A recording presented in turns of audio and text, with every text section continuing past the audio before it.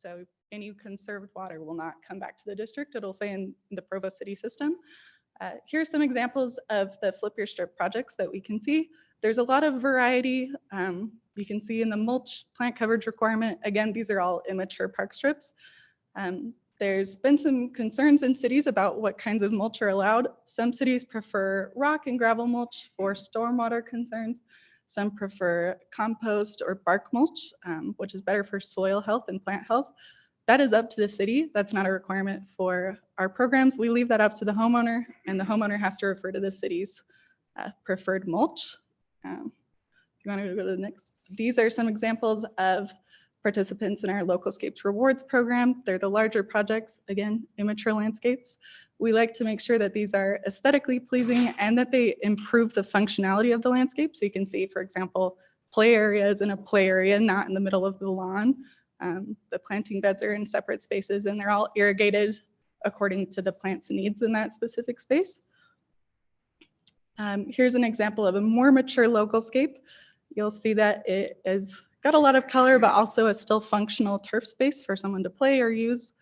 And this is an example of a xeriscape, not a xeroscape. We do not advocate for just rock landscapes. We require a plant coverage to go back in, and that's the ground level. So tree canopies do not go towards that vegetative coverage. We require people to put plants back in. And this is an example of a landscape that uses a third to a half of the amount of water that a traditional Utah landscape would use. So it's aesthetically pleasing, but it also saves a lot. So we also offer landscape leadership grants. These are for commercial, institutional, city-owned properties. You can see here is a Holiday Oil, where initially that was planned to go in with all turf, and some different vegetation was put in there, saving a considerable amount of water. So these are programs that we have. Another partner that we're working with right now is the LDS Church. They've committed to replacing a significant amount of their landscapes in cities that have adopted ordinances. And so that's something that could be also provided as a benefit to Provo City were you to adopt. We also offer a commercial smart controller rebate program. This is for your parks, for your large properties within the city. We've contributed a significant amount of funding to BYU, UVU, other institutions within this area, and have seen a huge savings, some of them as high as 30%.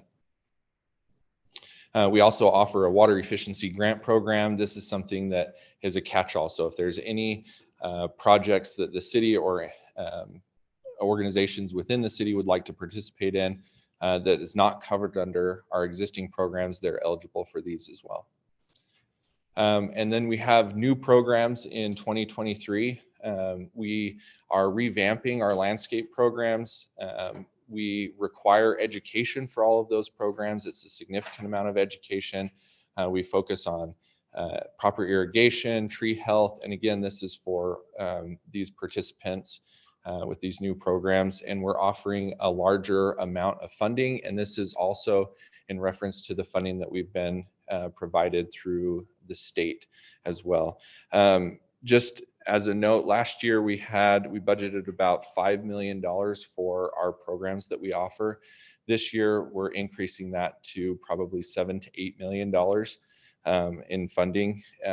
Provo City residents contribute about $4 million in taxes to the district, and there's a lot of benefits that the district provides to the residents of Provo, and this is one way that we can put funding back into the residents. What is the purpose of these water efficiency standards? I think it's pretty clear that we don't have an infinite supply of water, and as we look at the Utah Lake Basin as a whole, if we're not careful and we don't have proper management of our water, obviously this is looking at everybody as a whole, so some cities will have more water than others, but if we look at it this way, there's a time period where municipalities will run out of water. The other thing is we are the most junior water right holder for and the primary diverter of the Colorado River, and that's something that we have committed to a turf reduction as part of our agreements, and an MOU was signed in relationship with other Western Basin states to protect our Colorado River water supply. And this should apply to new construction only. We're not forcing anybody to remove the turf in their existing landscapes, but just as a function of new construction for both commercial and residential. And lawn, this is the focus of it, and these are the requirements of the program. We request that lawn is not installed on slopes greater than 25%, should not be installed in areas less than 8 feet wide, and should not exceed 35% of the total landscaped area. We do have considerations for small lots. We want to make sure that if there is a small lot, that they still have a functional landscape area with lawn included. And then commercial and institutional and multifamily, it's a 20% maximum turf coverage, but that does not include active recreation areas. So if you have a multifamily housing unit that had a playground and a park within there, that's not included within that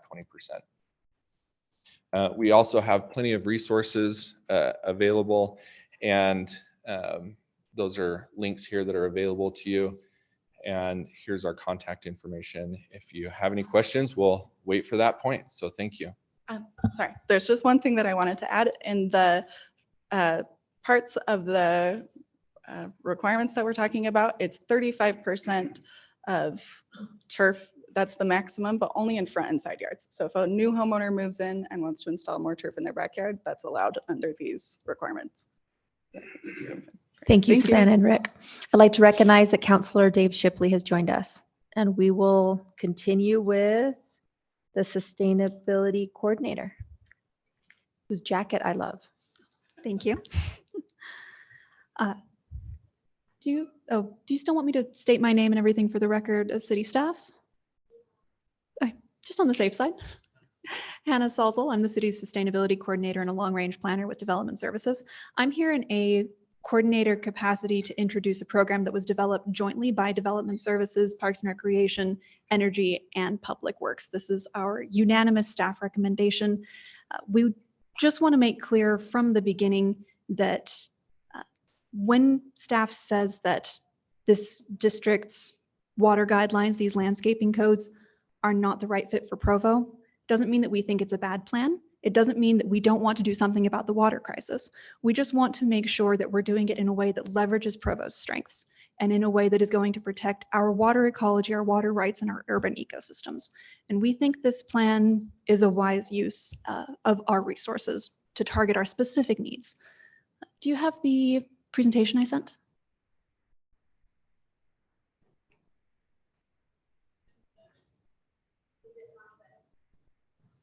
Oh, yeah.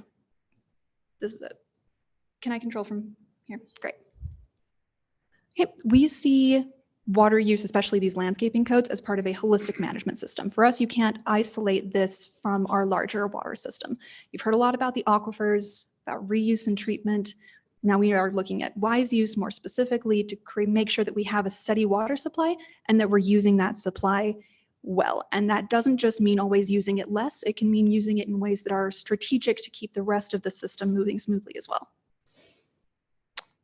You've heard these numbers before, so I won't dwell too long on them, but in 2019, the state set some regional conservation goals for the Provo River area. Their goal was 179 gallons per day with an ambitious target of 169 gallons per day by 2030. By 2021, we were already below the ambitious target at 167 gallons per person per day, and we've further decreased water use thanks to those common sense measures. We think we can do better, though. This is not to say that there is not water that's wasted in Provo. We see that. We've all seen people over-watering their lawns or watering at the wrong time of day, watering their sidewalk because the sprinklers are going over. And we agree with the district and most others that park strips under 4 feet are not ideal for trees. They don't need the same turf systems to support them. Those should probably be retrofitted and have the turf removed. But our larger park strips with the trees are a priority for our water system.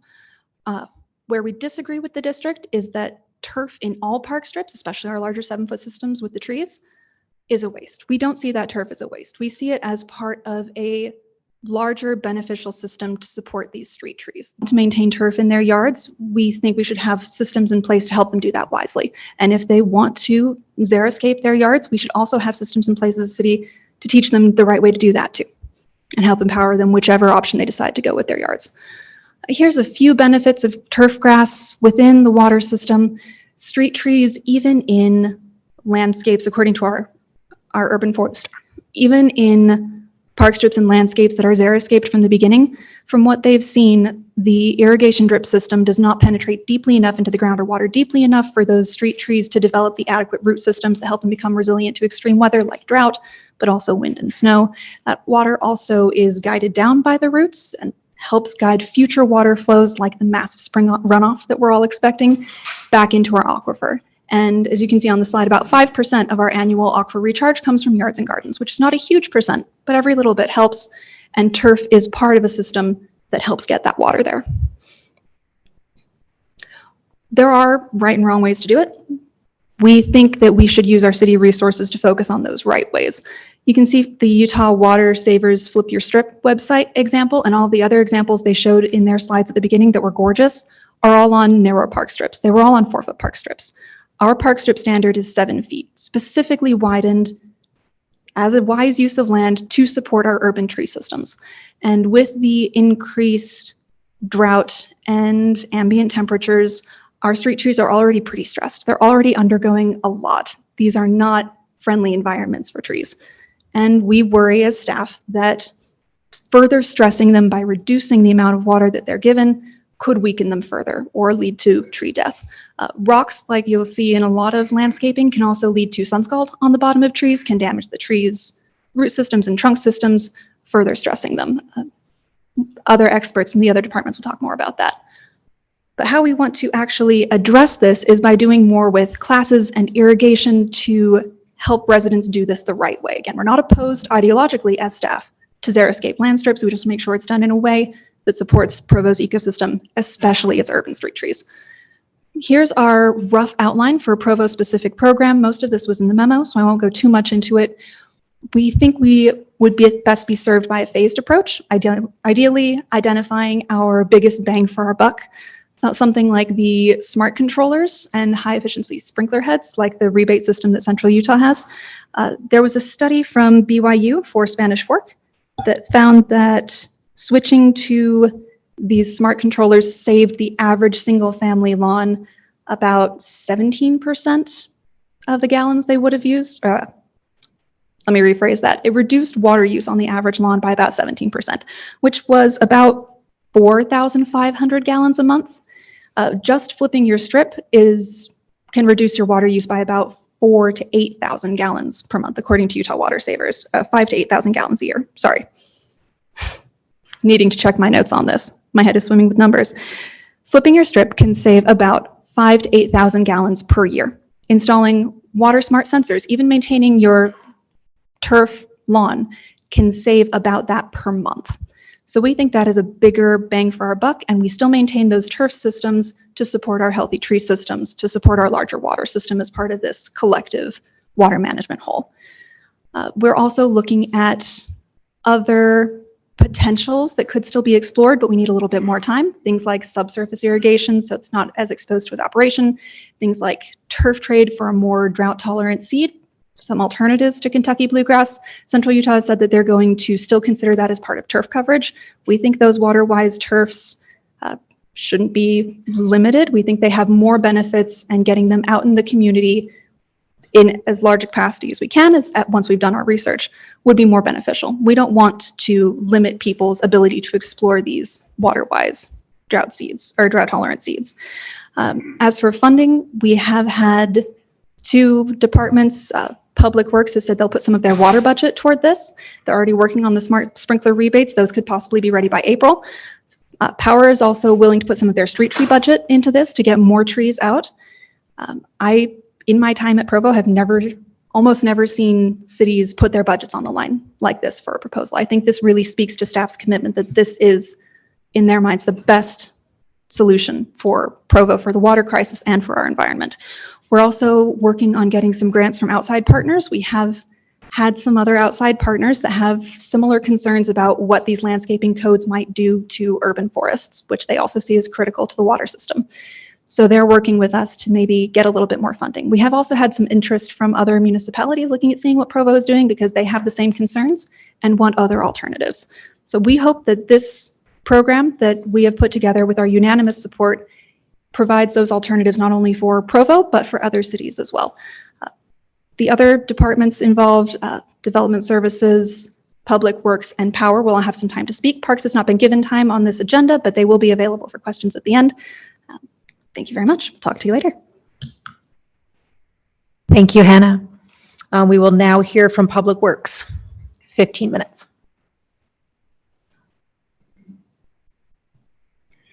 Madam Chair, if it's all right, Dave Decker has asked that I precede him if that's okay, and then he'll go after me. Is that all right?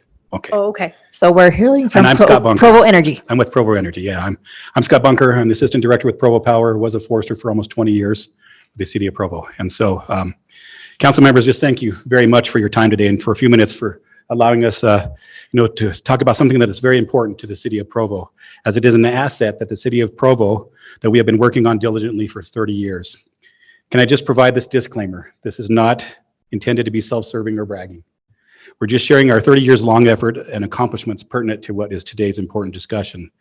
But these efforts in Provo even predate those of us that are even here today. And so I just wanted to recognize that. But in 1994, there were many concerns that we received from the citizens regarding the urban heat island effect here in Provo. After many meetings, discussions, and research in conjunction with community development and Mayor George Stewart, it was determined that the best way to combat the environmental challenge was with a proactive street tree planting approach. This meant lining our streets with trees to help cool down our urban and desert environment. Excuse me. This took a twofold approach. First, rewriting our ordinance to require wider parking strips. Much research and discussion was done with foresters and irrigation specialists across the country at that time to determine what size of parking strip was best, with 7 feet being the minimum. From that point forward, all subdivisions were now required to have these larger parking strips, and street trees were required to be planted. Second, budgeting for and aggressively planting street trees were required to be planted in our neighborhoods and along our streets, specifically in our pioneer neighborhoods, especially those that could accommodate shade trees in their parking strips. We wanted the city, new and old, to look like the Mazer neighborhood, many of you are familiar with streets that are protected and lined with beautiful street trees, cooling and reducing that urban heat island. Street trees are an absolute critical part of this effort.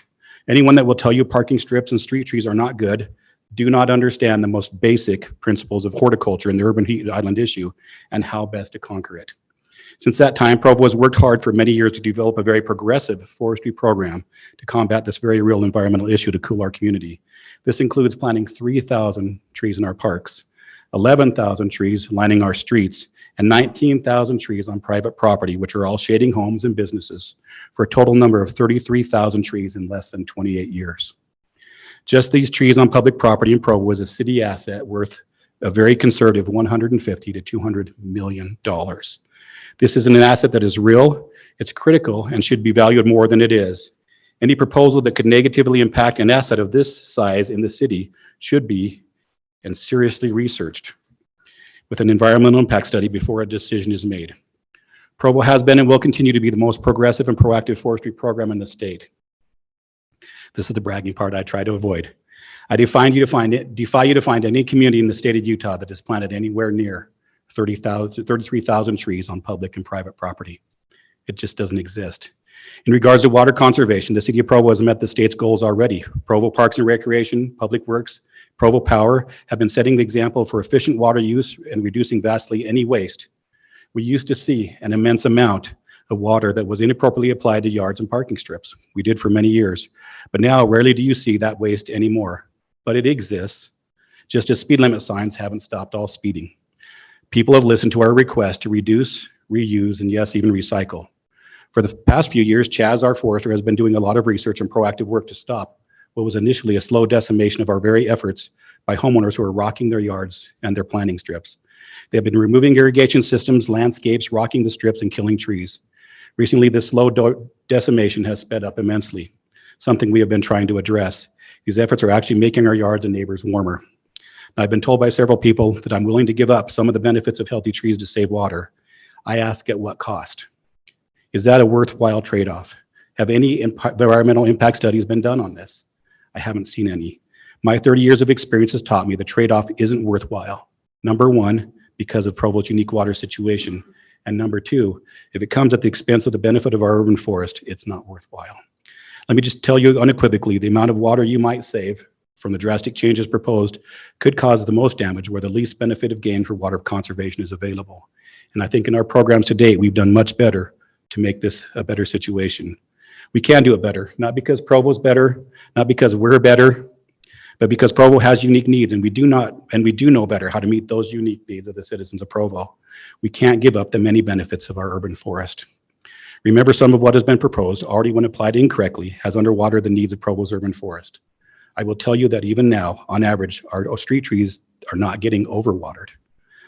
Our battle over for 30 years has been quite the opposite, fighting to make sure that they get more water to cool our community, provide benefits, and reduce the urban heat island effect. Less water not only minimizes the size of the tree gets, it minimizes the benefits we receive as a community because they have less to offer. Frankly, the mature trees especially will slowly decline and eventually die rather than adapting to an environment of less water. For 30 years, I've witnessed this firsthand. The water for our trees is not a waste in our desert community. They enhance it for so many other reasons that we put in your packets. We think this the most beneficial and effective approach is to tailor a program that will meet Provo's distinct needs. Something you'll hear in detail from Dave and Bill later. However, I'll quickly include, number one, incentives to plant more trees in our parking strips and neighborhoods. Incentives for homeowners with strips 4 feet or smaller to cover them with permeable pavers or concrete. Incentives to install smart controllers and proper irrigation systems. Incentives for turf trade, improve soil health, install low water use turf, shrubs, and plants. These are important in our urban landscapes because they actually protect our trees from sun scald and other heat-related stresses. Number 5, to provide specific and quality public education on water conservation, similar to what we have been doing very successfully for many years through our Renew Choice programs in the Energy Department. And number 6, provide money dedicated from the Energy and Public Works annually of about $100,000.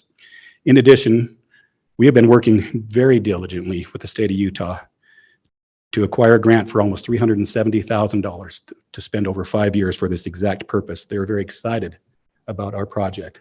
They want to fund it because they wanted this to spread statewide. These are things that we can do because we have a proven record of sustainability. This is also an outline for how we can do better. And I will add that we will win because we are winning as we do what is best for the citizens of Provo, because we believe that local control for our local citizens is best. Thank you. Thank you, Scott. I'd like to recognize that Councilor Shannon Ellsworth has joined us, and I would also like to recognize that we were having audio issues on Zoom and YouTube. And for anyone listening, we will update Zoom and YouTube such that the video will be posted with the audio that you missed if you're interested. Public Works now. Thank you very much, Chair McKay, and thank you to the council, to the mayor, for the opportunity to make this presentation.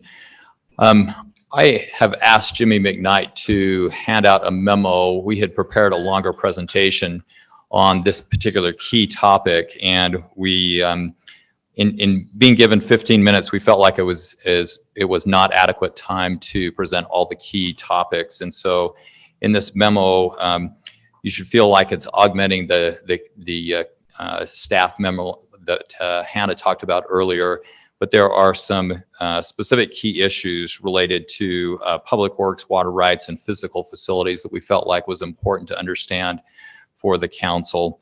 And I'm going to try to summarize the initial part of our presentation and this memo in just a few minutes.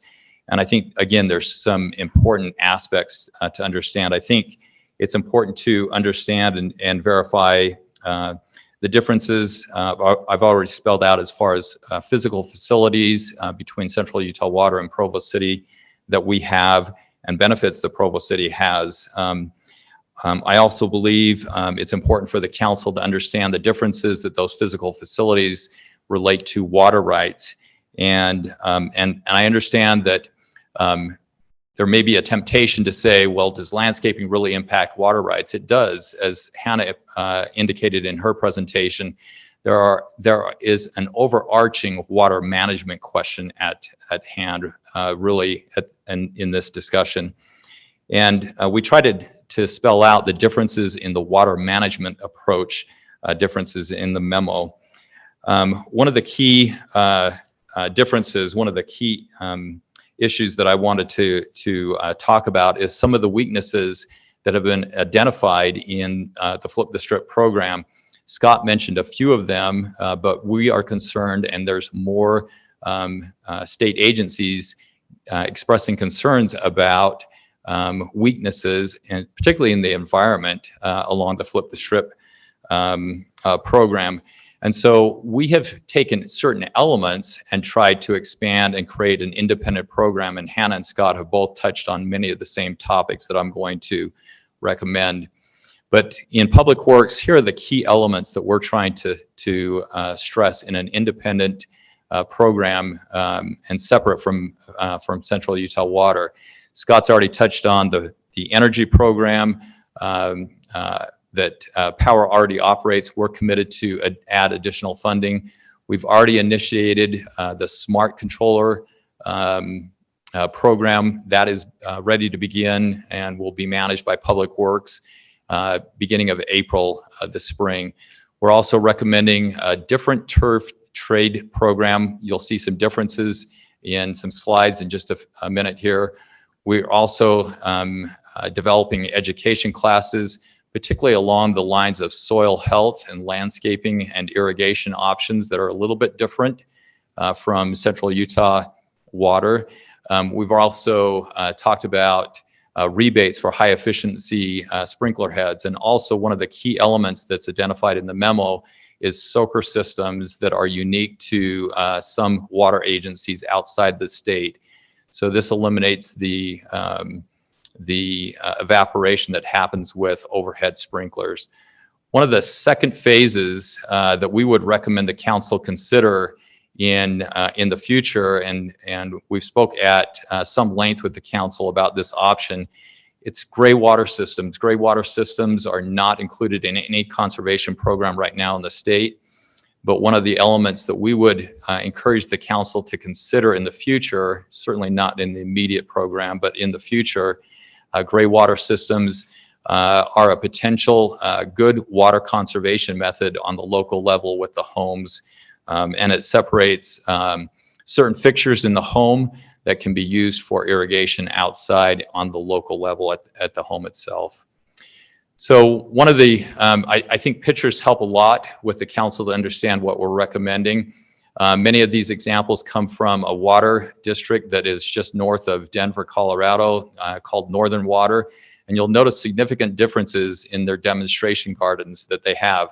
You'll see the lack of rock mulch and the encouragement of organic material in areas that are not covered with landscaping. You'll also see the volume of sod that remains, and we'll talk a little bit of detail about the sod in just a minute. One other point that I want to emphasize, and it was in the initial slide about the recommendations, the number and the volume of trees in the demonstration garden are significant. And I think that's one of the points that we want to emphasize in the independent program. I'm going to skip to, again, just a couple of slides showing their demonstration gardens and the differences. This particular one, this demonstration garden has 16 different turf options for residents to consider. There's a wide variety of not only the turf seed, but they also manage the water systems, so that residents can come and see different options if they want to elect to remove sod or want to have sod. They have the flexibility to consider multiple options, and they're informed in the gardens. They're informed on how much water it takes. Residents can come and feel the grass. They get a very good idea of options that really are not necessarily available right now in Central Utah's plan. One other component, again, this comes right out of Northern Water's website, but they encourage organic material, again, over rock mulch. And one thing that I want to point out, Hannah had shown this slide already on the right-hand side, and we recognize the vegetation on the right-hand side is not fully mature, but you can see the difference in just the volume of vegetation in a park strip in Northern Water. And I think from an aesthetic standpoint, I think the goal that Provo City should, and what we're recommending that we pursue is something that's more appropriate on the left-hand side. Some key differences in the programs are identified here. They're in the memo as well. I've mentioned some of them already, but if I can emphasize one point and help the council understand, there's a temptation to look at the programs right now and say, hey, they're not that far apart. And I understand that sentiment. But as you look at the differences and you think about what does Provo's independent program look like 5 years or 10 years from now, with the emphasis that we're putting on it versus where Central Utah Water is going, that's the key difference. They may be close now, but as that old adage goes, even if you're a few degrees off initially, after you travel a long distance, you end up miles separating the different programs, and that's how we feel will happen. If I can emphasize one key element, and I'm going to read a paragraph right from the memo that probably helps explain this sentiment the best. It says, perhaps the key difference in the recommended Provo program does not involve water, plants, or landscaping. Perhaps the largest difference is the recommended approach is in the language of the program and the underlying message that we send to residents. Notice the key words in the recommended program from Provo City, which includes words like flexibility, encouragement, and options instead of threats, mandates, and requirements. I understand that the program that Central Utah specifically gives to residents has lots of those same words in them, but you need to understand that the communication with elected officials and with staff, and it has been mentioned already, is a requirement. They specifically indicated in order to qualify for their future programs, it's a requirement for us to adopt this program. So I go on and say Provo Public Works believes in the residents of the city. They have already overwhelmingly responded to the request by the mayor for conservation when it was needed. The city has already reached the initial conservation goals set by the state of Utah, including more recent updates in those goals. Provo City saved more water and outperformed nearly every city in a recent comparison report. Provo City already has one of the lowest consumption rates per capita in the state. Residents respond well, and we believe people respond better to encouragement and options than to threats and mandates. The Provo program treats people with respect and communicates a human connection that is too often missing in government today. And I go on and illustrate a little bit of the importance of maintaining the relationship that has been in existence for at least 60 years between Provo City and Public Works Provo City and Central Utah Water. And I think it's important to remember that relationship offers to us an immense amount of flexibility in our overall water management. I believe my time is up. Oh, do I have 5 minutes? I think I'll go through these comparisons. Again, Hannah presented some of this information already as far as the goals that we've met. This is the water saved. This is the comparison report that I mentioned. And you can see we are outperforming nearly every other city in the comparison report. Again, this is a table that is used for water rights, and our actual consumption is shown on this table as well compared to state goals. And I think that is the last of the information that I had.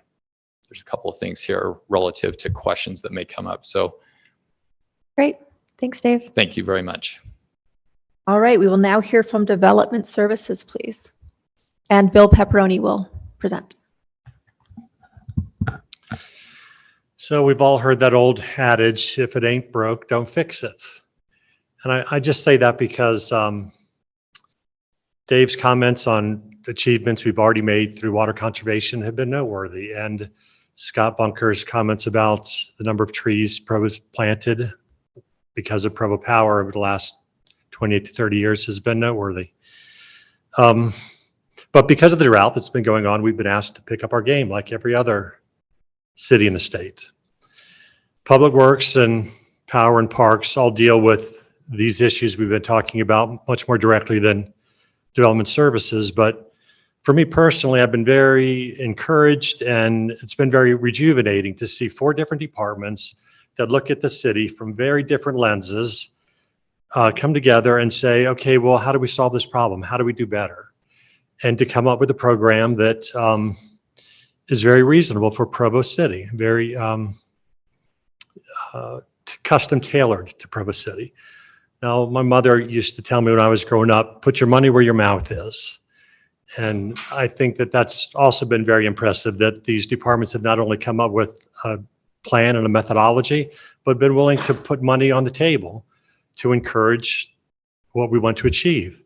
Once again, Provo is trying to get to the goals we want to achieve with rewards rather than with penalties. One concern I have with Central Utah's proposal is that for park strips less than 8 feet, you're not allowed to use sod. All of our local roads are 7-foot park strips, as Mr. Bunker said. My fear is that as people install landscaping that's largely rock, that eventually we'll lose the street trees. If you're not very careful in how you treat that, we're going to lose the street trees. And if we do that, then all we've really done is increase the heat island effects that have been referred to, which is a big step backwards for us.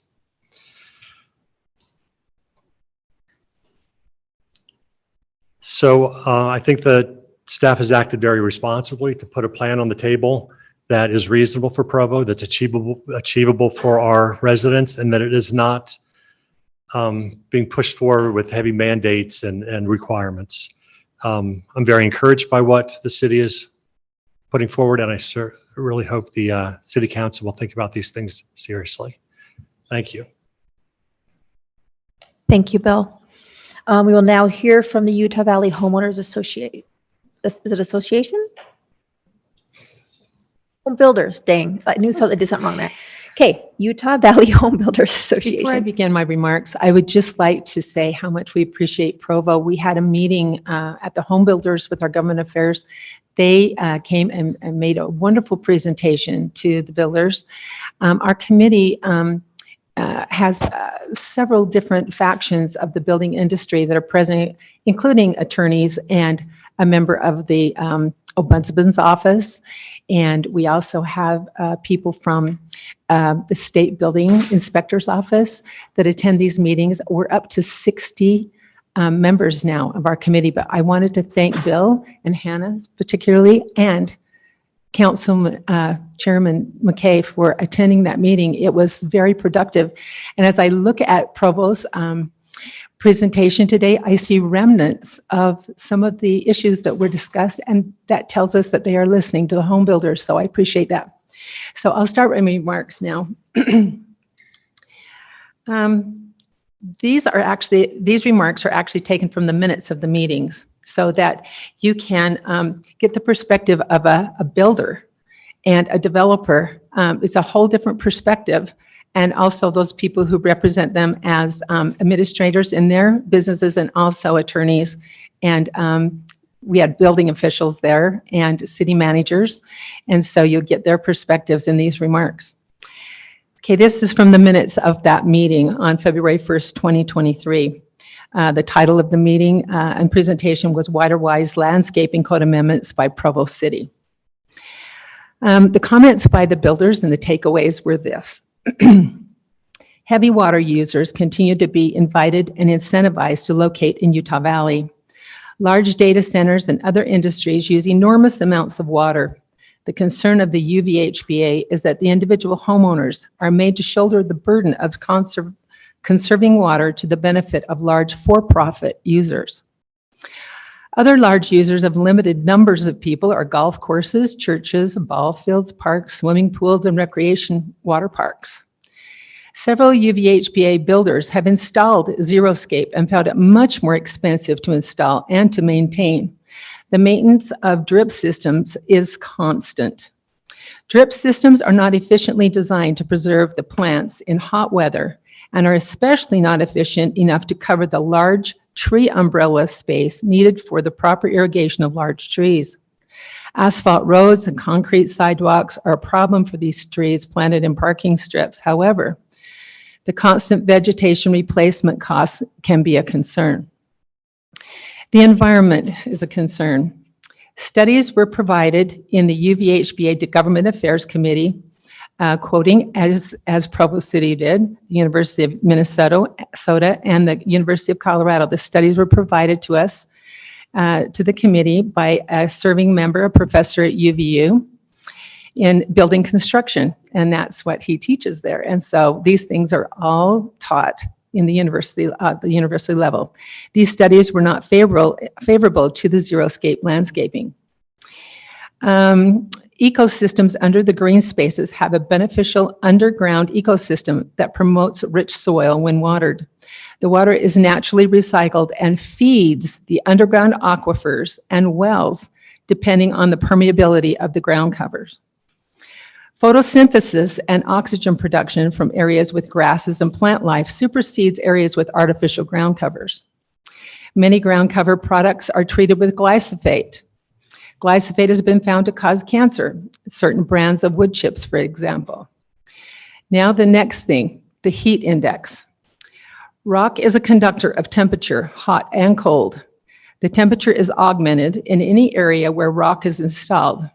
Higher cooling cost when hot, higher heating cost when cold, especially when adjacent to a building structure. Enforcement and additional training.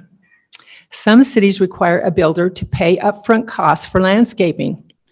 The bond on the property must be released before occupancy of the new home. There is a shortage of building inspectors. Problems with on-time inspections cause additional costs to the builder and or the new homeowners. The measurement of the properties to determine space ratios and the new code enforcement will require additional employees, additional training programs, and additional long-term enforcement personnel training. So the next issue is water ownership versus the other side of conservation. If the owner of water does not put the water to beneficial use in 7 years, the water right can be forfeited. Increased regulation, in other words, is a tax. So we are all struggling right now to provide affordable housing. Restrictions and regulations cost money, and enforcement of those regulations costs money. Personnel costs, training costs, etc. So on my way here today, I had a call from a builder, and he asked where I was headed, and I told him I was coming to Provo City. He says, please remind them of this, that when a person moves from an apartment and moves into a home, what they're looking for are two things: greater living space, because their family has outgrown where they live, and also private play areas for their children. And that is because in our current condition in our cities, parks are not exactly the safest place for children. So they would prefer to have looking out, doing their dishes, watching their children in their own backyards. And so that's the main reason why people move up. After 20 years at the state senate, one of the things I learned is anytime there's incentives offered, there's always strings attached, and you need to track where that money comes from and really what the true intent is. Thanks for inviting us. Thank you. All right. We do have Neil Hansen. He's a soil and irrigation specialist in the audience, and we'd like to offer him a couple minutes to give. Now, Neil, do you need to leave? You okay? All right, you're welcome to give a couple minutes of your take on the debate, so to speak. Thank you. Again, I'm Neil Hansen. I'm a soil scientist. I work mostly in the realm of agricultural irrigation. I've worked in that for about 30 years in Colorado and here in Utah. I'm a professor at BYU. I really appreciate the opportunity to listen in and for the importance of the discussion. I don't really want to comment specifically about the dialogue between how to get things done, but really just emphasize the importance of talking about water conservation in this city and in every other city and in the agricultural realm. We are really in a situation where all hands are needed.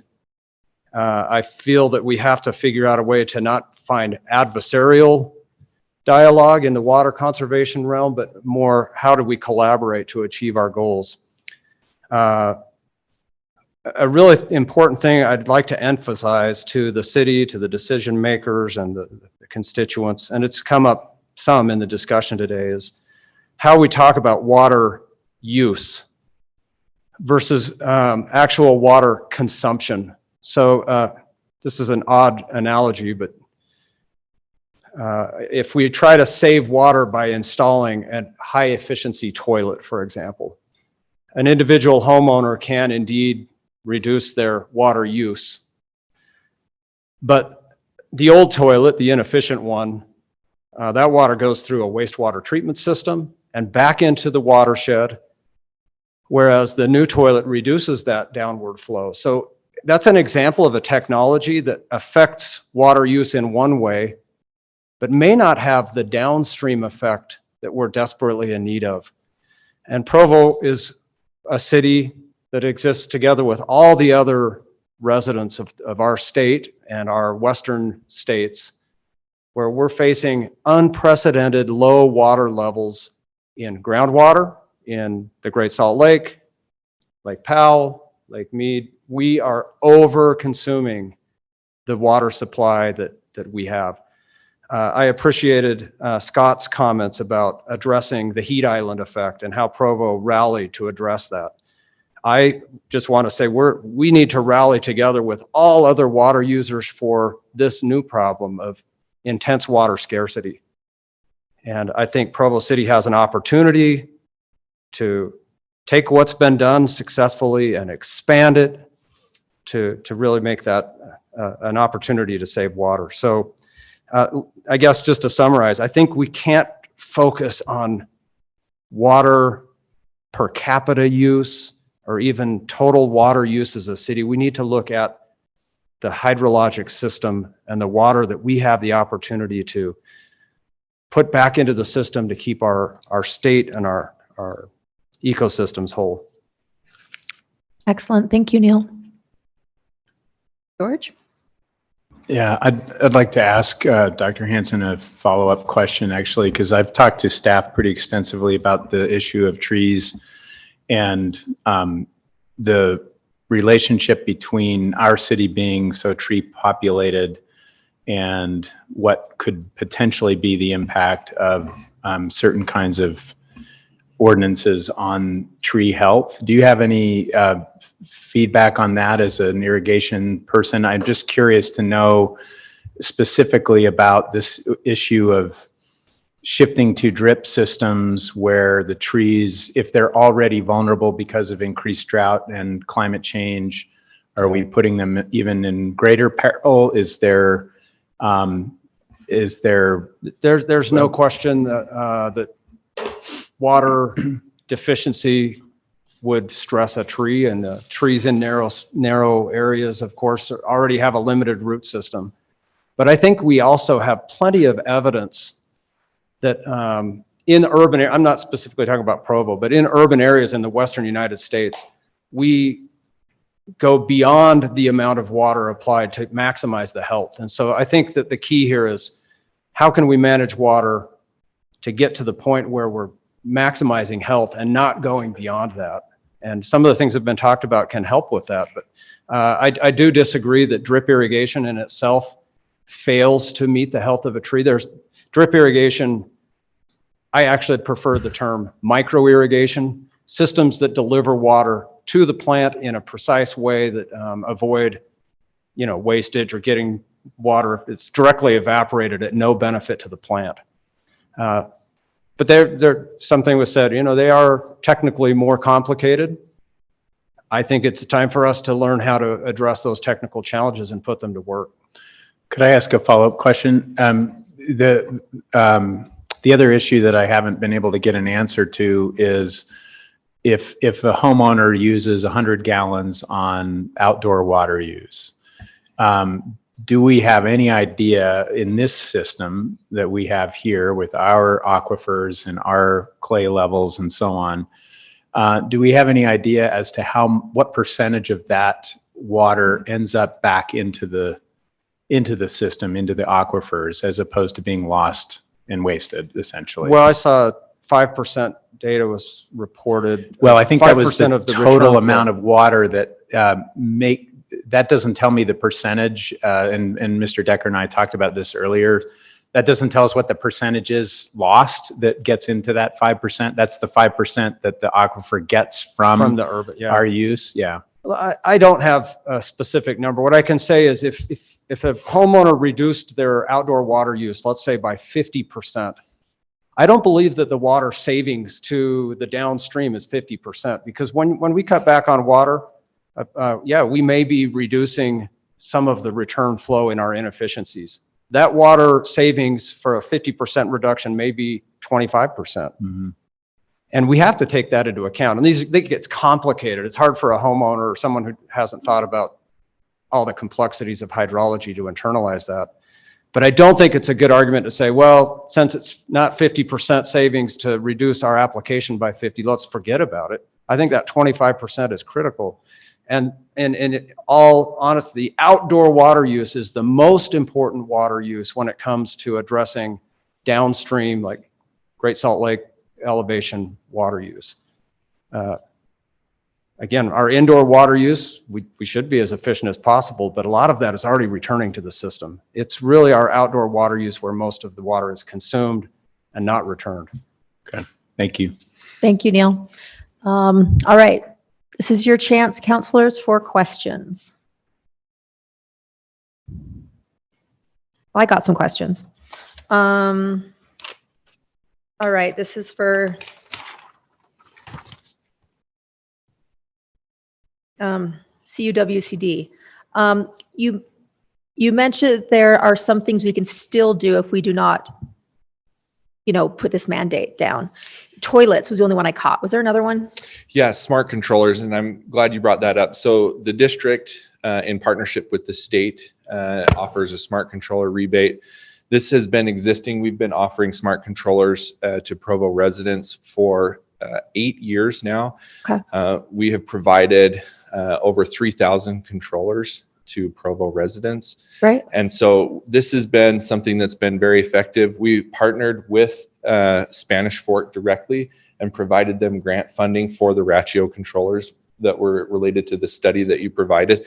So this is something that we're not new to, and that program will continue to be funded and provided to Provo residents regardless of the decision that you decide today. So Okay, we great. can continue to provide that. The state, through ongoing funding that was appropriated, I think it was in 2019, might have been 2018, has $750,000 ongoing funding for those programs statewide. So that's something that is going to continue. Okay, another question for you.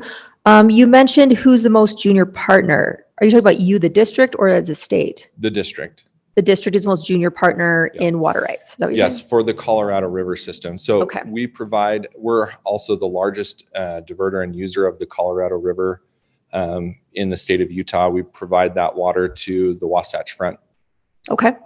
My final question for you is, can citizens still access all your classes even if we don't install the mandate? Of course. And we offer roughly 30 to 40 classes per year, and they range in a wide variety of topics. We have professors from BYU, Utah State, as well as many other experts that provide these classes. They're available to anybody who wants to attend.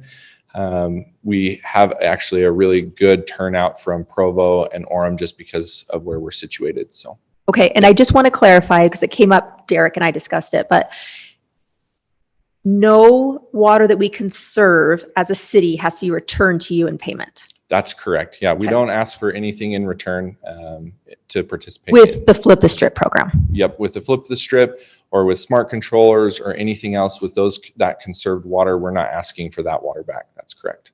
Okay, thank you. Yep. All right, questions from anyone else? Counselor Whipple. Okay, I believe this is for our Public Works. You talked a lot about the Northern Water Conservation Campus. There used to be a fantastic water conservation campus in Orem. We no longer have that. Are you proposing that we would do some sort of education landscape like that in the city?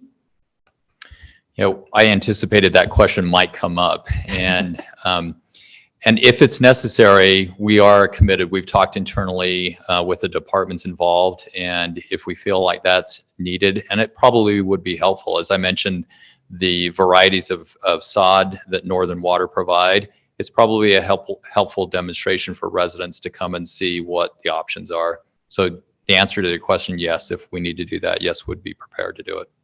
So if you were prepared to do that, I'm going to ask how prepared you are. Where would such a thing be located? How much do we expect it would cost? And how many years would it take to get it so that it actually is a facility that lets people see what they need to see? Because these things take years to establish the plants. Right. It would definitely take some time, but we have talked internally a bit about location. We've talked about operation. We've even talked about committee. If we create a separate landscaping program, how that would be operated. So some of those details have already been discussed at some point. But we're not privy to them now. Well, we don't have enough detail to say this is the exact location that we want to go and build that. Here's the size. Here's what it would take to implement that. But it would definitely take some time. You know, I would anticipate, even if today we were given the direction to start that, it would take about a year to get it to the point where it would be, you know, residents could come and visit. But obviously, you know, much of the plant life that would be there would not be fully mature at that point, you know, obviously. And so it would take some time. But I think some of the examples that you're seeing in the pictures, there are some clear differences that you'd be able to see even within the first year. As we've emphasized, the trees, a very vast difference in the program. And I think that would be evident very quickly. It seems like this would be the kind of good thing to put in maybe as the landscaping for the new water treatment plant. So it's interesting that you bring that up. So one of the points that we talked about internally with the other departments is exactly the treatment plant and the landscaping. Much of this presentation came from consultants that are working on the treatment plant itself. And they are recommending treatments in the park strip and some of the landscaping in front of the treatment plant itself mimic exactly what we're talking about. So as far as implementation for that landscaping, the treatment plant would take about 30 months to construct. Landscaping obviously would be toward the end of that construction.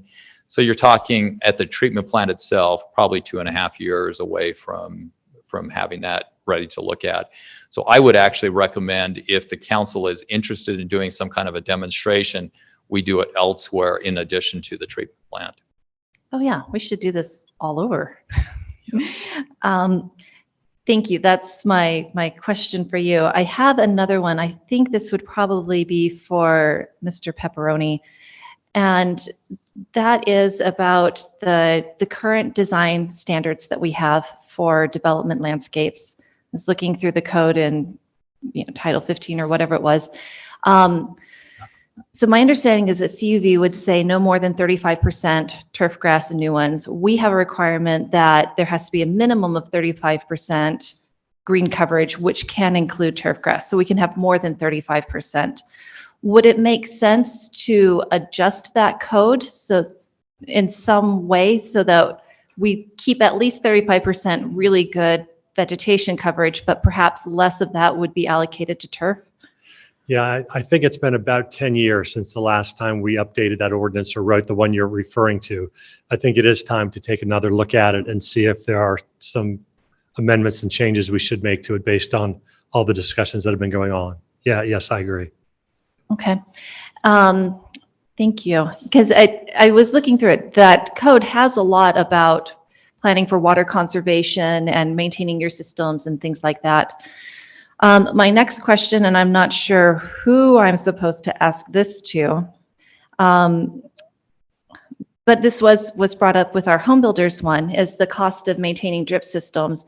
I have a sprinkler irrigation system, and that is like the biggest nightmare in my yard, in my life. It always requires maintenance. Can anyone tell me if a drip system requires more maintenance than this awful system I already have? Parks and Rec will answer that.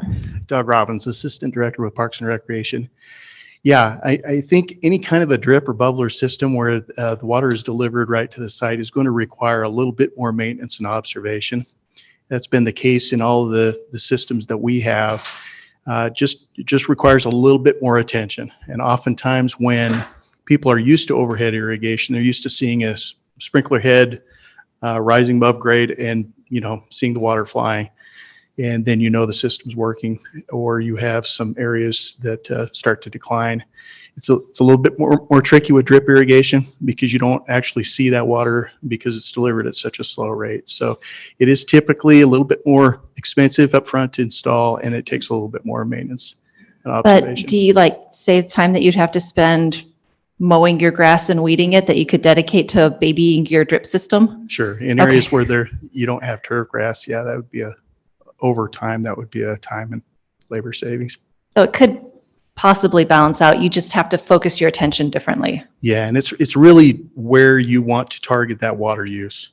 It's some areas you want to concentrate that turf grass in areas that are high use, and turf is a great surface for certain activities. But it's not just the blanket use, to throw out whenever you can't figure out what to do. Okay. So areas like that where you have borders where you can go with a lower use water landscape design and lower water demanding plants, that's definitely what we try to do in all of our design work. Okay.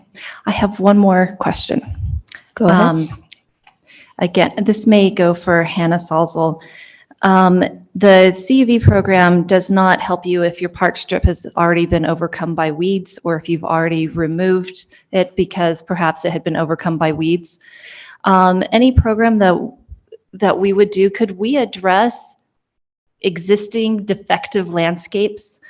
Because we have a lot of existing defective landscapes and park strips in our city, and I would want to help correct those instead of just taking out turf. The short answer is absolutely.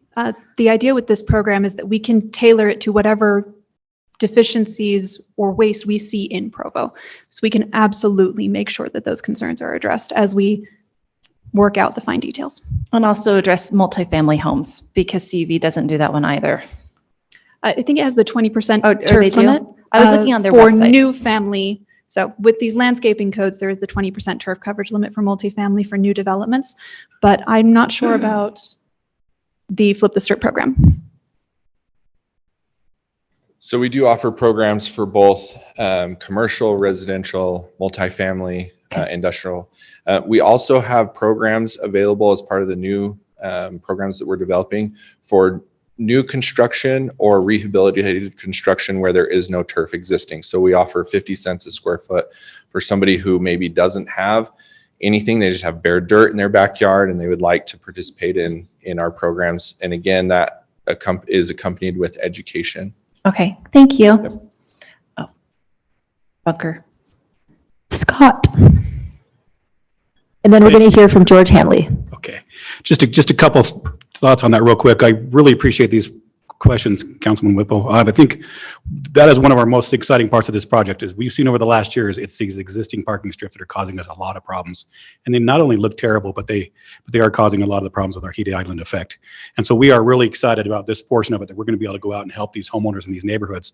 A lot of them are in our pioneer neighborhoods.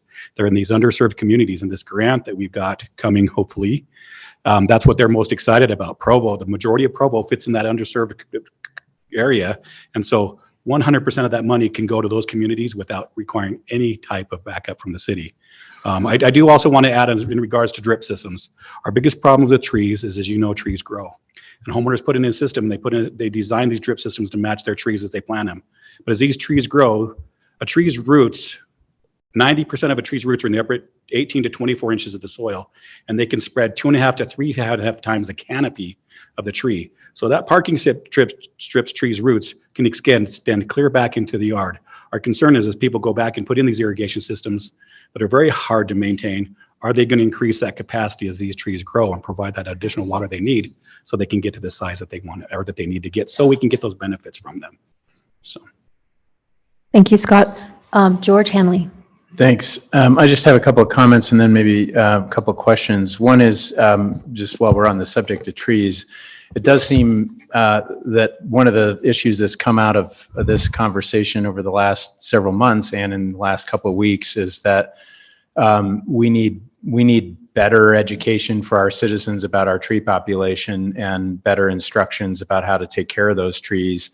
One thing that also came from a conversation and an email that I'd be happy to share with you and Chaz about with some BYU faculty who have expertise in trees is that, and I don't know if we've already moved in this direction or not, but they were recommending looking at, the speed. I know we have recommended trees for planting and those that are not recommended, but I wonder if that's been updated in light of climate tolerance and that sort of thing. So I don't know if that's an issue that we could look at another point, but we didn't, anyway, I can talk to you offline about that, but that's just something that seems important.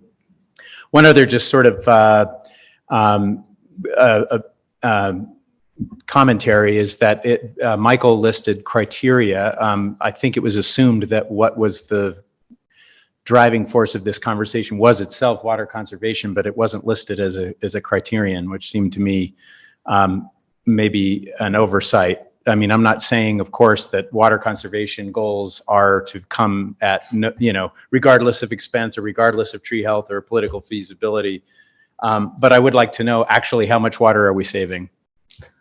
And I don't want us to lose focus on that. I think we're talking about trying to improve our water consumption per capita and overall water consumption in a way that still is in harmony with those things. I just want to make sure that we're not losing sight of the fact that we're, at least for me anyway, that's what's driving this concern, is eliminating any unnecessary water use that is harmful to the water system and that doesn't help us mitigate the effects of the drought that we're experiencing. And we are part of a broader society. We're part of a broader watershed. This is a very collective effort, as has been made by a number of people. One thing the Conservancy District said that I wanted to ask a follow-up question on that really caught my attention. You said that the churches, specifically I think you mentioned the Church of Jesus Christ of Latter-day Saints, is interested in improving their systems in cities that have certain kinds of ordinances. And it seems to me that we have an inordinate number of those properties in our city, and we should be paying particular attention to that. I would love to do anything that incentivizes that. So could you clarify what that was? Yeah, so we have been working with the LDS Church on our program for institutions, our landscape leadership grant. They did a number of properties last year, largely in reference to the drought and water restrictions. And we've been looking at and identifying a grant or a funding cost share with the LDS Church, roughly to the tune of $1 million, that would identify 10 to 20 chapels within our service area. And those chapels that would be converted, landscapes converted, would only occur within municipalities where the ordinances have been adopted. And so those chapels, like I said, 10 to 20, a lot of that's dependent upon how many contractors, availability, how many they can do within a year. But that's something that we're looking at doing over a multi-year period.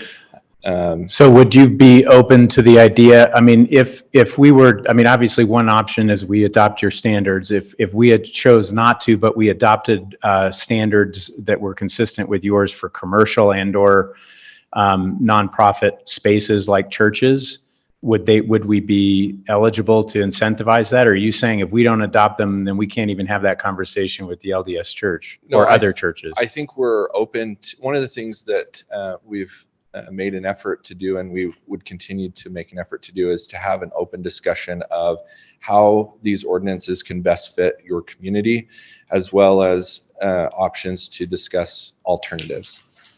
Okay, I would be very interested in that. I think we should be not taking our eyes off the business. And I don't know what category, businesses and nonprofits, but non-residential properties in the city, from studies I've seen, can tend to be some of the biggest water users if you just if they just think, well, look, it's the easiest thing in the world to just plant a ton of grass and water it 5 times a day, which maybe that's an exaggeration, but sometimes I feel like I'm walking on swamp when I've stepped on some of that grass, and I think, well, this is an easy fix, right? So we ought to be looking at that. My last comment is just, and I don't know, we're running out of time, so I know, I guess one thing that's causing me a little bit of heartache, even though I'm so grateful that staff are offering money as, cost to citizens. So I'm sort of weighing the fact that we're considering passing up on grants that are available to our citizens, saying we're going to pay those grants instead. And I'm wondering if that ends up kind of double hurting our citizens in terms of fees and costs to the city that we're going to be expending on behalf of our own program. Do you see what I'm saying? I'm just wondering about the cost to the overall cost to the taxpayer if we're doubling the system in some way, or if we're creating our own program. And I don't think we've got enough clarity at this point about what that might be, but that's an anxiety that feels to me like I had an email exchange with one citizen who was really pushing for these rebates because they've been using them, and he was making the point that, as a taxpayer, I'm assuming that these rebates are coming from different tax sources, and if suddenly they're doubled up, why that feels like more expense to the taxpayer. So I just wanted to raise that issue as something for us to think about going forward. Okay, Councillor Fillmore. Thank you. I think I could presume to say that everyone here on the dais is concerned about water conservation. It just goes without saying. Even with this blessed winter, excessive snowfall, I think we're all grateful for that, but the problem's not going to go away. I've found the discussion very interesting, very informative. I came with a handful of questions. They've all been answered, and then some. And what I'm most impressed by, and this is what I'm leading up to, I'm just terribly impressed by the interdepartmental coordination we're seeing here within the administration. Very much appreciate the fact that each of these departments, development services, power, parks and rec, energy and so on, have worked so hard and so intensively to come with this, what appears to be a united recommendation as to what's best for Provo. You've taken a hard look at not just the presentation or the proposal by Central Utah, but what other cities and other districts have done, the pros and cons of all this, and unintended consequences of some well-intended initiatives. And I'm just very appreciative that you've really dug deep on this and have come together. And I thank Ken in particular for coordinating this interdepartmental dialogue. And I think, I'm sensing whether we adopt Central Utah's proposal or not, there are a lot of good things that are going to come out of this for conservation in Provo. And so thank you for that effort. It's been extraordinary. I did go to the home builders meeting, and one of the most interesting things I think came out of that wasn't really highlighted today was the requirement that would require new homes to have their full landscaping put in. Could you address that for us and just explain the cost of that on the homeowner, please? And there's something about bonds too. Okay, the biggest problem is the bonds don't get released and they can't take occupancy of their homes until it's completed. The builders are opposed mostly to having both front and backyards landscaped, that they think it's sufficient to have the front landscaped and that they should be left alone with what they do with their backyard. A lot of it, and I know you've seen this, well, I live in a town where it happens too, is the backyard never gets developed. It goes to weeds and they run out of money. The biggest problem is this balance of affordable housing. Anytime you require more of a home builder or a homeowner, they ultimately shoulder the cost, the less likely they are to be able to own a home. And the big discussion that came up was right now, you need to make $80,000 a year to afford a $500,000 home. Well, that's not even possible anymore. The average home now of new construction is around 700,000. And they're just not having the income levels, and a builder cannot build a home for what they are able to qualify for. So affordable housing is a big issue for us right now. And we're trying our best that we can to keep costs down, whether it's impact fees or whether it's additional requirements. And it's just to try to help these young people particularly get into homes. So that is the biggest problem. And the release of the bond, when they discussed that in the meeting, was it cannot be released until all of the requirements are met. And then, of course, the inspectors are involved, and you've got a shortage of inspectors. It's just a kind of a domino effect. So it's a struggle right now for anybody trying to get into a new home. Thank you. Councilman Rick. Cake. Oh, yeah, I was going to ask if, because I wanted to hear We from want to the hear from Conservancy everyone. District Go about ahead, that. Rick. So I'll make a quick clarification. We do not have any requirements for the backyards. We don't. That's not something that we advocate for, and we want to see. So is it just the front yard that needs to be done before occupancy? Correct. So you do require the front yard, which currently is not required to get occupancy for a home in a city, correct? It depends on the city. So some cities require it, some do not. The other Provo thing doesn't, right? Know that, Bill? We require front yard lights. You do. Okay, excellent. The other thing I'll mention, and this is a benefit that we have been working with many home builders and developers, is we offer a home builder rewards program. So for new development, new construction, we actually provide an incentive for them to install water efficient landscaping. So far, our largest partner has been Ivory Homes. We've contributed about almost $400,000 to Ivory Homes to install water efficient landscaping. They've installed over 600 homes. The cost difference for that landscaping, at least in the past, it's probably a little bit more expensive this year with cost of materials, but it's somewhere between $1,000 and $1,500 per property. Obviously, that's an average. The larger the property, the more expensive the landscaping would be. But our program is adaptive based on the lot and the landscaping material that goes in. So we offer that program, and that's something that we offer in municipalities regardless of whether they adopt the ordinance. Oh, okay, thank you. Councilor Whipple. So the question that I have is our water just too cheap right now? Because if people aren't seeing that savings from the outdoor conservation, then they're not going to do any program no matter what. So are we underpricing our water resource?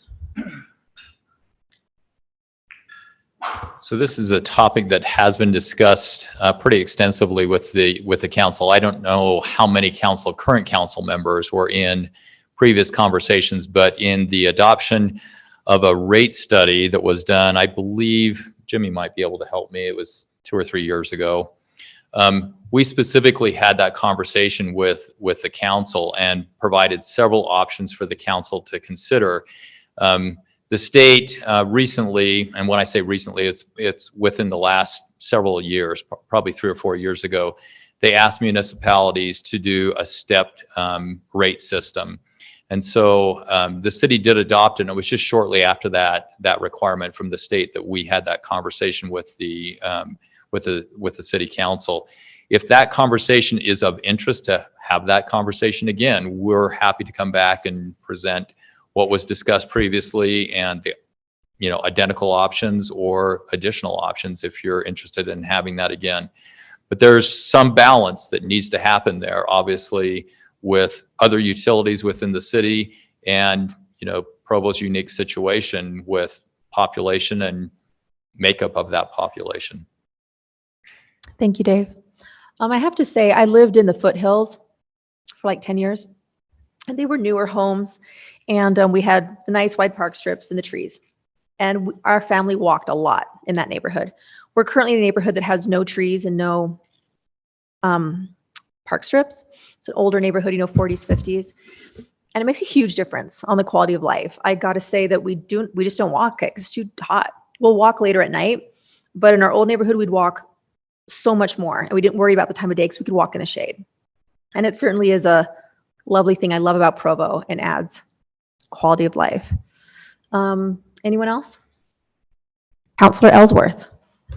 Yeah, I just want to comment on what Councilor McKay said. I think it's a really important point that park strips and trees absolutely add to the quality of life and the general aesthetic. And there's 2 very mature trees in my front yard that provide a lot of shade and I think reduce the overall cooling expenses in my house. I just, given the presentations today, which were very, very thoughtful, I kind of feel like the nuance we missed was that street trees and water conservation are not mutually exclusive. They can coexist, and we can protect and promote and plant more street trees, which I'd love to see, while also conserving water as a consumer, as a resident in our landscape. So I'm sure everyone already understood that. I just don't want that to be missed, that these are not mutually exclusive. Councilor Hoban. I was just going to share my personal experience. So I've got 2 homes. One home specifically bought because it was going to be low maintenance, really small yard. And then the other home, we have a bigger yard, and I love it because the kids have lots of space to run around in, and we have a lot of room, and we have a lot of really beautiful landscaping. And I guess from my perspective, I just am nervous about kind of across the board mandates for new developments. I would hate for us to not have those types of options where people have the ability to maybe have a larger yard or a smaller yard. And I know a bigger lot, you can have a bigger yard and still have, you know, the 35% or whatever landscape with xeriscaping. But let's be honest, most properties aren't larger lots at this point. And I just kind of am thinking about the smaller home that I have, the one home that's smaller that doesn't have a lot of landscaping a lot of grass and has more of the xeriscape. And I would just think development after development after development of that. I just don't know. I don't know. I like the idea of there being a choice for people to have different options for their yard if they choose. And I think it would just be hard for me to just vote for something across the board that's kind of mandating something specific on these new developments.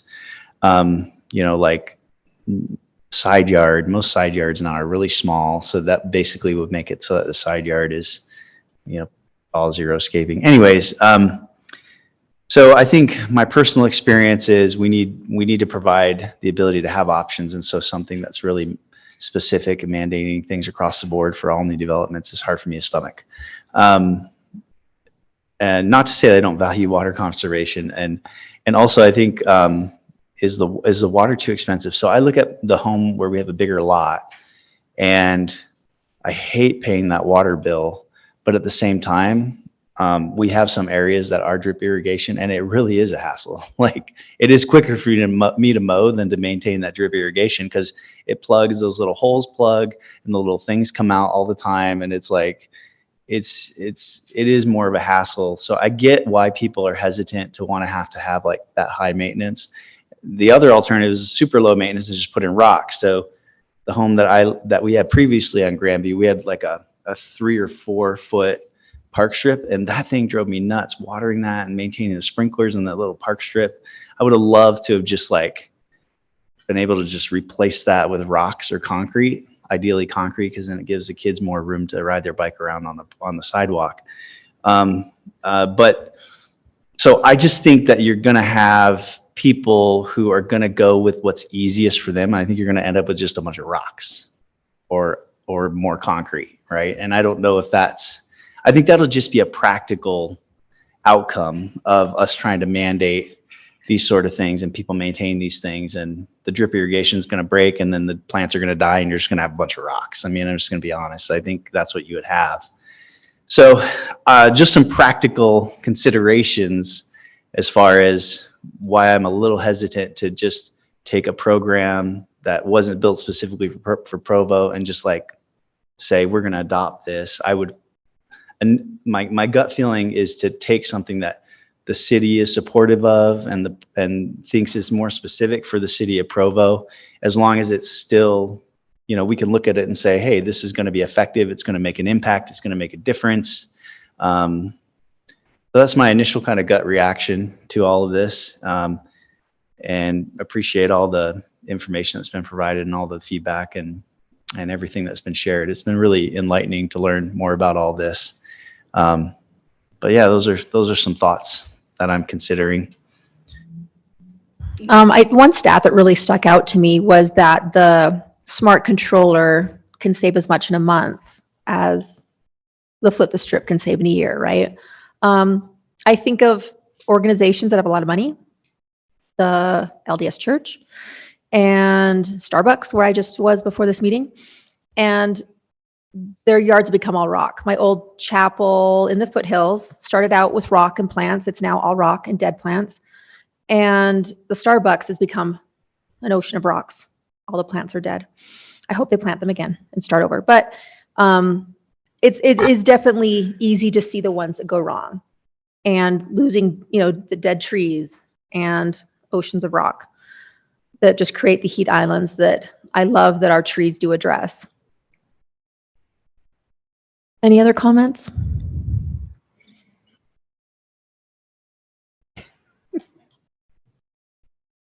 Councillor Hanley. Well, it seems like we need to make a decision here as a council. And I know we're over time, so I don't know where everyone sits on the different options. I don't want this conversation to stop. So the issue not progressing further and maintaining the status quo is unacceptable to me personally. And I don't know what the mood of the council is about the particular recommendations of the Conservancy District. I suppose that's probably an item that needs to be decided on one way or the other, because that's the sort of deadline for that is impending. But I am inclined to either go toward my personal preferences. I'm inclined to go either towards a hybrid approach where we adopt those standards and we pursue our own programs. But at the very least, I would say we would pursue our own as the alternative to that hybrid approach, if that's not acceptable to the council. Yeah, I would love to make a motion that we look at a approach that Provo City is managing, and that our departments have come together. They have a vision, and I think it serves the city and our citizens better to have an approach that is Provo specific. And I know I'd like to make a motion that we pursue that and make sure that we do have our own conservation program for water, that where we provide rebates, where we provide options for our citizens in education. And could I ask for clarification on that? Is that a motion to only do that? That would be my motion. Okay. I am open to the commercial side somewhat of what the Water Conservancy District opens up, but I am not open to any mandates on citizens. I would second the chair's motion. I want to clarify, however, my thinking. I absolutely am enamored of what the city departments have come up with. It's a terrific plan. And I think that should be the backbone of whatever we do that is Provo-centric. But some other things have been raised today. I'm not opposed to cherry picking good ideas from Central Utah, as long as we're not subject to a mandate from the district. And I think it sounds like there are several programs we can take advantage of without adopting the Central Utah project verbatim. So I'd be in favor of the Provo-centric approach, but taking a look at the other things that we could take advantage of. Councillor Hoban. Open it up for discussion on the motion. Yes, sir. All right, thanks. I think I just would want to see a really well thought out plan from the city. So I'm supportive of the motion, but I really want to see, what are we going to spend on this? What do we think the adoption will be? What do we think the impact will be? I don't want us to take this willy-nilly. I think we do need to do something, and it needs to be an amped up version. If we're going to put forward a city-centric plan, it needs to be an amped up version of some of the things we're doing. pull from some of the ideas that are being, some of the offerings from the Central Water District, and just get really, yeah, we just need to have good information and data backing it so that we're not just kind of throwing stuff out there and seeing what sticks. So, you know, take the resources that they've got to offer and the different offerings, and yeah, and just fiscal impact as well, right? So we're essentially saying, all right, state, we're going to do our own thing and we're not going to take your money because we want to do our own thing. So what price are we paying for that autonomy, for that sovereignty, right? I need to see the numbers around that. So that would be my ask. And I don't know if that needs to be put into a motion. I don't think so. I think it's just kind of understood typically that, you know, we would want that, but I'm supportive of the motion. I just really want a lot of good information and data supporting it. Any more discussion? Councilor Whipple. So what I've read from the information we've been given and what I've heard today is that our park strips are about 7 feet wide, and Conserve Utah, or the Conservation District, says no turf in areas that are less than 8 feet wide. So that standard, I think, is incompatible with the standard that Provo City had set, and that they feel that there's still good reason to keep. Perhaps the question is, could CUV change that standard to be 6 foot wide or something like that? I think if they could compromise on that, then I don't think we would necessarily have a problem for the vast majority of our trees that we have that we want to protect. I'm supportive of our little Provo specific program, but I also would want to add that we review our standards for landscaping. As Mr. Pepper indicated, those are more than 10 years old. The drought has intensified since then. So CUV was asking us to adopt certain landscape standards, but the program that we have from Provo did not mention revisiting those standards, and it may be appropriate to do that. And so I think that would be probably the best course going forward, so that we could get updated, revised standards that are appropriate for the climate conditions that we're facing and that we're anticipated to face right now. Ones that could help support good quality of life, good water recharge, and aquifer health. And this seems like a really good time to do that. And so we really need to thank Central Utah for pushing us to do this again, since our standards were 10 years old. I'm not opposed to most of the standards that Central Utah has proposed, but I am convinced that that 8 foot limit probably is not appropriate for Provo, mostly because even with education, we tend to view things in very simple ways. And I've seen so many people with the drought just stop watering their park strips entirely, and so their trees die. And I try to tell them, no, if you keep watering that, it's not that you're watering your grass, you're watering your trees.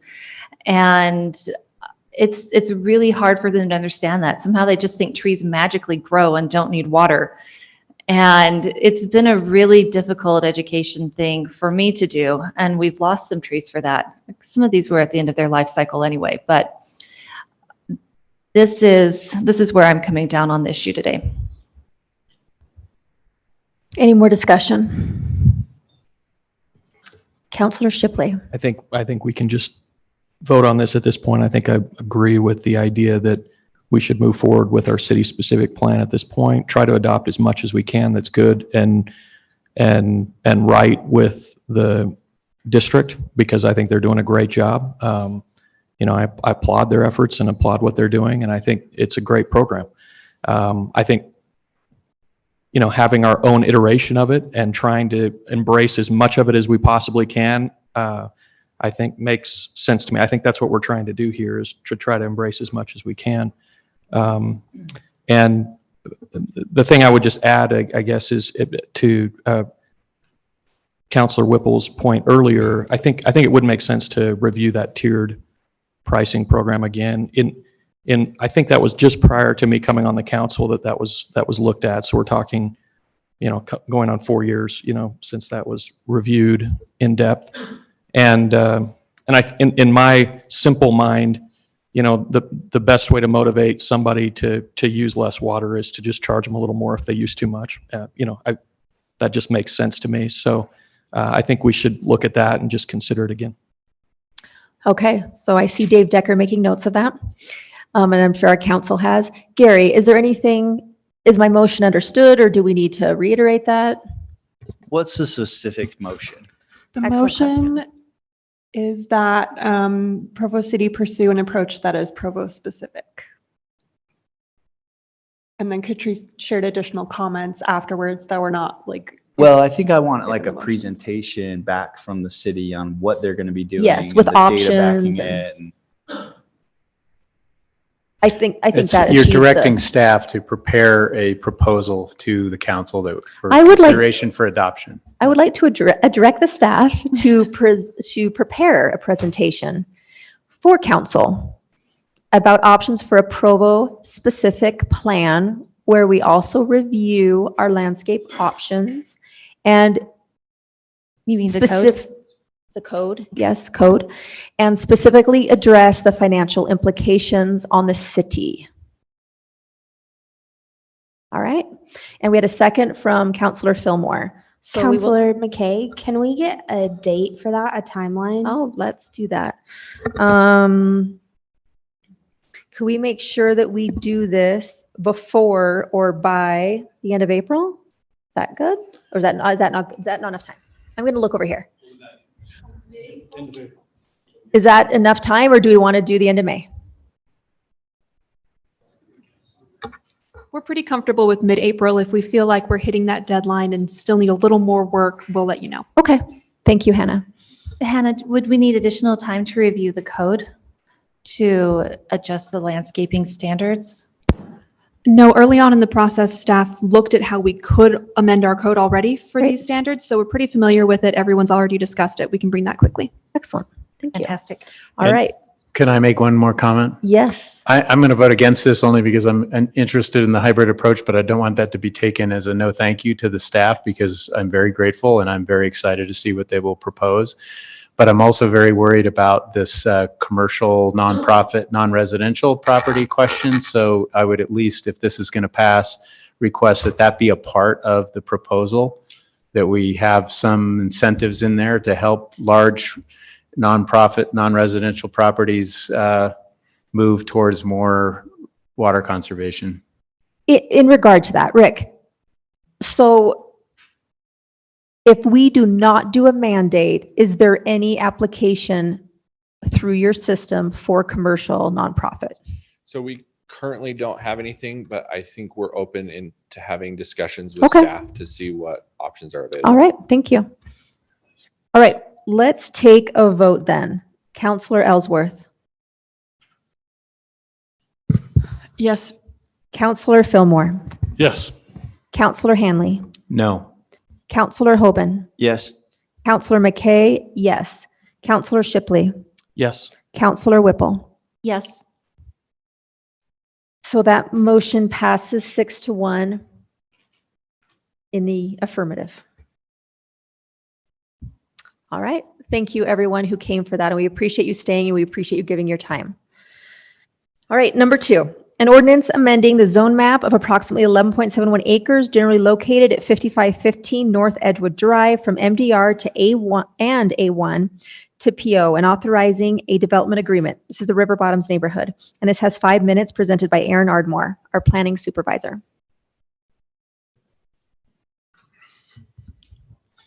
Thank you, Council. So this is a follow-up to a general plan amendment that you folks approved in October of 2022. So now they're back with the rezone application. They've also gone through the concept plan and a conditional use permit for the height. Those things were approved by the Planning Commission within the last month. And the one thing that they'll still need to do after this zone change, if approved, would be the street vacation through this group. I can go through the concepts and kind of the recommendations, or I can save that for tonight. I don't know if there was any specific questions. Just a quick question.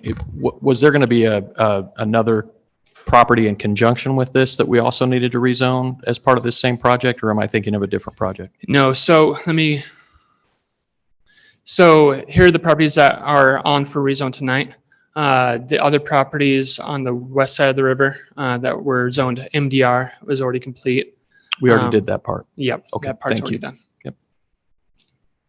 All right, does anyone have questions now? We will be hearing this tonight to vote on, correct, Aaron? Right. All right, I think we are good to go, Aaron. Thank you.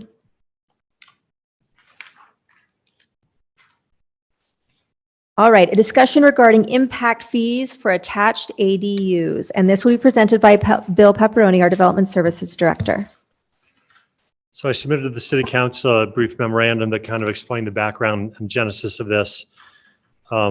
We had a small detached ADU that came in, and the total impact fees for that were about $13,600. And the reason it was so high was that without having other things in the fee schedule, other alternatives in the fee schedule to calculate these, the single family home allocation for water was assessed, and for sewer and for streets, as if it was a whole new house. And yeah, that just seemed very high and almost punitive. Certainly the lady who was trying to do this felt like it was punitive. So we met several times with the various departments and looked at for the like water and sewer, looking for a per fixture basis. Now in the fee schedule, sewer actually already gives us the ability to do it on a per fixture basis. Water doesn't. So that would take coming back to you with an amendment to the fee schedule. Streets would require an amendment to the fee schedule. Parks may or may not. What Parks did was they just simply assessed that amount is what they charge for a multifamily dwelling unit, as opposed to a single family dwelling unit. On the other, that's the police impact fee. Fire department did waive their fee because they felt like there really was no increased fire danger over the original home. They felt like they got enough impact fee from the original home to not need an additional fee on top of that. So that's where we ended up. That's where we landed on our proposed reduction, 5,137. This is obviously an important topic, something that you may want to give me direction, and I'm happy to come back if there's certain research you want me to do, or if there's questions you have. I'm happy to follow your lead, but I would really appreciate doing something to help this situation. We enacted the ordinance to allow for detached ADUs 3 years ago or so. So this is something we probably should have done before now. Thank you, Bill. I agree. I think this is really important and something that we need to address. One question I just thought of. So if they are doing a whole new sewer line from the road, does that change these prices, or is it still these prices?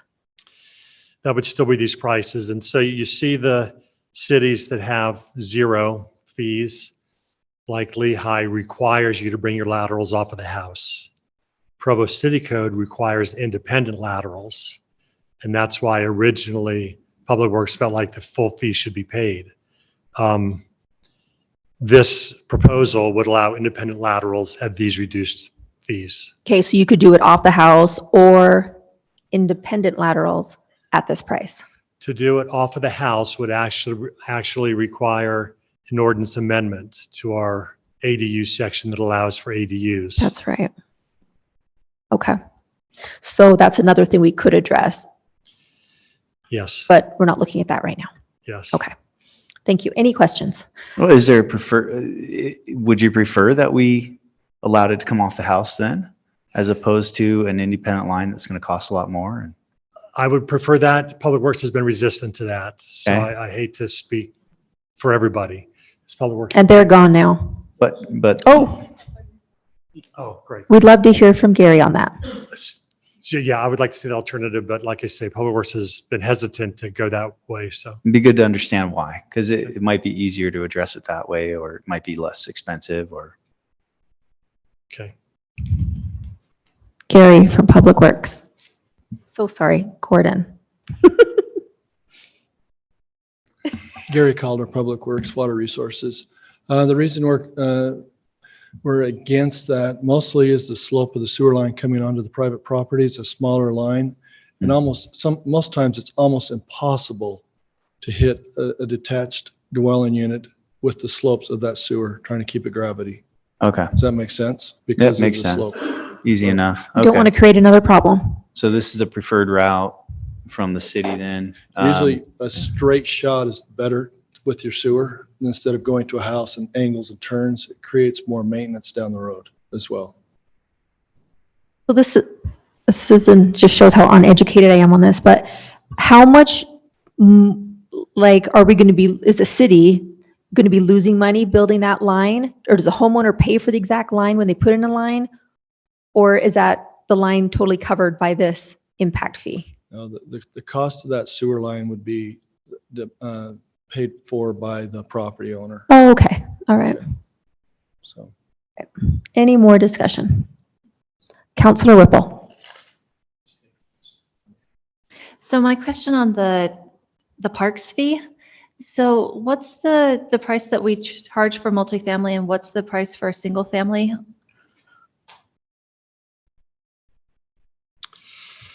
Multifamily is very similar. It's about $300 more for single family. More So for really single? it's really similar to parks, to Salt Lake City's. I'm It's about $300 more for single family versus multifamily. so multifamily is less than parks. single family. Yes. Okay. I'm sorry that I said that wrong. No, I think I just brain. Yeah. Okay. Thank you.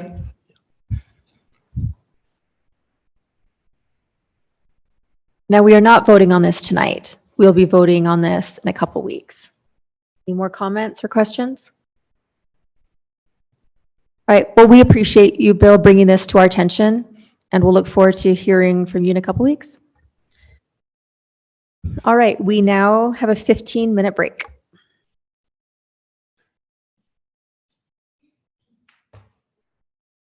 You 10? Recording stopped. That is so shocking.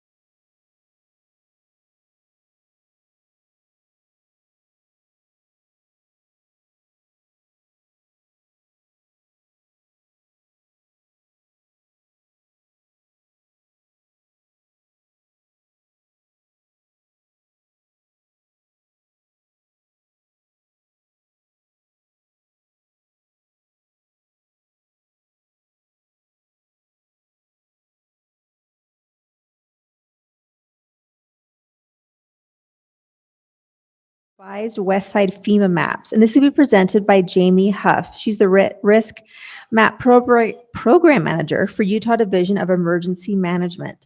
Thank you, Jamie. Great, thank you.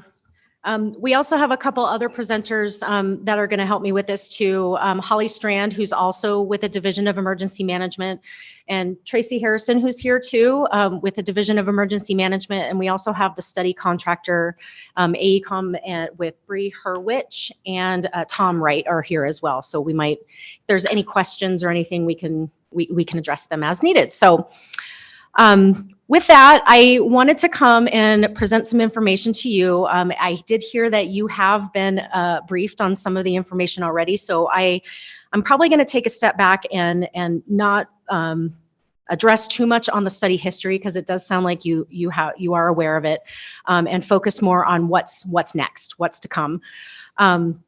So on next slide, what we'll do is a very quick briefing on the background for all the new council members, because I was here, I think, in 2021, giving a similar presentation, but now we have more information to share. So we'll be able to share that and review some draft results and start talking about how we're going to release this information to the public. And we definitely plan to do that.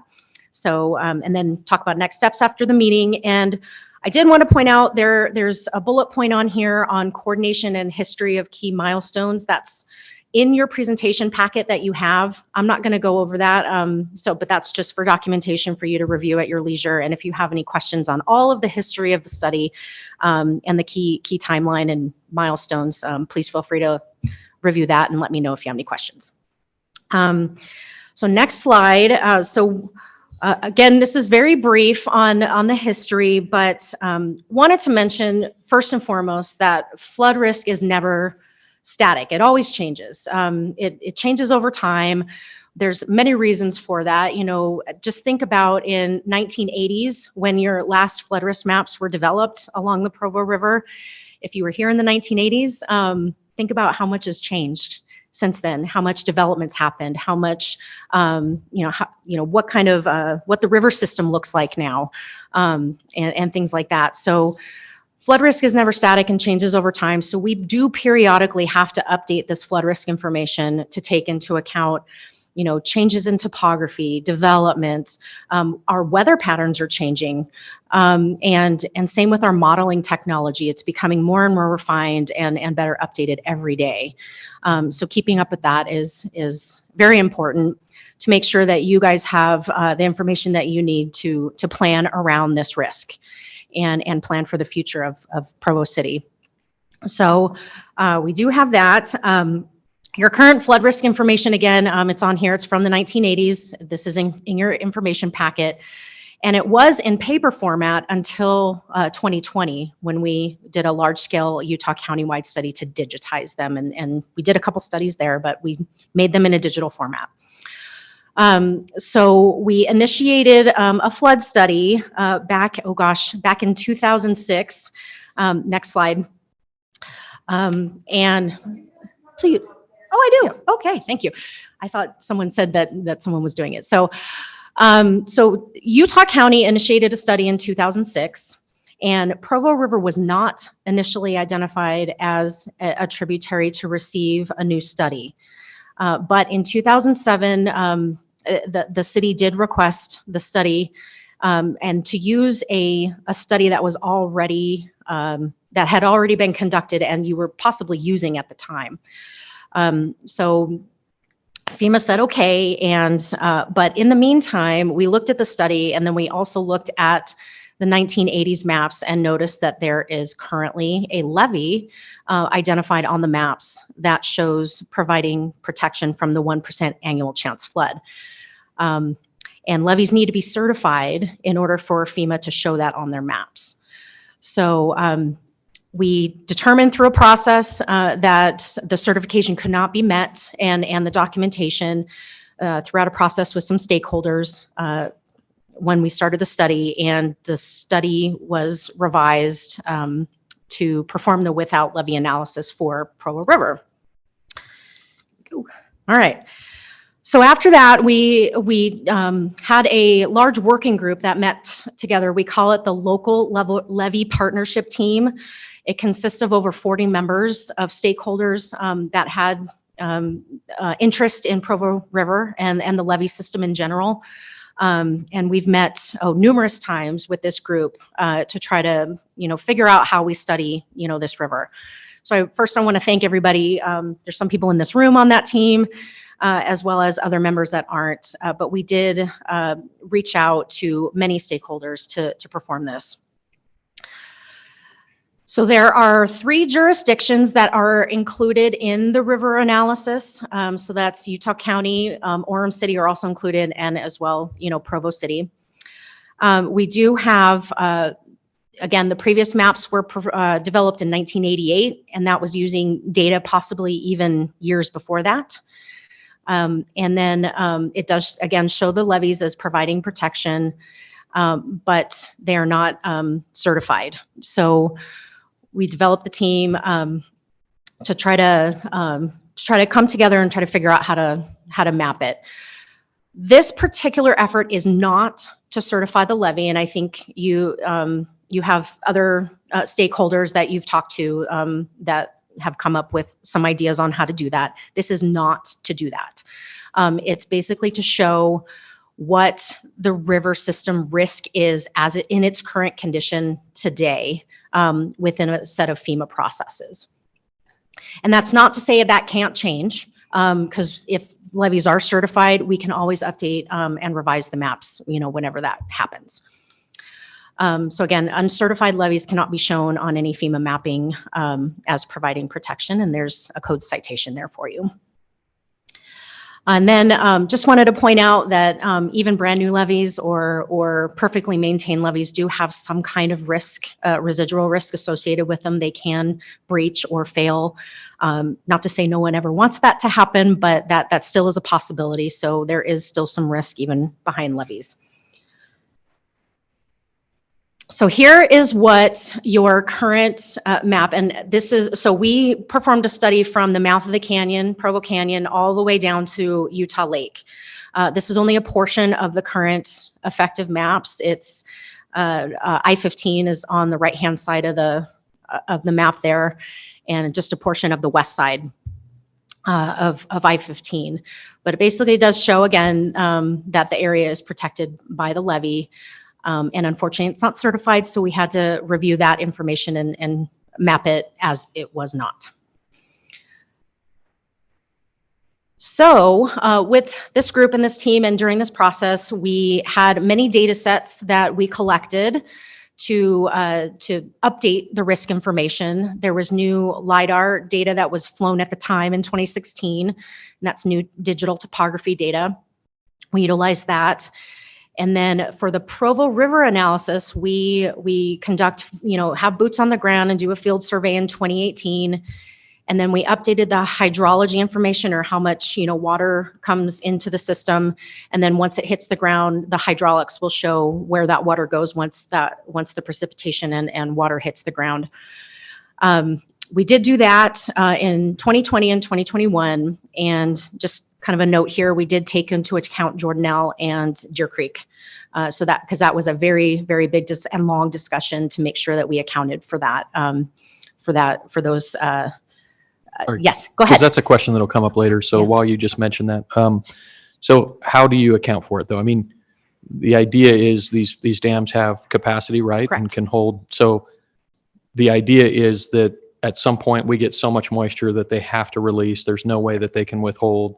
But how do you decide the volume that comes through, even with them withholding as much as they possibly can? Well, there are operating plans that we did look at and review, and there are also some discharges that were reviewed as well. I'm going to turn to you, Tom, if you want to take a stab at this too. He's our engineer that worked on it.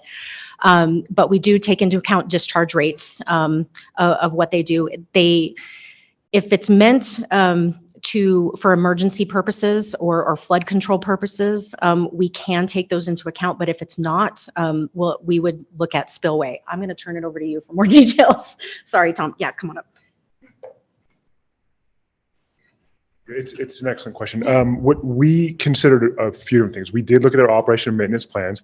We, at the beginning of the project, were hopeful that the two reservoirs would operate under agreed flood control permitting, with flood control storage designated.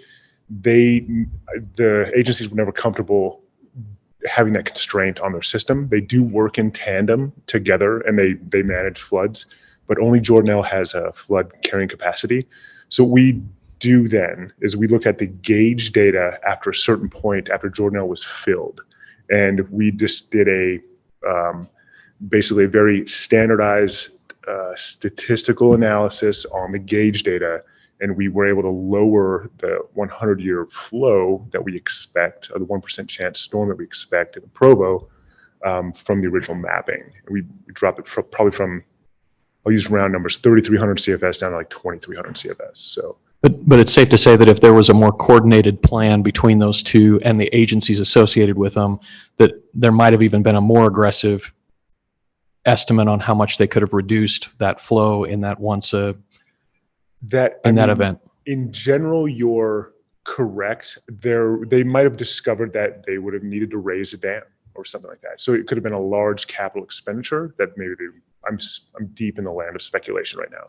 But yes, a dedicated flood control storage generally helps when we control those things in the unregulated watershed. That would help also. And only one reservoir at this point has that dedicated? Yes. Okay. Yes. Thank you. Yep. Thank you. Good question. Thank you for the question. So kind of moving on here. So we did that analysis along Provo River. We'll kind of touch on some more details on that. We also recognized Utah Lake has an impact as well. So we initially were not going to study Utah Lake, but it did come up through our discussions with Provo City stakeholders that it would be a good idea to start studying the lake to really get a good glimpse of what the impacts are downstream with the lake included as well. So we started that process. So there are two studies that are now kind of merging together into one at the moment.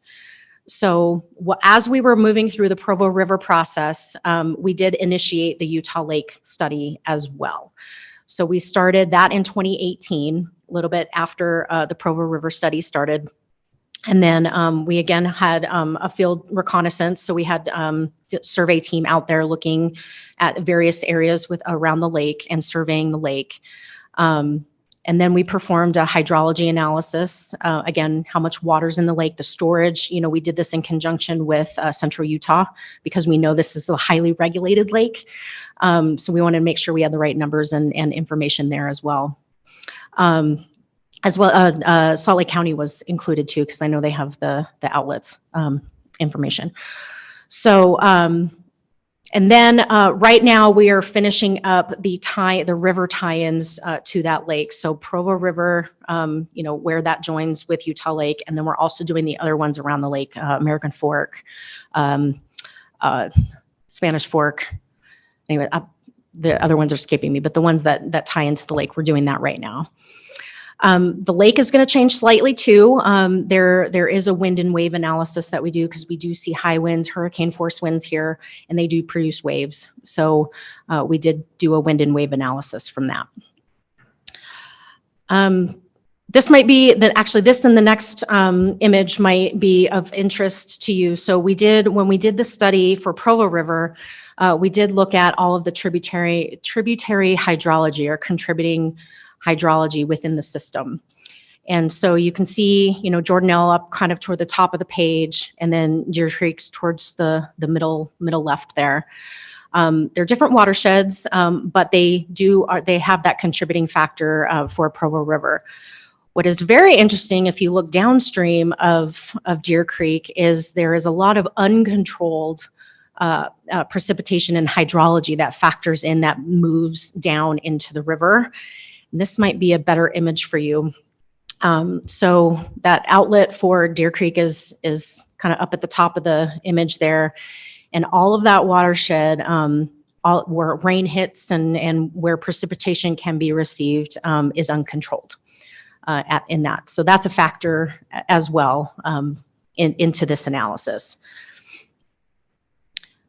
All right, so moment everyone's been looking for.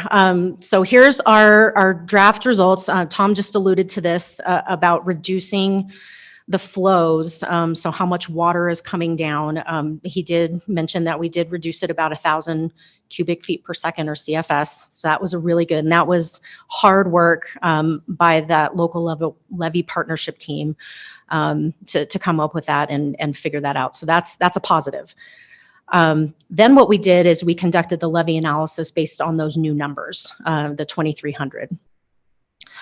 Then what we did is in conjunction or at the same time with that, we're looking at Utah Lake. Yeah, Sorry go to ahead. interrupt No, you you're again. fine. You did a levy analysis after we reduced. When was that new updated levy analysis then in the timeline? It's happening right now. It's actually Yeah, happening. this So is we're- what I'm going to show you. Oh, good. So we're actually looking again at the levies in relation to this new CFS flow.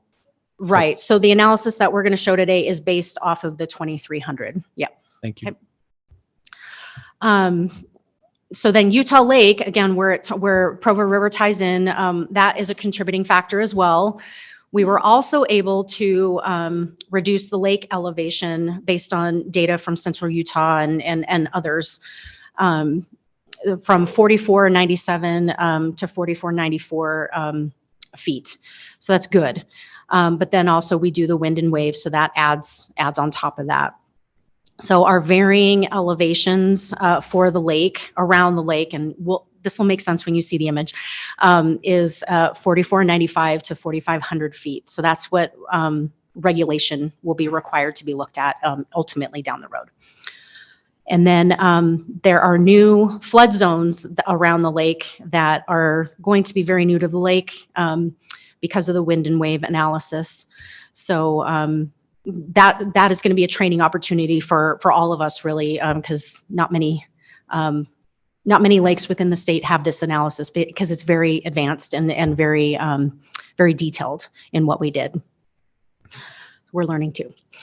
All right, mapping. So in your packet, you can see the slides too.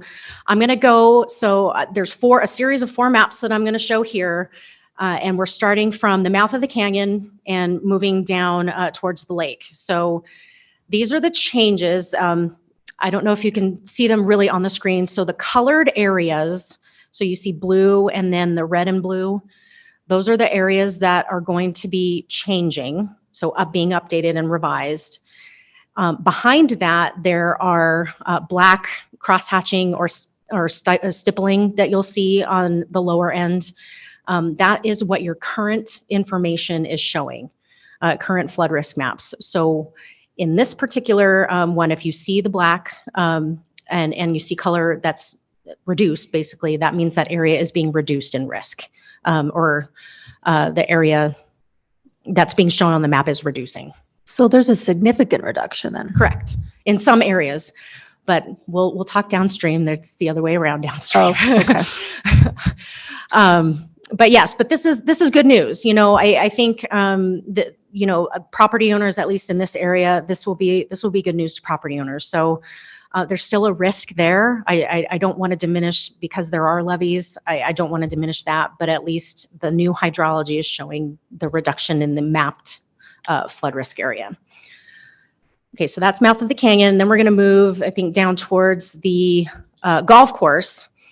The golf course is reducing in some places, and on the southern portion of it, it is increasing a little bit on the southern portion of it. The gold area, sorry, I failed to mention, is areas of higher than the 1% annual chance flood, which is a flood level that we regulate to for development and things like that. So it's a higher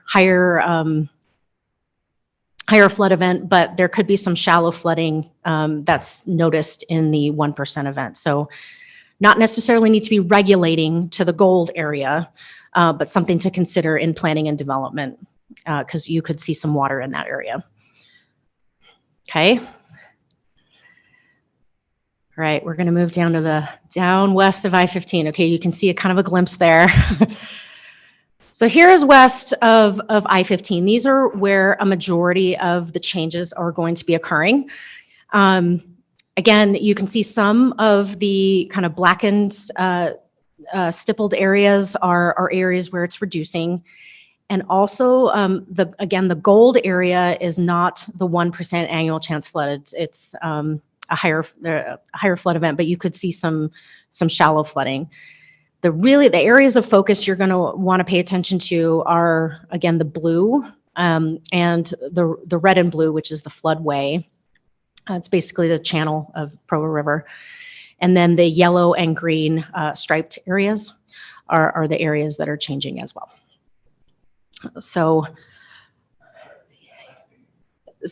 The yellow and green is what? the yellow and green are areas of shallow flooding. So there's a legend on the side, and Yeah, it says it's not very legible. it's for- not. It's yeah. not. I know. It's called AO and AH. So AH is ponding areas where there's not really movement of water. It just stays in shallow and ponds. And then the AO areas are areas of shallow flooding where there's a little bit of movement to it. So it's not going to stay static. So that is a regulatory or 1% annual chance flood area as well, because there is some flood risk there.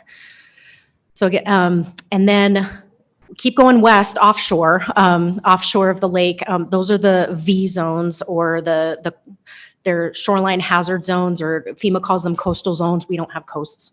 But that's where the wind and wave analysis takes into account. So that's going to be a new zone for around the lake as well. But it's mostly offshore in most places around the lake. All right, and then last but not least, this is south of the airport.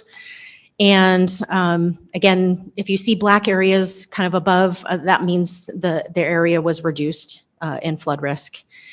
And the area of focus for this one was the Lakewood area, which is, there's a levee there.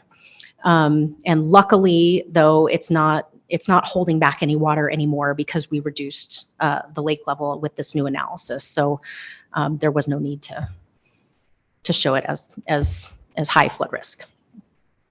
Okay, any questions? Yeah.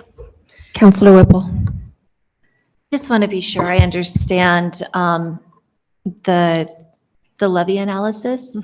So if it doesn't meet the specific requirements in the Federal Register, you can't count it as providing any protection whatsoever. There's some level, there's several analyses that we can do to do that. We did what's called a natural valley analysis for this one. So we take some of it into account, but not everything. That's right. Okay. I'm looking at my engineers. But it's not, it doesn't meet the standards. So it's either there's a deficient height where water could, spill over, or just the condition of the levee could play a factor into it too. And we also did an analysis on, we used the type of vegetation that's in and around it. We utilize that as well. So that's a factor too. But anything I'm missing? No? Okay.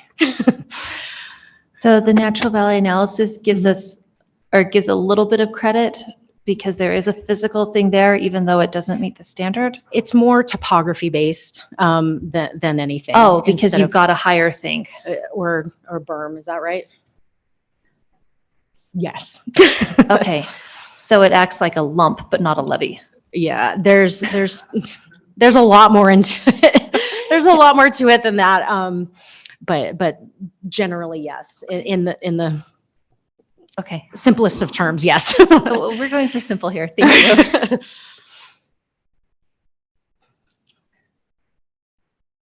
Anything else? Okay. So what are we going to do now? So we've got all of this information. We have been working really, really hard with city stakeholders, as well as Utah County has been included as well, and Orem. So we've got a little ways to go until this mapping comes into effect. We've got some time. But I do want to be transparent and start, releasing this information so people can start seeing what these changes are, since we've been talking about it for a very long time. So right now, we are starting to finalize the tie-in of all the rivers. And then We're going to do basically FEMA floodplain mapping. The data's there. We're just putting it into the FEMA specific products that we have to put them on. So we're starting to do that. But what we'd like to do is share some of these materials with the public sooner rather than later. So I was hoping, and maybe for some feedback from you on whether we could start sharing this in like May, June timeframe to hold public meetings, get the community, especially the impacted residents, to view this and you know, they can make comments. There's going to be a formal process at the end, but they can start viewing what the changes are going to look like. Then in the meantime, again, we're going to keep putting this information into FEMA specific products. And then we have to do, I'm required, because it's on a FEMA product, that I have to do formal meetings once those are released. And that probably won't be till this fall. But again, I still want to share information ahead of that. It's same information, just in FEMA terminology and legends and information. So yeah, and then so from there, once we have what we call a FEMA preliminary map, it's about 18 months until the maps become effective, unless there's any appeals or anything like that. So we've got a ways to go. But it's still good to get it out there and start releasing the information. Councilor Fillmore. Suffice it to say, we've been waiting for a while for the other shoe to drop. And now it's dropping. Yes. There are potentially huge consequences for the city and our citizens. Maybe I'm getting ahead of your presentation a bit, but what do you see as our alternative routes to address the issue? Alternatives, well, in order to show it on a FEMA map, it has to be, the levy has to be certified. It's a federal requirement, and it needs to be a certified information. There's others like insurance that we've prepared, insurance, you know, things that people can do to reduce insurance and things like that that can happen. But in order to change the mapping itself, it does need to be certified to hold back the 1% annual chance flood. And that can be achieved, but again, it's very costly, and I know this and takes a long time, but the maps can be updated once that occurs. So in order to ameliorate the insurance hit, the only one thing we can do is do new levies, right? And is FEMA in a position to subsidize that? FEMA does not. Go ahead. That's my insurance specialist here, Tracy. So hi. So on the levy situation for FEMA, for the new risk rating 2.0 that you might have heard about, that's the new way that the NFIP is rating their flood insurance policies. They are taking into consideration unaccredited levies and levies. So there is still something in the new engine that they are using to do insurance ratings. So just because it's not accredited doesn't mean that it's not going to be taken into consideration when we are rating for insurance policies. So there's still something there to help with individuals and homeowners on pricing wise. Right, but my question is, let's say Provo decides to bite the bullet and build new, modern, up-to-code levies that everyone's going to say are just great. It's going to be very expensive. Is there a federal program to help underwrite the cost of those new levies? So that's where your mitigation grant programs are coming into play. So that's the BRIC program that's coming into play. I believe that there actually has been some funding that was brought over for Provo to actually do some work already. That's not my area of expertise. That would be our state hazard mitigation officer, which is Kathy Holder. But she did prepare a little bit of something here that I can read to you, because you did have a question on the grant programs, and if we could provide some information on the grant programs. So the grant programs, obviously they go through a national review. They are going to be scored. The higher your scoring ranks, obviously kind of pushes you over towards more of being able to be awarded. However, there are some other factors that they take into consideration. There's a factor called Justice 400 or excuse me, 40 that comes into play for money going to disadvantaged communities that help scoring on your projects.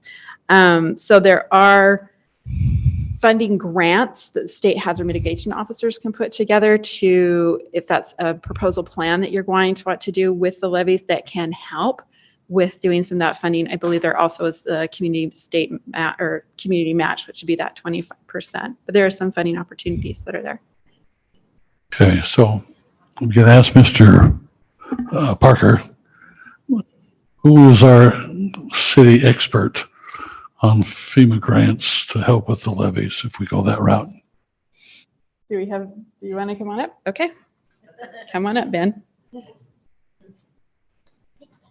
My name is Ben. Last name is Rude. Yes, we have applied for both BRIC grant and FMA grants, which were the two grants that she was talking about. That's what the $60 million was we talked about last time. There's a 25% local match that it goes along with that. So FEMA and the match come together to form $60 million is what we've asked for in two different grant applications for last year. Those same cycles have opened up again this year. So depending on whether we are awarded or not, we will probably roll those over and keep asking year after year for those applications. So Thanks for refreshing my memory, Ben. Thanks, Ben. Councilor Whipple. Yes, so I just wanted to get clarification on two things. One, on the insurance. So it sounds like the insurance ratings may be affected by the presence of unaccredited levies. So they would still have to purchase the flood insurance, but it may cost them less. Is that right? That is true. That's a possibility. But the new risk rating 2.0 system that they're doing, there are 15 variables that are taken in consideration. So they are looking at replacement cost of the home structures. Now they are looking at first level height. So that's your elevation. If you build a little bit higher in elevation, then you're going to have a little bit lower in insurance rates. There are discounts that can go on there. And I think I gave you a little bit of a handout with what the discounts are, but there's many variables that go into that. The prior way that they were rating the policies did not take into consideration unaccredited levies. So actually with the risk rating 2.0, they are now considering the levies regardless if they're accredited or not. Obviously, if they're accredited, they will have a higher percentage because they are accredited. But at this point with new risk rating, they're actually now considering that there are some levies, even though they're not accredited, that are affording a little bit of protection. And so that's now going to be put into the engine for how they're going to come up with the ratings. So it's actually changed to a benefit wise. So is there an analysis that determines how much protection these unaccredited levies are providing? You know, if it would be 80% of what it would be if it were accredited or something like that? So there is, we don't have like the actual amounts on there, and there is the national, let me think what I have on there. Do you recall what the national levy database system that we use, which is through the Army Corps of Engineers. So they're going in and they're putting that information in.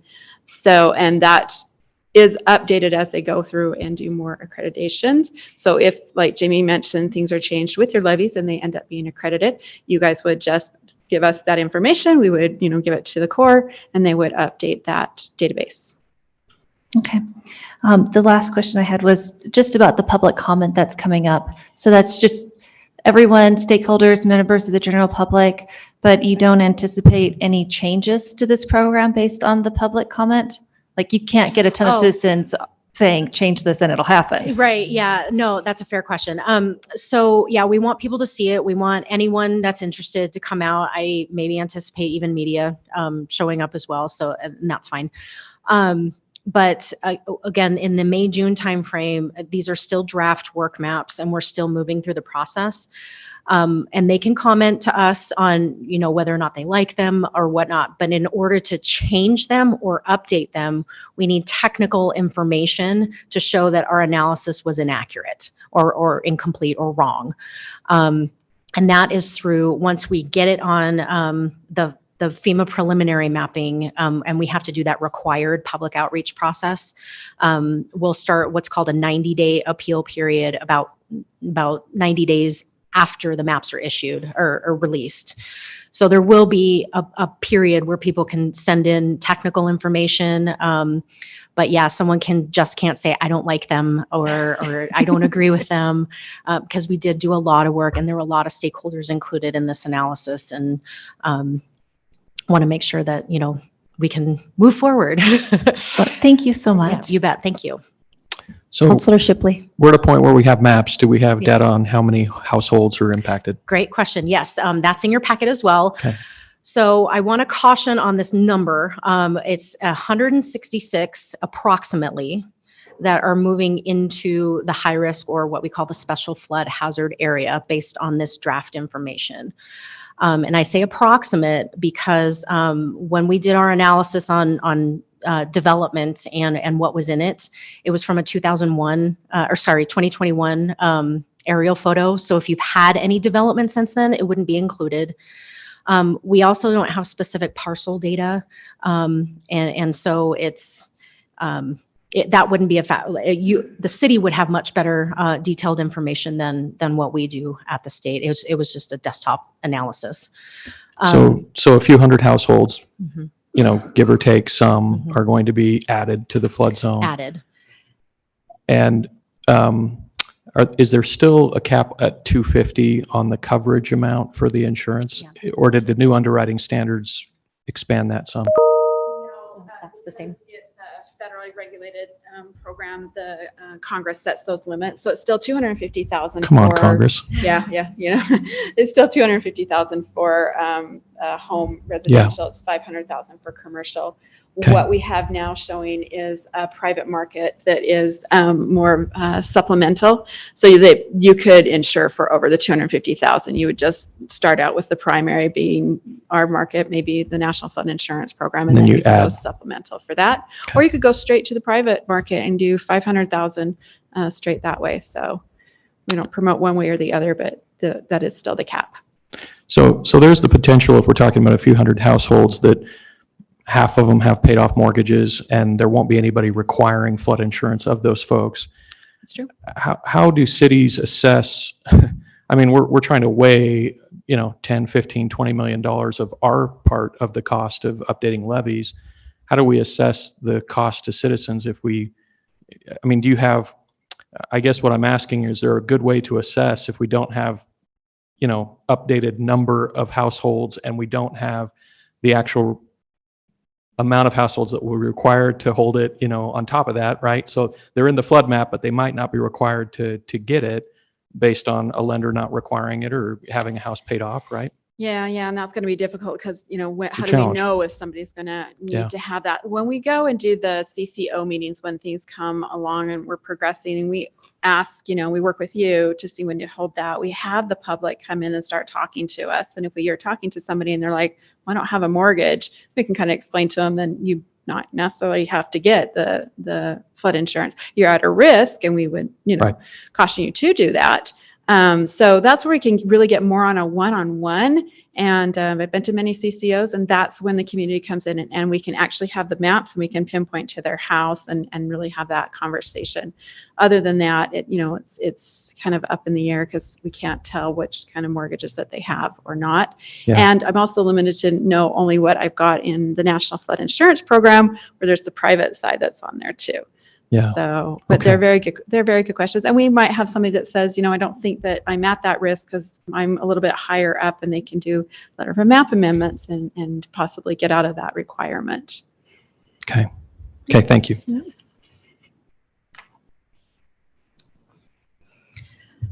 All right, any more questions? Awesome. Okay. What I did want to share with you all is, what we're going to do when we do start releasing information. We have had we've been meeting with a stakeholder group for over a year now to kind of talk about how we're going to release these maps and what kind of information would be valuable and useful to property owners. What's in it for me? How does this impact me? And what do I need to do as a property owner?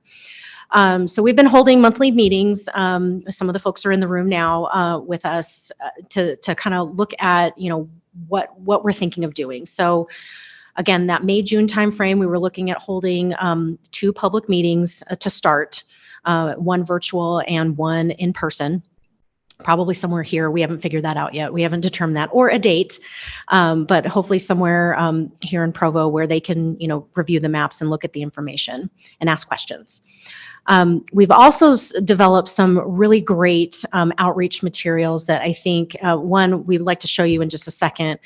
And we have a project website, to keep people informed of what's going on in the study process, as well as look at all of the materials that have been produced and a place where someone, one place where someone can go to find out all the information about these two studies, technically, Utah Lake and Provo River.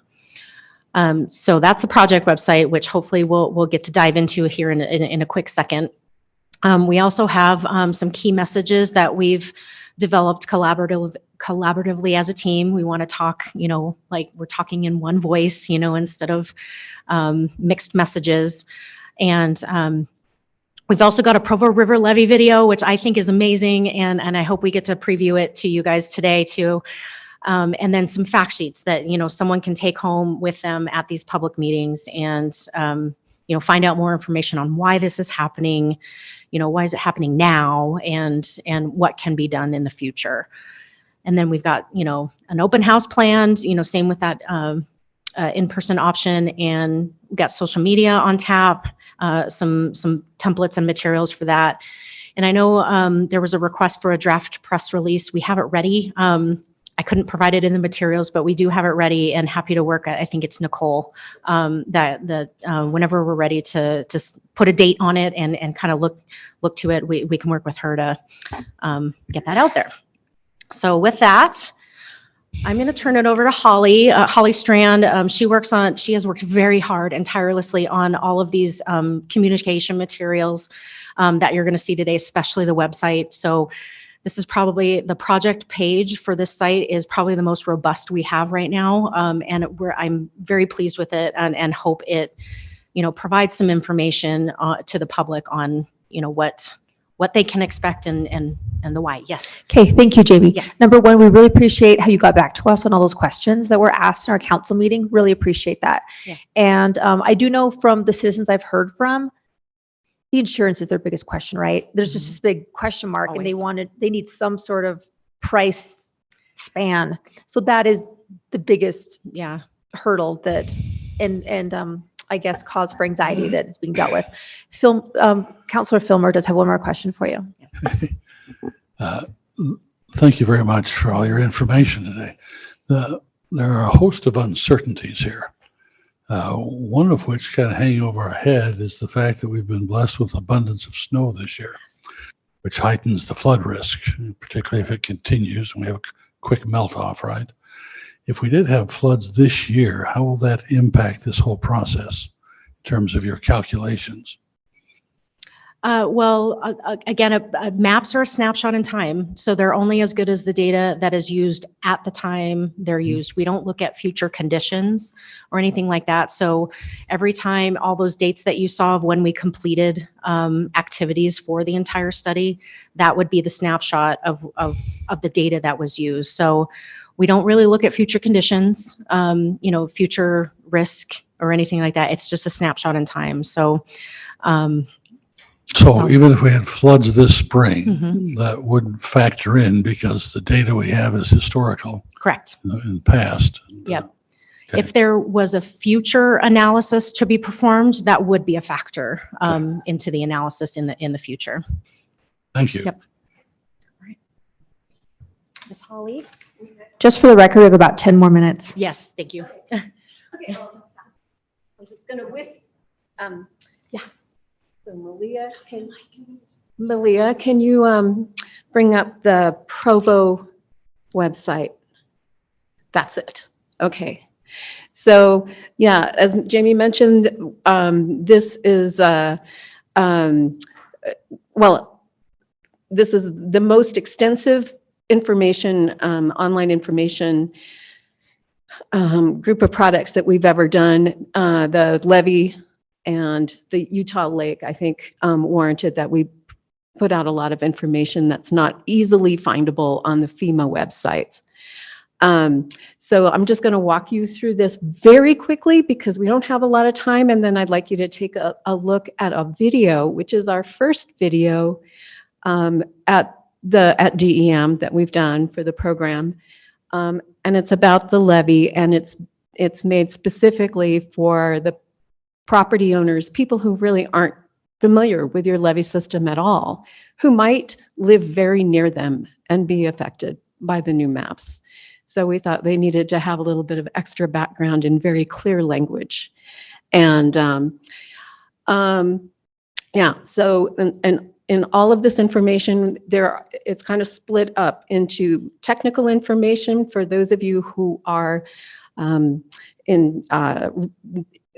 responsible for the safety of Provo residents, and even those with floodplain management responsibilities, just to have a history of what's gone on, be able to see the presentations as a historical record of presentations, and where to go for more information.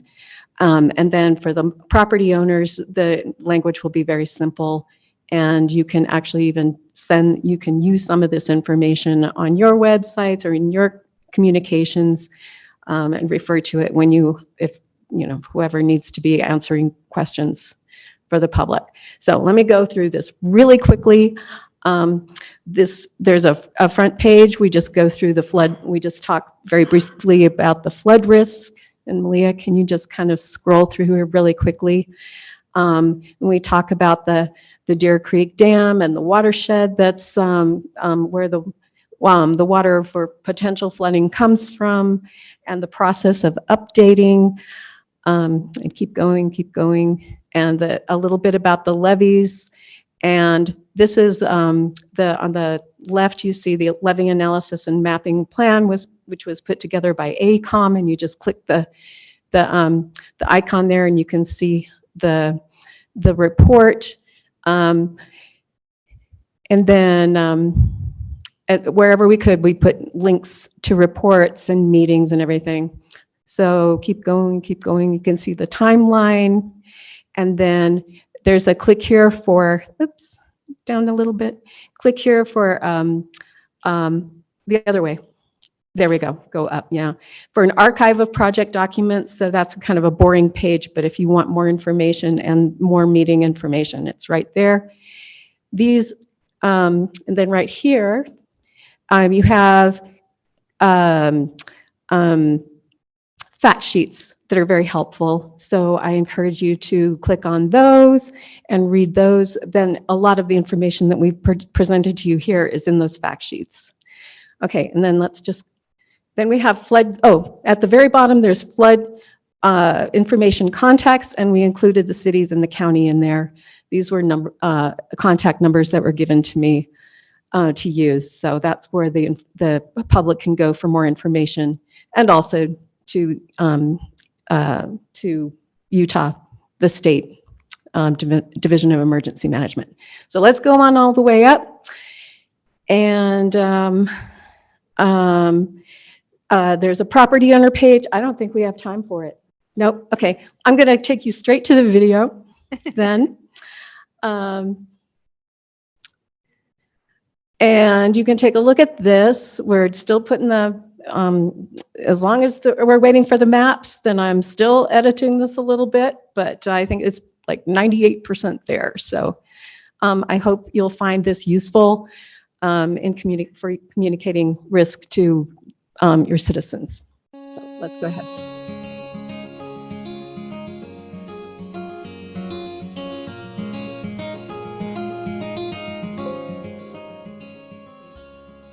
Levees are man-made earthen or concrete embankments built to hold back floodwaters. Many people associate levees with larger river systems, like the ones in the eastern U.S. But in fact, levees come in different sizes to fit different types of rivers, and they are common in every state. They range from massive structures designed to shield entire cities, to small private levees built by farmers to protect fields from occasional flooding. The presence of a levee in no way guarantees personal safety or property protection during a flood. The levee breach caused by Hurricane Katrina is a striking example of a devastating levee failure. Smaller but still damaging levee failures are not uncommon.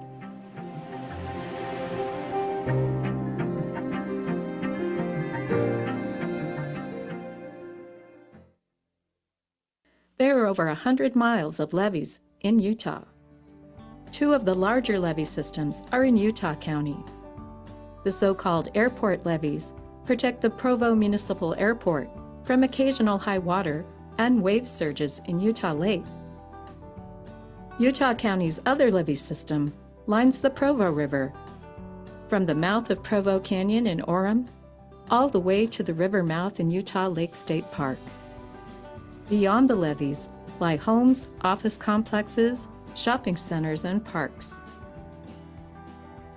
The Provo River Parkway Trail is built right onto the spine of many levee sections, offering locals a place to ride, stroll, and fish.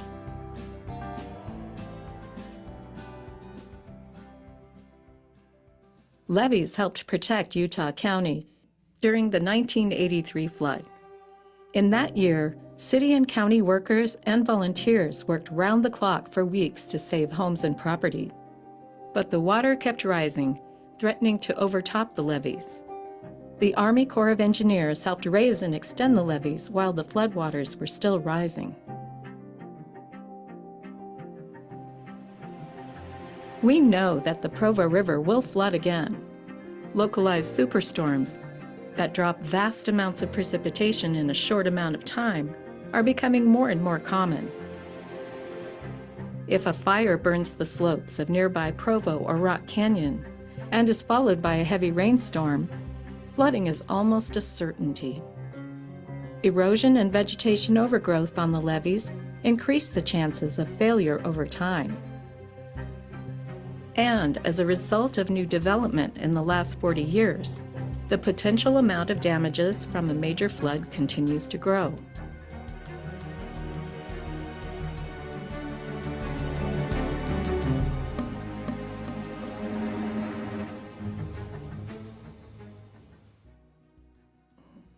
The Provo River levee system was not designed to be a permanent flood protection solution. But with reconstruction and careful maintenance, the Provo River levees could become sound enough to offer reasonable protection from most large floods. Provo City owns, manages, and maintains both the airport and river levee systems. They are actively working to address known deficiencies in structure and condition. More than ever, the communities located in Utah's floodplains need sound levees and other forms of mitigation to help protect both residents and property.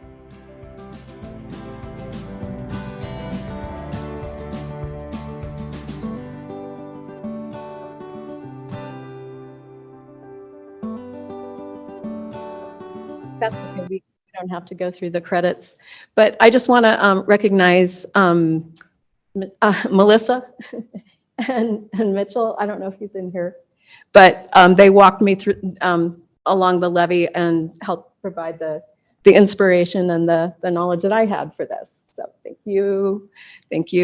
And that will be on the website. And there's one more thing I want to show you, and that's the last, Malia, the last website. And let's go to, click on that risk map up there. The top left. All the way up top. There, oh. There you go. Yeah. So floodhazards.utah.gov. That is currently our risk map program. By the end of April, we hope to have a lot of floodplain management information on there. So there'll be a lot of stuff, new stuff. If you go to the active projects, when all the tie-ins and the draft maps are done, you'll see Tooele's website on that list. So that's an easy way to find the Tooele. We were in Tooele yesterday. So you're saying Provo will be on there? Yes, eventually? Provo is going to be on there very soon. So, yeah. Okay, well, thank you for your attention. Thank you. Any final questions? Thank you. Thank you so much. We appreciate you coming, and we appreciate all the detail. We appreciate how responsive you've been. Okay, we are going to change the agenda a bit as a result of some people's schedules. So we're going to go to item number 6 now, a presentation regarding the 2024 budget, IS and cyber security. And this will be presented by John Borgett.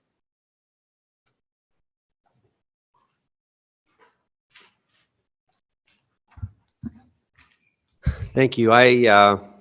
I'm here to introduce Josh Ehrig, who is our IS Division Director, who will be walking through the IS budget, and then following Josh, Tyler Dennis, who is our cybersecurity analyst, will be walking through the cybersecurity budget. And so with that, I will turn the time over to Josh. Thank you.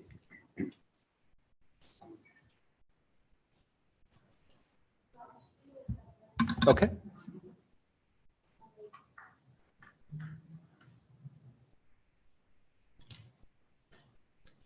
While she's bringing it up, it's great to be before you. Again, it's been about a year, and we got a chance to see some presentations recently. I'm sure you guys have some questions there, and I'll do my best to answer them.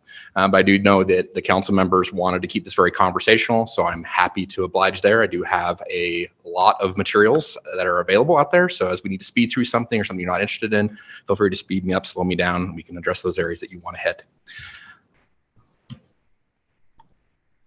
Almost there. Oh, while they're talking about that, I did include the annual report. Hopefully you guys all got that copy. In there is a new section, which is just appendix, which directly answers the council's questions. So it refers back to the main report for areas where it's done, and I add additional information in the report in that section to answer those questions a little more directly. So we ready now there? Good. Okay.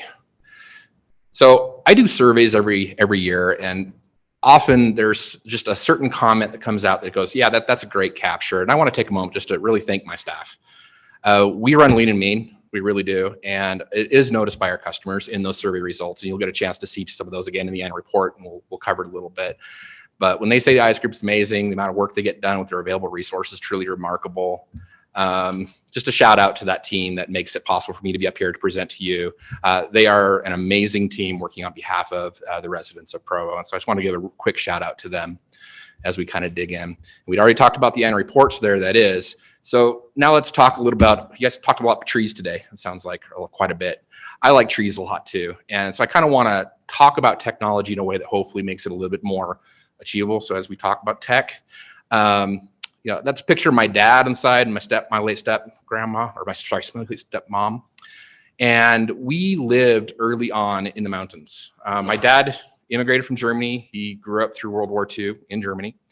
And he taught me some very valuable lessons in hard work and using the right tool for the job. And so one of the stories that kind of come out for me in my youth is in those evergreen area, we kind of did our own junior forestry where there's dead trees that show up on the properties in the surrounding area. And if you don't take care of those, it's a danger as you try to walk and enjoy them, but it's also a great fire hazard.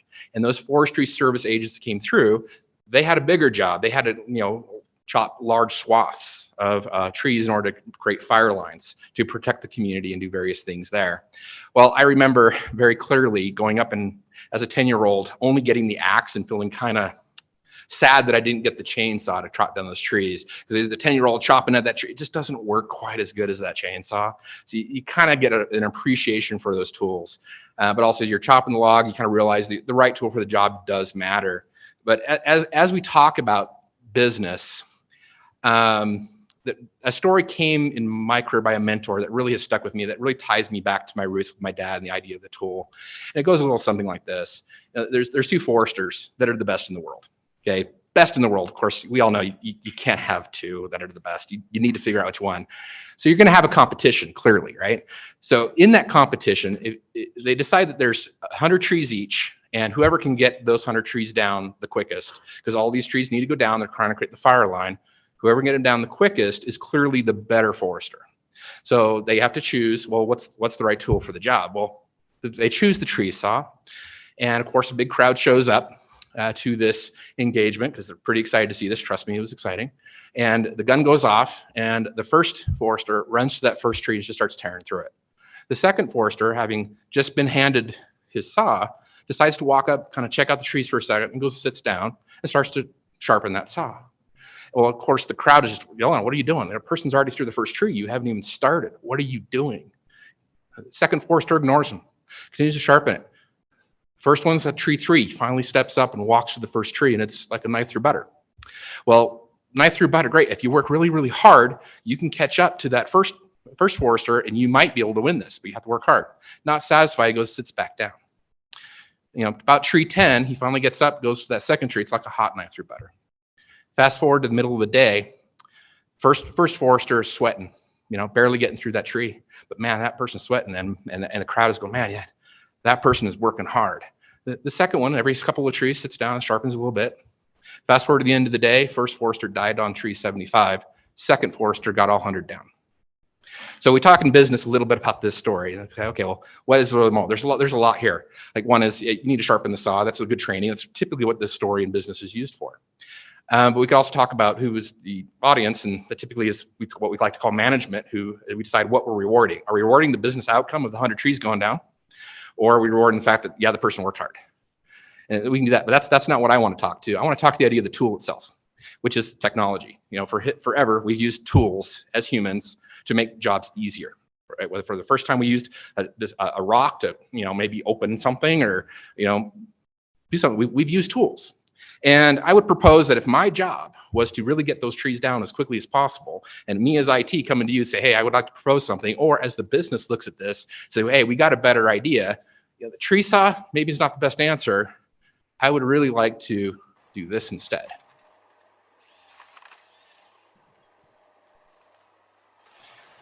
So no longer am I doing 100 trees. I am doing quite a few more. Now, when we think about this investment, though, there is some serious differences. And when we talk about IT or technology, we talk about, you heard this term, digital transformation, all these buzzwords that I get it. We know sometimes they overuse these terms. The idea is you're trying to do more with hopefully less overall resources. You're trying to accomplish more. So an investment in this is great, but it comes with logistics. It comes with support and maintenance crews, other things to keep it working. And you have to realize pretty quickly that the worker in there probably can't get out and use that tool in a non-working state to chop down any tree at all. So it's got to be maintained. And in fact, if you don't maintain it, well, you turn it into an effective forest sculpture. That's what that nice piece of technology does. So as we dig into the IT budget areas, talk about the things, I'll kind of refer back to that a little bit because there's a couple other things that in that story are just wrong in a couple of ways. And I think it highlights some of the requests we have in IT. But our accomplishments, I'm just pleased to be able to announce all the great things we've done as a city. Now, this one's not really mine. I'm a participant with United Way, but our local culture and our ability to serve our residents in very creative ways lets us do some amazing things. Digital inclusion is the idea that every individual should have access to a high-speed internet connection, a computer, and the digital skills to use it effectively. It's a huge part of economic vibrancy in any community. We get recognized nationally by the NDIA for being a trailblazer in this space, and yet we don't have any specific budget line item for this. It's through volunteer hours by some of my staff, by United Way, by Provo School District, and 20 other partners to make these things happen. So our city was recognized for this. So I'm happy to be able to present this as a great achievement for the city of Provo this last year in this space to make sure our residents are able to participate in today's digital world. We did this little thing called the City Hall recently, and most people don't get to see the back side of these things, but this was a huge achievement on IT as well because the technology had to move, and we had more than 100 tree day on these ones.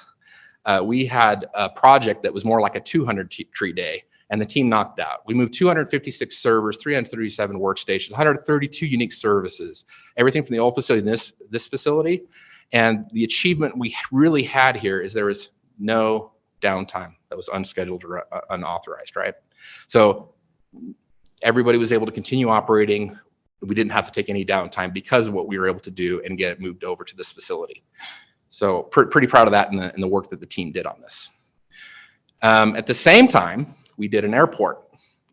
Same teams, another 200 tree day for the team, and accomplished the technologies in bringing that online and getting it prepared for whatever was next for us.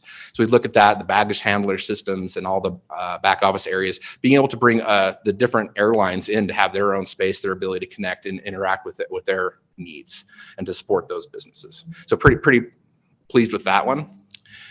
And overall, we had about 70 different of these projects. I'm not going to go all. These are just the highlight ones.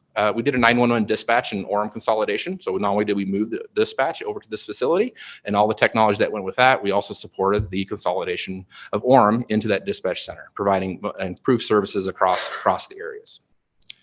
So another 200 tree project.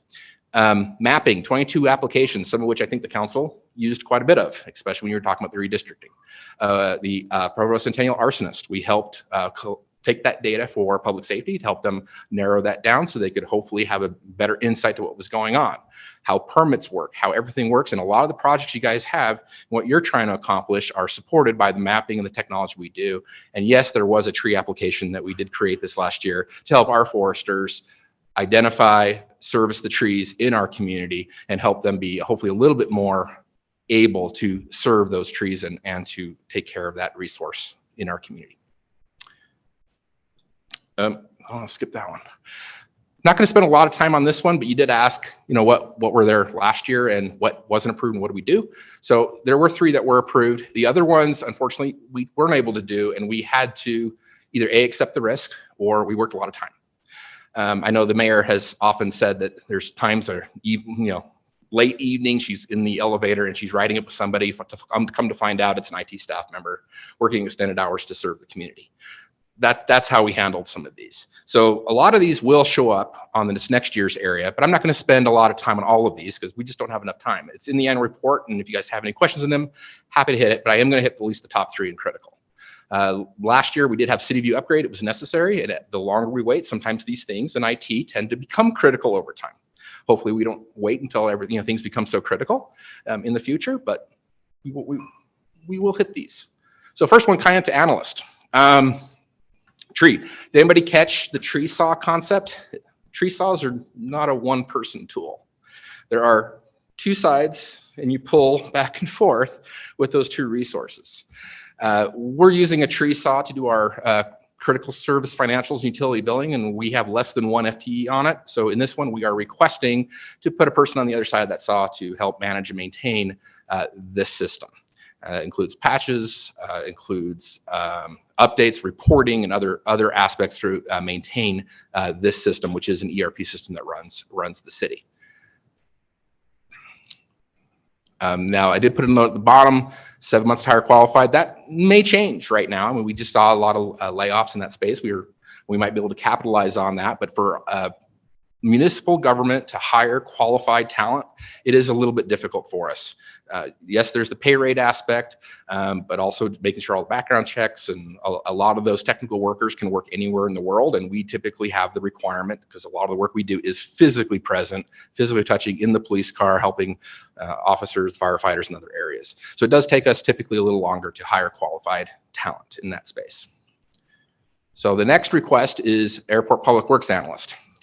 There's a lot of technology in that building, and we used it with our own team. We're operating extended hours now, and it's really eating into the team's ability to support the other technologies that were out there, and we're about ready to make it an international service, which has additional requirements on it. We are really prepared from a technology to be able to keep those technologies operating. And although they're still new right now and the team is able to do it, it's not going to get any better over time. So we highly recommend adding an airport public works analyst to our ability to support that critical operation. And Public Works also has a lot of other technologies that they can also use this resource. In the event there is a little excess capacity for this ad, there is not when it relates to the treatment plants and other areas which have much higher requirements for compliance regulatory areas. There's a lot more sensors now involved in order to maintain those standards and to have a technical resource and a technical worker that can be dedicated to the public works operation is highly recommended by IS Division Cybersecurity, and I believe Public Works has also made some of those same requests over these last couple of years. So this is also one of our criticals right now, especially now that it aligns to the Big Six and Council priority set. And the last one is a City View upgrade. We've been operating this since 2017, and I put a little graph up there for you, and this is just the permits, but it also, the system also handles code enforcement, planning, cemetery, and other operations.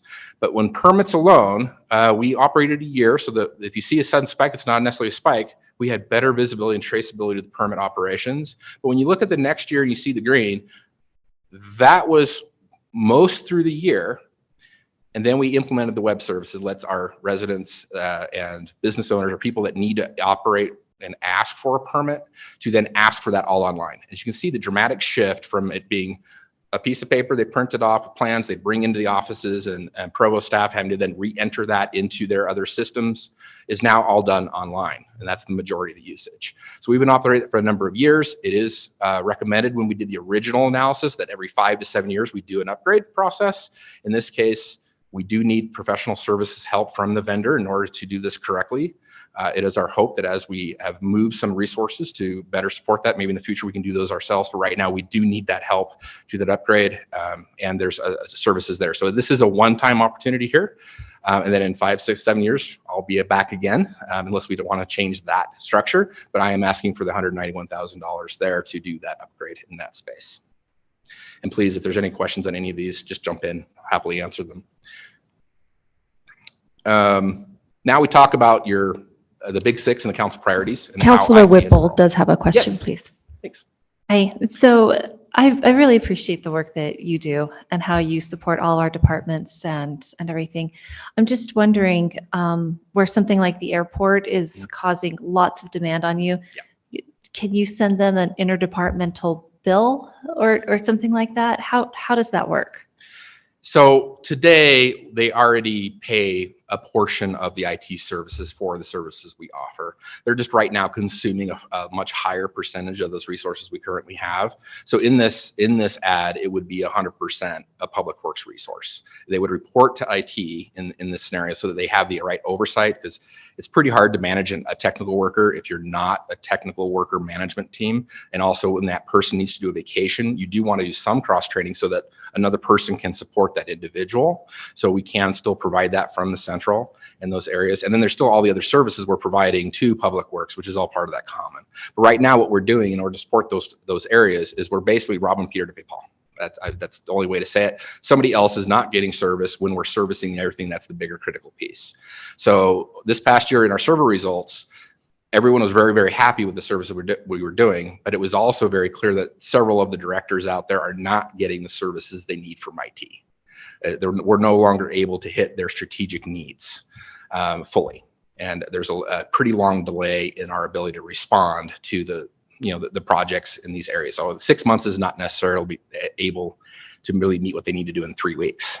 So we definitely need those resources there. I don't know if that fully answers your question. So the idea is that like Public Works is paying for half of an FTE, but they're using like 1.3 FTEs. Yes. And so that 1.3 gets taken away from servicing other departments and other needs. Correct. Okay. Correct. Then we just try to do that balance. And thankfully we have just such a close working relationship across the entire city. As you're well aware, everybody's willing to help each other out. And so others say, yeah, absolutely, that makes sense. Go do that. We'll wait. So that's what's been on the docket for most of those areas. So, okay, anything else there? Okay, so there's not one of the priorities or items in the council or Big Six that IT isn't supporting in some way, but there are a lot that stand out fairly heavily. The ones on the list right there, mapping. I know there's a lot of maps already being generated for like housing and audit studies and at various areas. So the GIS team is ready and able to serve here, and you will, I'm sure, continue to use them in support of these projects. There's not an additional need in this space right now, but I did want to highlight that this is how we support these priorities for the city. When we hit to the next area, the infrastructure projects, these are a little different because these are truly infrastructure. As we build a fire station, there's a lot of technology that goes into that fire station. It's not just the phone line or the radio system they use. There's also an alerting system that goes into that, and additional services to help those firefighters be prepared to respond to a resident in their time of need. Airport terminal expansion, there's no requirements for technology, surveillance, and other things for video cameras in order to meet the FAA regulations for an international airport. It's a separate side of services that we need to address. Water treatment plant, regional sports park. There's systems in there for, I mean, we talked earlier, I guess you guys talked about water. Well, a lot of those water systems are technology, and they do require some form of technology service. For our part in IT, typically they're going to need an internet connection in order to connect it back. And so we have to make sure we provide those services in those areas in order to deliver that connectivity, in order to manage and maintain those types of technologies. And then, of course, the updates to Peaks Ice Arena Fieldhouse. We understand from the Olympic group, they also have a desire for some additional technology and ability to live stream some of the events. Also, there's additional security requirements for video surveillance, badge access, and other areas for that area. So we would be supporting that. Then we dig into this one, the consultant recommendations. Now, this one's hard. One, I was here with you when you guys learned. That's when I learned about the recommendations from that group. And they had some good recommendations, but they also did a lot of very tech speak. Another reason why I wanted to talk about trees, not necessarily the tech speak. So that was a challenge. I also understand a challenge, and I'll just hit it right on the board. A lot of the recommendations were related to services they provide, right? So I'm sure that came across very clearly to several of you, but I know the administration is taking it seriously. There is good recommendations there, and I'm supporting the administration as they dig into these. But right now, I don't know I have much to take on it necessarily, other than to continue working with the administration as they evaluate what the right recommendations are. And I would love to hear from you at some point in the near future about what things stood out to you as things we absolutely need to do. There are opportunities, though. I mean, as I talked about those 200 tree projects, an airport and a city hall, we have 12 departments, but really it's around 24, 25, depending on how you count, individual businesses that are very different. Almost every business needs technology today to be successful. So if you have 24 department or groups all planning projects that all need IT, is there going to be a bottleneck in IT? Absolutely. Cybersecurity, project planning, and even just the resources to support it, there are some pieces that we can do. And so I was very happy to hear that there was an evaluation done by the council and the administration to look at this. I'm ready and willing, and I look forward to doing that next step. Okay, website and app, heard that one clearly. Our website sucks. We've known it for a while, and I'm just so thankful. The mayor put together a great group, and it's a PIO group, and that PI group meets to really remove the barriers of communication across the city. And they are already working on enhancing the site and the current material, but we also recognize there's a big project that's coming related to doing it better. And we're excited to start down this process. We have started. We're already working on a vision document to try to capture that. And I think the key point for us is we want to make sure it meets the residents' need. And we're talking about it from the residents' perspective, not from the way we think of how the city's supposed to work. It's about how the resident would need to access those services. So we are engaged very heavily on that. And over the next year, we'll make some progress. But we are committed in the next 3 years, we're going to hopefully make this more like the good tool that we saw in the tree cut. But we're also going to be very cautious, because with my dad, we were walking through this area. We could not have fit that big tractor back there, nor did we have a need to it. We cannot go and just overbuy. We might just need the chainsaw. So we're going to be very conscious about whatever we do in this space, and make sure that there is a positive return for our residents when we engage on whatever is next in this space. Metrics. I know we love metrics. Another reason why the 100 tree, right? IT's been measuring metrics for quite a while. Hopefully you guys like the metrics that are here. The challenge I typically have is making sure the metrics we list follow two criteria set. One, that what we publish to the public is actually useful in helping them evaluate what we're doing. The second one is not to release information that's going to make it easier for the bad guys to attack the city. I don't want to, if I was trying to secure an event at the Delta Center, I'm glad they're renaming that, but the Delta Center, I don't want to publish what I'm doing for security, because that lets the bad guys go, oh, well, if that's what you're doing, I'll just do this other thing. So there's those kind of components where we don't want to publish material that makes it very easy for the bad guys to get at us. So as we dig into these metrics, You have it in your annual report, but we Can go I- over. Can I a ask few you a years. question about this real quick? Absolutely. If you go back to the last Yes. slide, I must be missing something because Yeah. these first numbers, like our actuals are 3.9, our current is 3. Our target's. It seems like we want a lower target than what we're at. I don't understand the metrics. So where we're staffed at right now, to say we're going to get to the 3.9 is crazy that we're even there. We've been moved. So you're limiting your. If we can get, and let me go jump to this next one here, a 3 is satisfied. What we're funded to, if we can achieve the satisfied, we have met. 3.0. So you don't even think it's maintainable what we've done in the past? Absolutely. Whereas our ability to say that we're going to hit a 3.9 this next year, it's just not that realistic. So that Especially where we're going to 3.9 get is the more and more target? stretched. What was that? The 3.9 for 2022, it says actuals, but is that? We hit a 3.9 actual. We Our did. target was a 3.0. But they don't think that's maintainable. It's not maintainable. But good on you. Oh yeah, I mean, it was the highest score we've ever received. In fact, as we dig into this, if you look at it, the measurement is across a lot of criteria. These are perceived performance metrics. They are not quantitative, they are qualitative, where we ask, how do you perceive the quality of the services IS is delivering you in your organization, or the delivery, or what business skill do we bring? It's like, do we understand your business, yes or no, versus the technical skill that we deliver? And as you can see, since 2012, and that's when I started, I don't know what happened before that. That's where my metrics started. We have used these tools to consistently improve the services we deliver. Now, are we going to continue there? I don't think we can. And as the reliance on technology continues to increase and increase, I mean, even in your own areas, I've already heard, it's increasing every day, your reliance on technology as you try to do more with the same resource or less. That's a given. Unless we do some additional investments, I can't maintain those high scores. I just don't see how I can. So and in the report, I think I talk about that pretty clearly. There's a couple options, right? You can increase budget to IT, you can reduce expectations, or we can live with risk, right? Those are the 3 options. And all of them are totally up to the council administration, right? So I am happy anywhere you want to be. I am happy anywhere you want to be. So any questions on this metric or any of those specific areas and how we ask that of our customers? Additional metrics, purchasing turnaround. You can see the supply chain issue very clearly, but you can also see a gap. And in that gap, that's when we were moving the facility where we kind of stopped. We weren't really doing any purchasing. We just said, look, we're not going to purchase because we're trying to move everybody. We're just going to go ahead and stop. So see a few of those. So in the annual report, we do these metrics, but we also try to give you a narrative to kind of explain what it means to us. So as you guys have a chance to review that, if you have any questions, I'll happily answer those.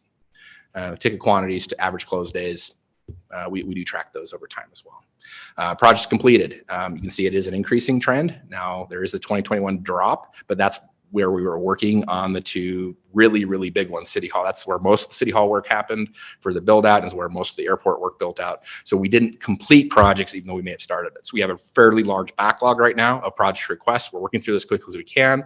And as you see in 2022, we were able to get through some of that backlog, which is why we had 70 completed. And number of services versus number of systems. That's actually is servers in service, but it's systems in service.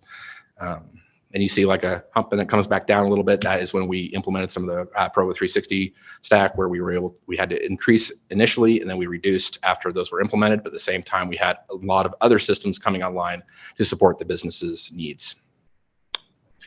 So with that, are there any questions for me? Then I'll hand it over to my cybersecurity friend.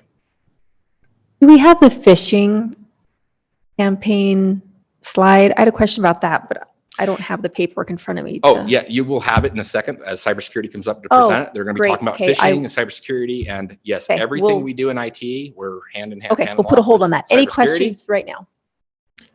Councilor Hanley. I just wanted to point out that you said you love trees and then you showed a video of a dismembered, murdered I body know, of a I tree. felt horrible. I felt horrible. Just felt necessary to make a snide comment. Thank you very much, actually, to be serious. I got your attention though. So, yeah. You definitely did.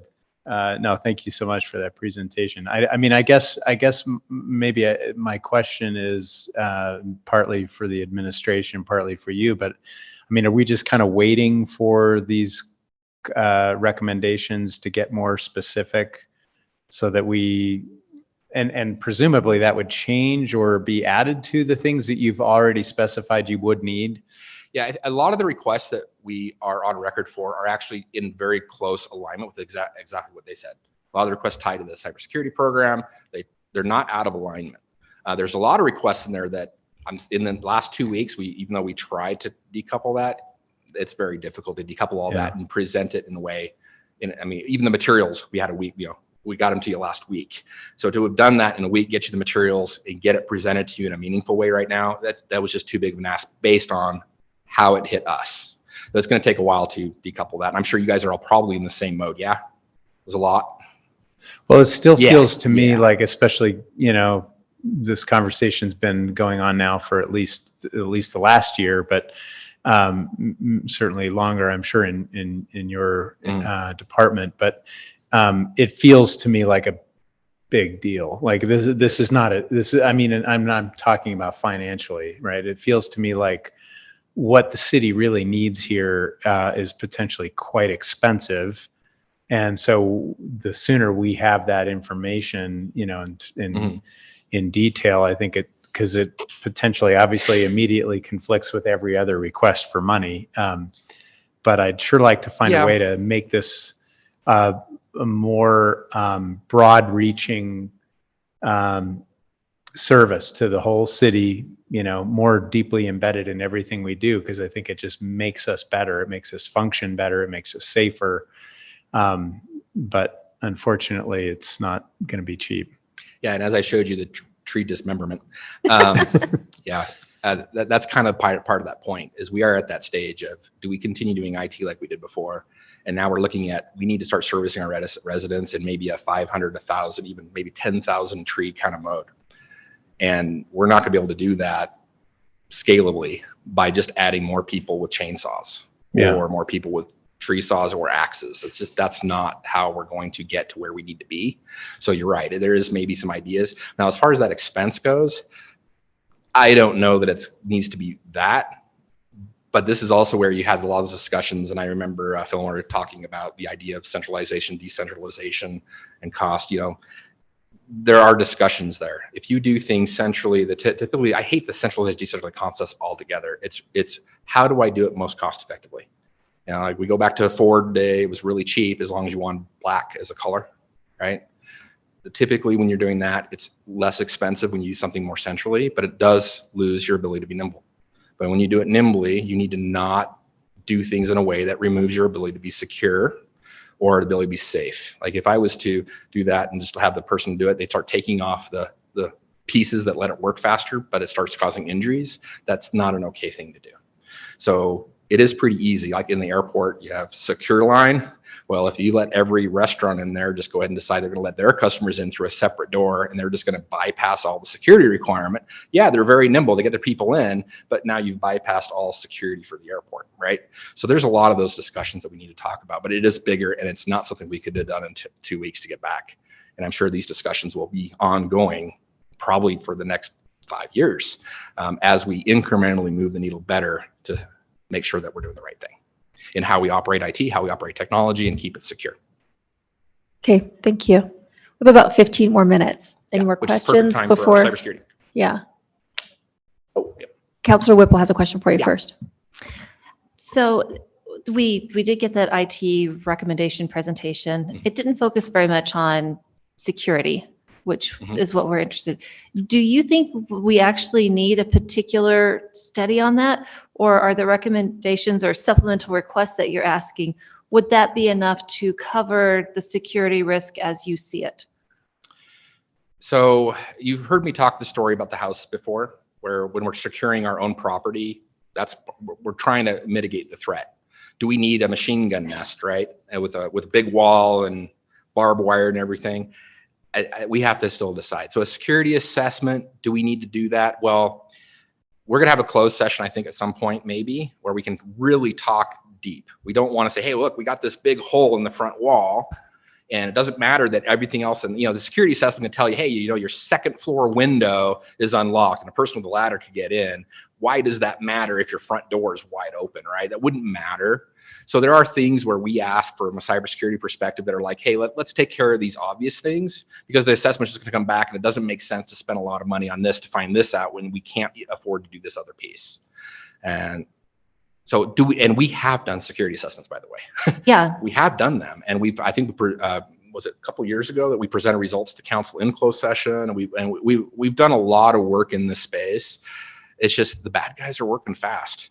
They really are working fast. So at some point, it does make sense to do a full security assessment.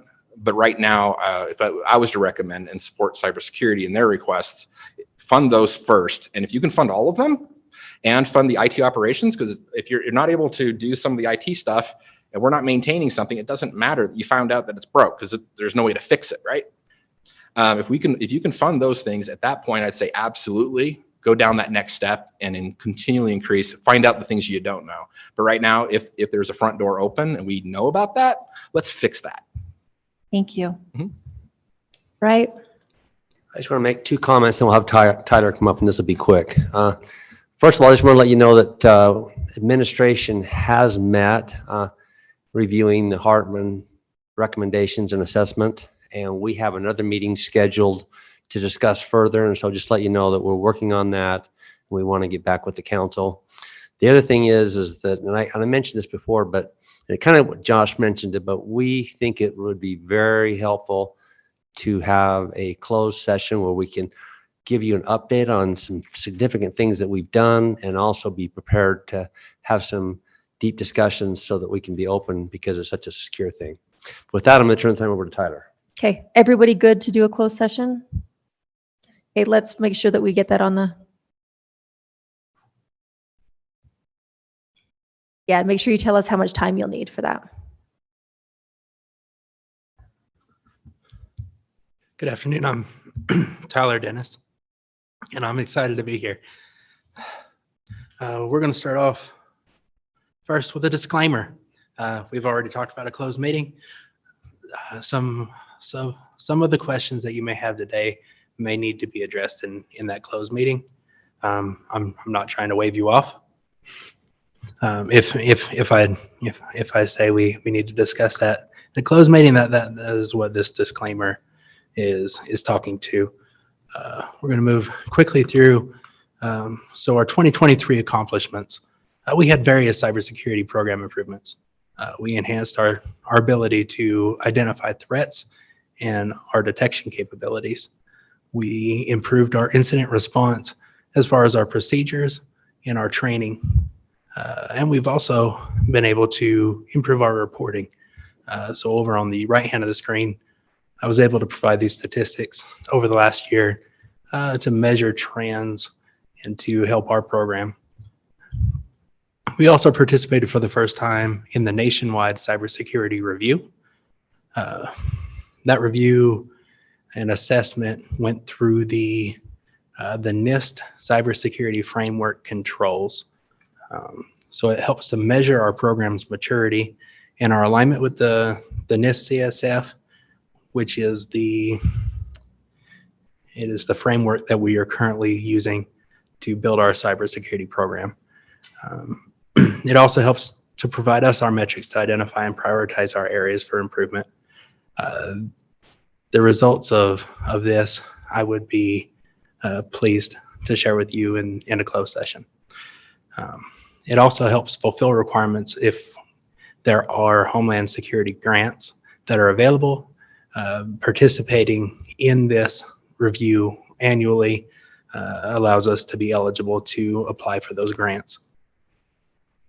Last year, we had 2 of the supplemental requests that were funded. We had a backup archive and the Security Operations Center requests that were funded. Not funded, we had the email security gateway and patch management software. These were specific to cybersecurity requests. This year, we are again asking for the email security gateway piece, patch management tools, internal threat prevention solutions, access control upgrades, and a cybersecurity analyst position. I'll go into these in depth. Not too much depth. I understand I've got a time limitation. The email security gateway, so phishing continues to be the #1 contributing factor to successful attacks for organizations. That has been that trend for the last few years. It is the easiest way for an attacker to get inside of the organization and to successfully achieve their goals. The solution that we'd be looking for would automate some of the detection and the response capabilities to help us to mitigate this threat.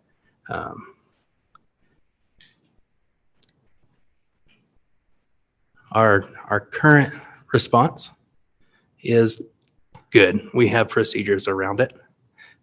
We want it to be better. The shorter amount of time that we have an attacker in our environment before we can respond, the better. This solution, which it's not a specific brand, it's just the solution would help us to get there. Our next task was the patch endpoint management tools. Last year it was a smaller amount. This year it's larger, as talking with IS and working with them and their help desk team, which manages the endpoint upgrades and rollouts currently. They felt that there may be better tools that would help them to achieve the goal of having them patched and upgraded. So they asked that I present this to help them to get our patching done, to really help us to maintain our security throughout the organization. Internal threat detection and prevention. So once an attacker uses a phishing email, we'll say, because that's probably the most likely way that we'll have attackers in our environment. We want to be able to limit their movement throughout the organization. That would be moving computer to computer and then escalating their privileges to get to an account to where they can do significant damage. We would like to enhance our current capability to detect and prevent, and that is what this solution would be addressing. The access control upgrade.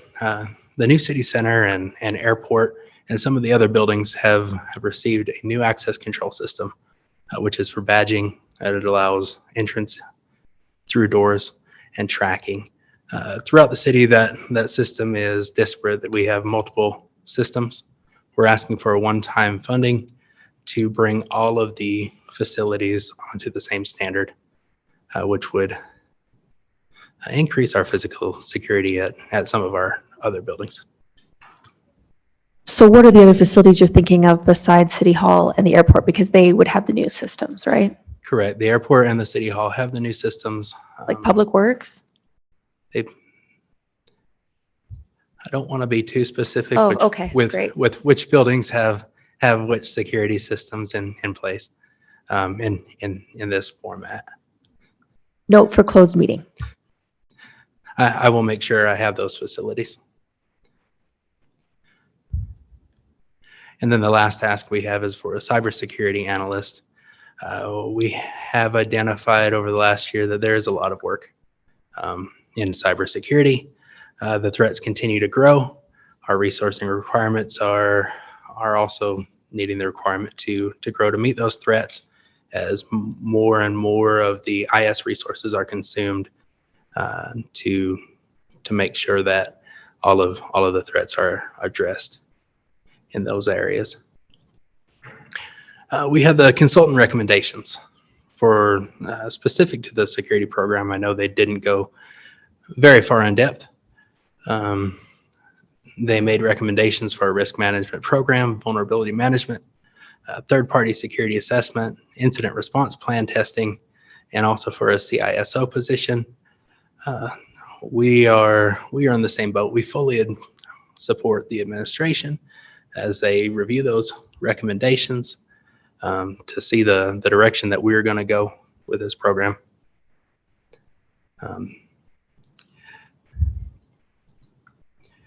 And we will talk specifically to some of those recommendations and things that we have done with the cybersecurity program. Some of those have been addressed, but but to disclose them here would not be appropriate.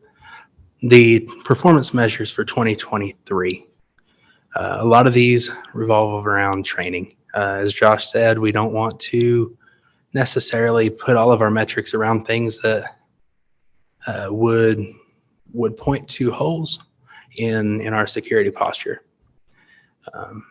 So we have virtual employee cybersecurity awareness training that's offered. We want to make sure that we have employee essentials training. That would be required training. Thank you.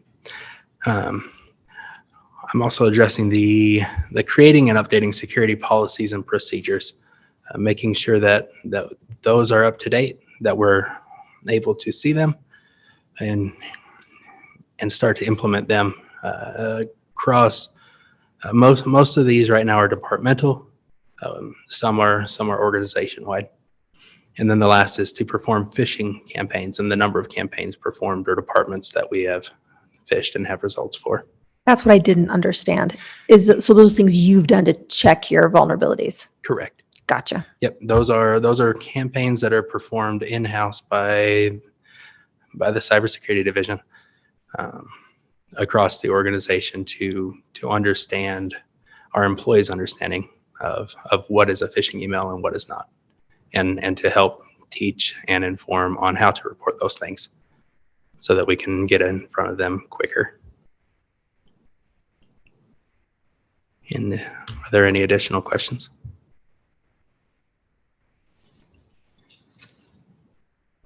Councillor Hoban. I think it'd be great in a closed session to see, or maybe just send it via email. I'd love to see an org chart for the IS division overall. I don't even know how big your teams are, and how they're segmented and such. Is it in there? Okay, thank you. One on the annual report. Perfect. Appreciate that. Thank you.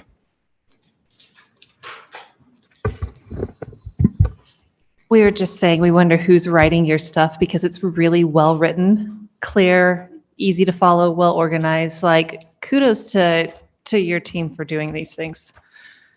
That is a team effort. Thank you. It's all done in-house by the team. Yep. Very nice. Also the most data-driven presentation we've seen. Yes, we love it. Just like last year. All right. Any more questions before we're done? Yeah, I was just going to say, thank you for your report. Very comprehensive, very helpful. Thank you for the data, like was said. And I think you should send a phishing email to Travis and see if he falls for it.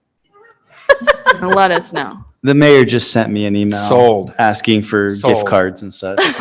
So we just got council's approval to see if we can trap Hoban in a campaign of some kind. Let's do it. So in response to the length of time in the closed session, I would think we could definitely cover a half hour to 45 minutes, a full session, because I think with the questions and the discussion we'll have, we should just plan the allotted time that we can. Great. Thank you, John. All right. We're going to move on to a presentation reviewing the 5-year CIP report and revenue update, also from John.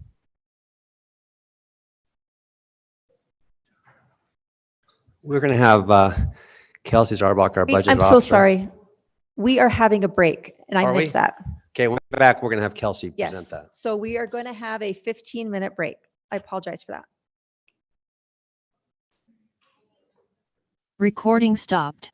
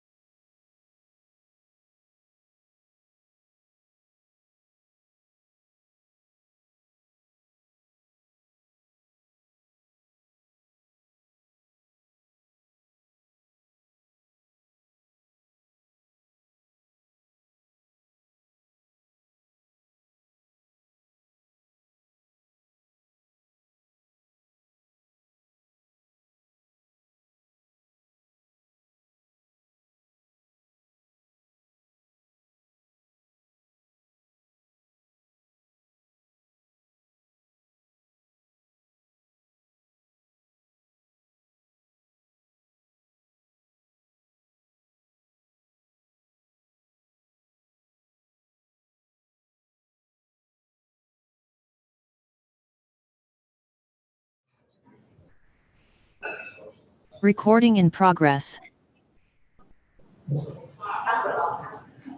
All right, a presentation reviewing the 5-year CIP report and revenue update given to us by John Borgett. Oh, we get to hear from Kelsey.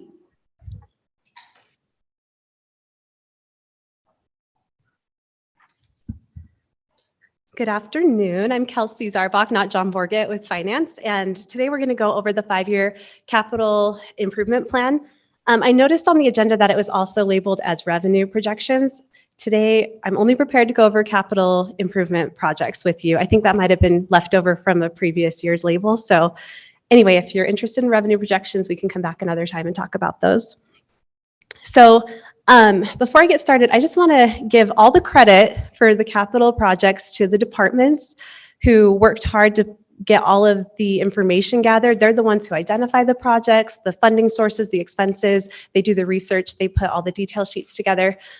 So really, they're the ones that are doing the bulk of the legwork behind all these projects. And then Andrea Wright in Finance is the one who gets all of that information together and compiles it into the report that you received on March 1st. And so she's really done a ton of work on this as well. And of course, our administration who reviews everything and knows what the departments are putting together. So with that, let's get into the things we're going to talk about today. Now, there are a ton of CIP projects. They span 5 years. And instead of talking about every single one, I'm going to just go through the report structure. A lot of you, having been on the council for a while, are familiar with the report structure, but we've made a few changes. Just want to make you aware of those. So I'm going to highlight how you figure out which projects in the CIP are urgent, which projects are new to this report, which projects are funded, which projects will affect operating budgets, and then at the end, we're going to go through some projects that the council staff identified would be of particular interest to you. I'm sure you'll have other projects you might have questions about. We have department staff here who can get into more detail if you want to get into specifics. So, first of all, which projects are urgent? We have 3 different classification levels for all of the capital projects in our plan. We have number 1 means the project is critical, number 2 means it's necessary, and then 3 is aspirational. I was skimming through today and I'm pretty sure most if not all of the projects are critical or necessary. I didn't really see many aspirational in there. We also have some subcategories based on what the funding is looking like. So if there's a C next to a classification number, it means the funding is conditional. So that could be a grant that is requiring the city to offer a cash match or an in-kind match. A D means that the project is dependent on outside funding. And so in many cases, departments have identified a funding source, but maybe we haven't received the grant yet, or maybe we're not entirely sure what the exact dollar amount is going to be. So we just try to put all of this in the CIP so we're kind of aware of what's going on with our funding, and so you know that we don't have all of the money in our hands this instant. And then the E is a new sub-classification. It means that no funding is specified. Those are our unfunded projects. We still like to list them because we want to know what projects we want to accomplish in the next 5 years, but we do acknowledge that we still have some work to do on identifying funding sources. If we go to this next slide, you can see this is a screenshot from the engineering CIP summary page. And so you can see the different project titles. And then in the middle, we have our classification level column. So that's where you see number 1, that means that project is critical. We have a bunch of 2 or necessary projects. And then those last 2 projects have the E next to them, which means they're unfunded. So that's an example of how that works on our summary pages. This slide is actually going to address the question of which projects are new. If you look to the column to the right of the classification level column, you can see we have an area that indicates whether a project is new to this year's CIP. No means it was in a previous year's CIP. Yes means it's brand new this year, or the project has changed enough in scope that we're counting it as a new project this year. Okay, oops. Next, how do you know which projects are actually funded? So in the past, we've had different summary pages. We've had a funded summary page and an unfunded summary page for each fund, depending on what the projects were looking like. This year, we just decided to try to put all the projects on one page so you could get that bird's eye view of everything a CIP fund is working on. but unfunded projects are going to be highlighted in that orange color. You can tell that the green funded line at the bottom should match the total funding source line at the top. So you can see like the majority of the projects here are funded, but we do have those that are not funded, and it's just to help us orient about how well the project funding sources have been identified. So the last question about kind of the report structure is which projects will affect operating budgets. So it's good for us to know kind of in advance if a capital project, which is a one-time expense, is going to have an ongoing impact on operations after the project is complete.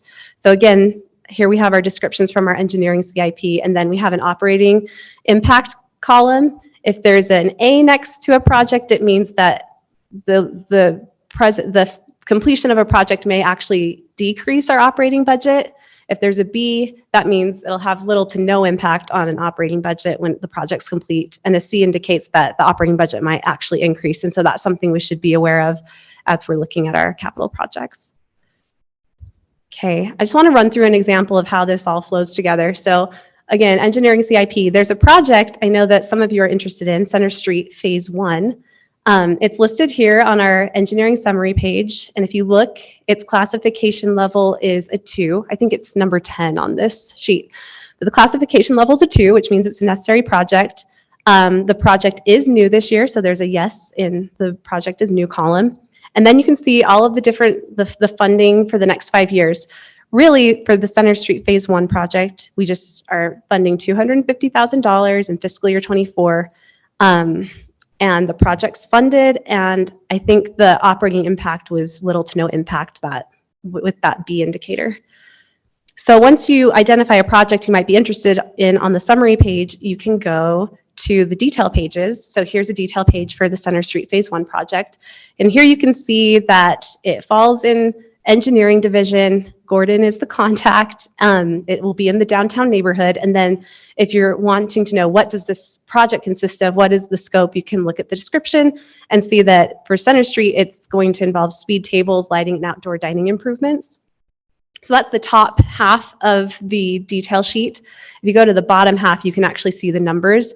You can see that the funding source for that project is $250,000 out of new year budget, and that the expenses are going all toward construction. So that's basically how all of the projects are going to flow in your CIP report.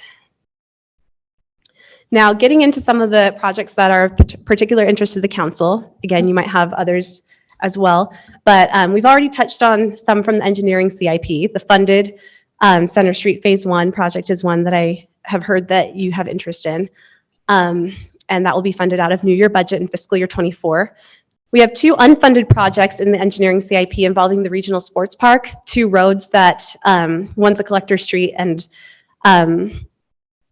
basically it's going to be $4.5 to $5 million in funding that it's listed as unfunded on the CIP report, but of course, as with most of our projects, we're trying to find solutions for this. And currently, we're looking at funding these 2 roads through a combination of a general fund appropriation, impact fees, and a county highway transit tax.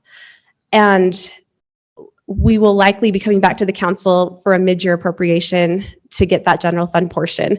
It's likely going to be around $2 million. So this is a heads up that that's coming. Again, it's not in the CIP yet, but we're finalizing numbers and we'll get back to you on that. The Parks and Recreation CIP has the Memorial Park restroom in it for fiscal year 24, which I know is of interest to some of you. It'll be about $500,000, and the funding source that Parks has identified for that restroom is the Community Development Block Grant. And so that's how they intend to move forward with that project in fiscal year 24. We have Regional Sports Park here listed as partially funded, but that's really just because there's a little bit of grant money that we're still solidifying. For the most part, though, the project is well underway. I believe the cost to date is about $23 million that has already been put toward that project. Fiscal year 24, there will be about $4 million spent on the Regional Sports Park, with $2 million of that being from county grant funding. I think fiscal year 25 is when we're working on some contingent grant funding involving pickleball courts. And so as we get more information, we'll give you updates. But the regional sports park is moving forward and looking good.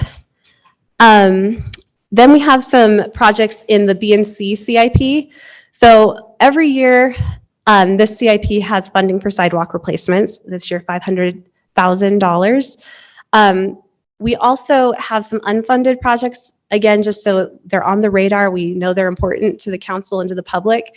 But there's a trail behind Walmart from Carterville, I think it's Carterville Street Road, that connects to the Walmart neighborhood, the neighborhood Walmart parking lot. So that's $70,000 that we still need to figure out the funding source for that, but hopefully that will be a project that can be completed in fiscal year 24. And then there are also various other sidewalk projects listed on the B&C Road CIP.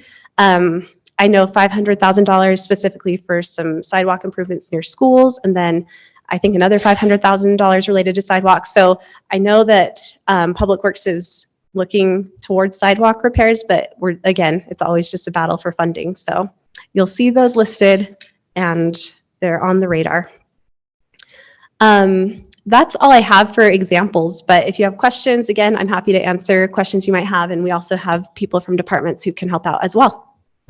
Thank you, Kelsey. Any questions? Councilor Yes. Shipley. Just a quick question. This Yeah. might be for engineering, but I see that in 27, we're going to try to extend 2,000 over to Lakeview, from Geneva to Lakeview. And I wonder if there's a reason for the stall on the street light on Geneva, if that's something we're familiar with, or a reason for the delay on the actual light there. That's definitely an engineering Thank you. question. Gordon Haight. These budget people should know everything. No, you're talking about on 2000 North. So UDOT plans to put it there, but there has been some delay initially there was some delay in materials arriving on time. They're telling us it should be done this spring. So that signal should be up and running. I know that's kind of apart from what we're looking at here. No, but I it's appreciate that. important. A lot of people Okay. are asking. Thank you. Yeah.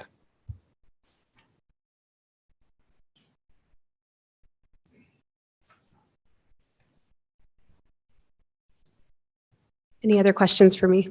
Yeah, maybe just a quick question on the sports park infrastructure. Shows is unfunded. Obviously, we're, try to work through some of those as time goes on, but are there any thoughts from any department at this point about how we might fund those and keep the whole project on schedule, since those are pretty Specifically big for those expenses? roads? Mhm. Yeah, so right now the talk is to do kind of a 3 or 4 pronged approach. It would involve a general fund appropriation, and that would be probably about $2 million. Impact fees, county highway transit tax, and then interfund loan.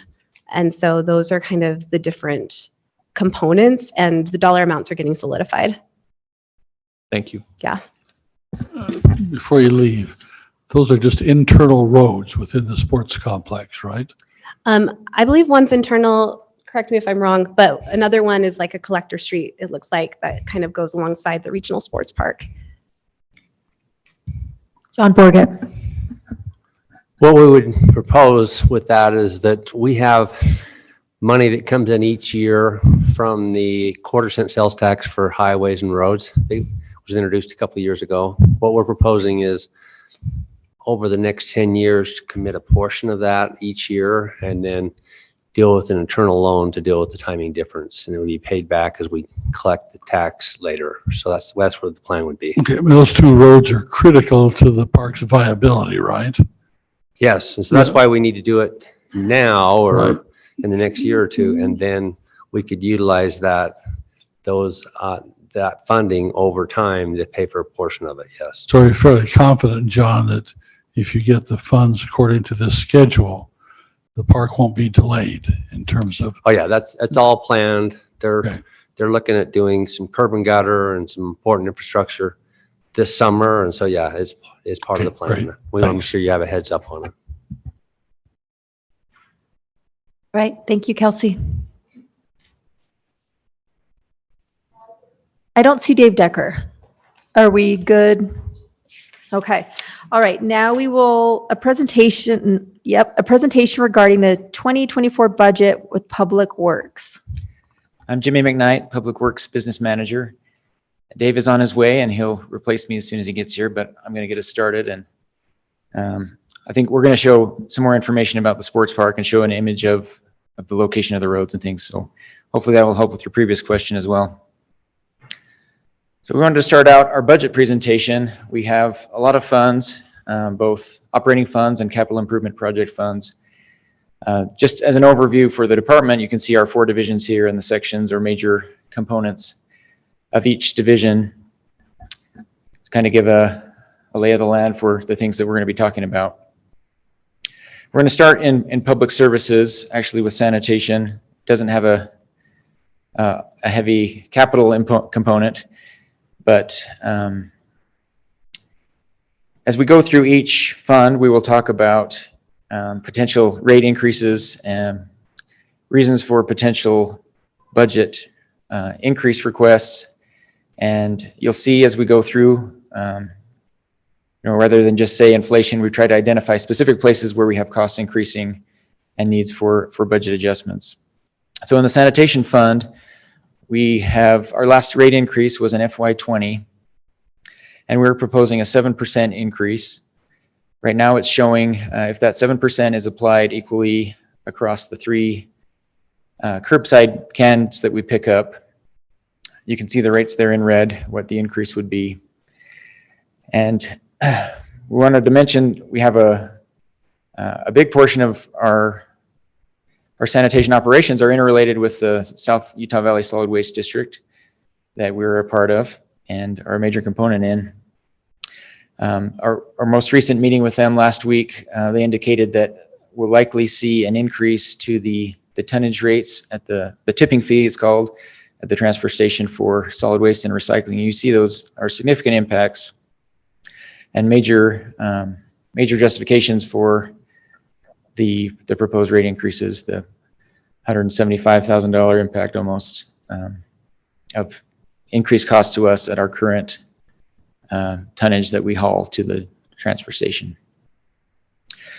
Additional increases we're proposing in sanitation or for improvements at the compost yard. An increase to the amount that we pay for cans, new cans that are purchased for delivery throughout the city based on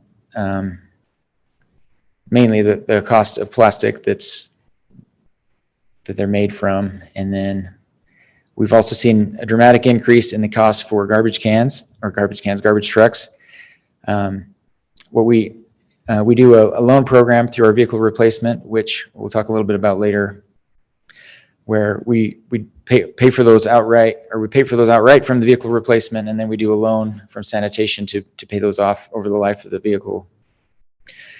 And based on those increases, we're seeing a dramatic increase in the cost of those. We have a question real quick from Councilor Hanley.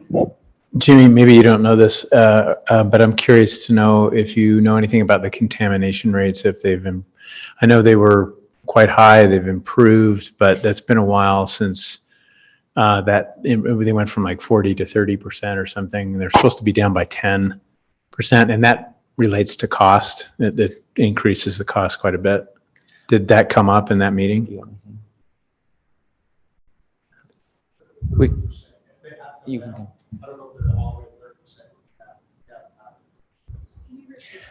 He said we have seen an increase. He's not quite to the 30% level yet. Okay, so that's a decrease, you mean? Yeah. Okay. Well, I just wanted to, I mean, it's been a while since I've gone to one of the board meetings, so sometimes they update us on that statistic. I was just curious if you had anything more on that. That to me still would warrant a lot of education, to the public about what's appropriate to recycle, what's not appropriate to recycle. I mean, it's a ever moving target and it's a never ending problem. So it's just something we sort of have to keep our eye on because it relates quite a bit to the cost, and it's costs that we can actually control. There are a lot of costs that we can't control, but that's a big one that we can. Anyway. Yes, thanks for the question. So we just also wanted to mention some of the other services that sanitation section provides, some of the seasonal things that we do in spring and fall or when the leaves fall. And these are all a list of things that we do besides just the curbside pickup that everybody sees every week. And then we also have a small fee that we wanted to highlight that we're proposing to increase for compost purchases. We are consistently selling out. There's a high demand, and we feel like with some of the increases we've talked about, some of the needs for improvements at the compost yard, we feel like we can do this increase and still feel like it's a steal of a deal for residents to get their compost from us. Yes. Councilor Whipple. So why doesn't sanitation take care of the trash cans along Center Street and University Avenue in our downtown area? Interesting.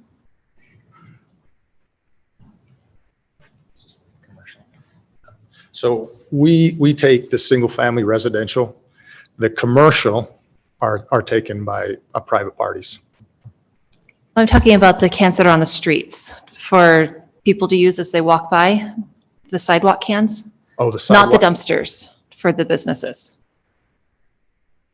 That what I think is parks addresses those. Yeah, but why? I am not going to be quite honest. I'm not quite sure. Oh, okay. Doug may have an answer, but I can give you a general answer. And that is years ago when the former iteration of Downtown Provo Inc. had responsibility for all of the waste collection and cleanup and street cleaning and so on. And when Downtown Provo Inc. came into existence, the council at the time decided to categorize Center Street and University Avenue as linear parks. And so they are treated like parks, and in every park, sanitation is collected by the Parks Department. And so that's why it landed that way. We haven't looked at that in about 10 years. Maybe it's worth asking the question again, but that was the genesis behind it, is Parks is responsible for, cleaning the streets, power washing, stains on the streets, manages lighting downtown as well as the trash collection. That's it. So this, we'll give an overview like this on each fund. This is the sanitation fund that shows our current budget, the one that we're proposing to make those changes to that I've highlighted earlier. And you can see we've just over the years where our revenue is above our expense. We've had, based on the rate increases we've done in the past, and where, we always do our best to stay under budget, which helps us and to be conservative on the revenues. And we usually come in over a little bit on revenues and come in under on expenses. And we just over time have eaten away at the fund balance that has built up and have gotten to the point where we need the rate increase to maintain the fund. On the fleet side, this is also in our public services division. We have scheduled next month a separate presentation on the vehicle replacement, where we'll talk about that component of the fleet. We have two funds technically in fleet. One is for the operations of the shop, the mechanics, and the other is the purchase of the vehicles. And that's the vehicles we'll be talking about at a later date. We have a fleet advisory committee consisting of various members from various city departments that represent the needs for each of their areas, and we'll share that presentation next month. But on the operating side, where we have the fleet, mainly the mechanics that service the vehicles and equipment, we have a proposed change it's an internal service fund that we charge to the other city departments. We're proposing to change that rate that's charged for the mechanics labor from $89 an hour to $95. There's just some statistics on the number of pieces of equipment that we maintain, some of the major components of the budget you can see. And as far as requests for increases, we're requesting an increase in parts, which is due to the inflation on the cost of the parts. Contract services due to the inflation on the costs to get services done. There are some services that we have done outside of our shop. specifically things like accident repair, things like that. And then we're also proposing for a new fleet maintenance asset and work order tracking software in our fleet area. And there's the Councilor budget Whipple. overview. Yes, So that software, you're doing that in conjunction with IT we will. or IS? I always say that wrong. Yeah, at this point, we're just in a proposal stage. I don't think we've identified a specific software. I think they have one in mind, but we always make sure to work with our IS team to make sure that it can be supported and integrated as much as possible with other softwares that we have. On the streets budget, this is another that's under public services. Our major components are the snow plowing. We have a $100,000 salt budget, $36,000 for asphalt, and then paint and signs. You can see we also do street sweeping and weed abatement from this section. I will just mention at this point in our the current year, we budget for an average year for snow removal, both for salt and overtime, and this year has obviously been above average. We will be coming to council at a future date for an appropriation to account for that. We are over budget, probably at least $150,000 at this point on salt. And we feel like we do a really good job of keeping the roads clear. But again, we don't budget for an extreme year. We budget for an average year. So, and as far as supplemental budget requests go, we're requesting for an additional full-time streets worker. I think we have 16 full-time employees in streets, which has been the case for, I'm guessing, around 15 years. That just due to the increased amount of lane miles and work that needs to be done, we feel like there's justification for an increase there. I've had a question from downtown businesses about the gutter cleaning as far as, you know how our parking goes in? I assume our street cleaners cannot get into those parking spots. That's why it's so dirty where your bumper hits. Is that the deal? They asked me why that's not cleaned. I'm guessing I don't know that they can make that sharp of a turn. So help me specifically, where are you? Along downtown on Center Street, how you park in parallel, the inside of that parallel. The inside of that. I think this is one of those where it kind of comes back to where streets, we do both some construction and some maintenance. And that I'll speak specifically, we kind of go back to how much maintenance we do. And we do take care of a lot of the street sweeping and those things. I can tell you specifically the challenges that we're faced because we have so many streets. This is something we'll specifically address, making sure that we do address this specific location. I'll bring that up to our streets manager. But overall in the city, we're stretched. As Jimmy said, we have 16 employees, and it's been that way for a long time. And I this is some of assume the your challenges that come up. I assume your machine, that big truck that is the street, so you can't get in the there. actual sweeper can only get to certain locations. So you'd have to like hand do that or something. And then that's exactly kind of why I bring that up. Some places we do have to do it by hand, and that becomes, you know, a time maintenance issue where we only have so much time and so many things to get to. So they try to do the best they can with the limited resources that we have. But we'll take care of that. As I say, we'll bring that up as they come up. We'll try to address those the best we can. Thank you. Yep. So we are planning to maintain that average year salt budget. This year we're requesting for an increase just based on the increased cost per ton of the salt itself, not for, because we're anticipating more snow, but and then the sign budget, just the cost for the signs and hardware. I don't have a weather forecast for you today for next year. Okay, Councilor Fillmore. Jimmy, I'm just curious, is there a type of salt you use that is minimally corrosive to the street, to asphalt or cement? Or is it just basic salt and it's just gonna do its thing over time? Well, I know where it comes from, but I don't know as much about the properties.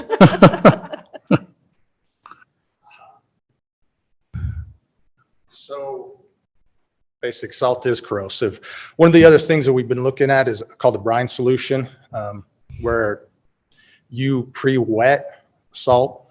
What that does is reduces the amount of salt that we use. That right now we're trying to budget for, but it takes a special equipment to do that, a building, a brine tank, and then we have to put special things on our truck. That helps reduce, one, the amount of salt that we use, and helps with the salt that gets into storm drain systems, eventually ends up to the lake. It also helps a little bit with corrosion and those things with our streets.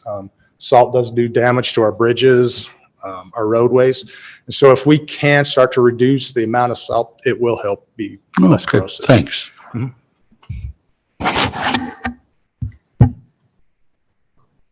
So I think Kelsey mentioned earlier our BNC fund. We have also funded through the BNC road taxes, the transfer, 1% transfer from the utility funds covers the street budget. So there's no revenue specifically from the streets, but here are the expenses. Stormwater is our first utility we'll cover in public services. Major services provided in our operating fund. Our major services are our employees and the maintenance money that they spend to keep the storm drain lines clear and maintained. We also have our engineering group in stormwater that does modeling of the stormwater system that helps us determine the size pipe needed in certain areas of town and needs for construction. We also have inspections that are done on stormwater protection plans and just managing the capital projects, which we'll discuss next. We currently have a $10.75 monthly fee for residential customers, and we're not proposing a change in that fee at this point. We're requesting $27,000 just for some of the needs in fleet, again, which based on the increased costs in vehicles, like I mentioned, in sanitation, and then also an additional full-time stormwater position to help with those maintenance needs throughout the city.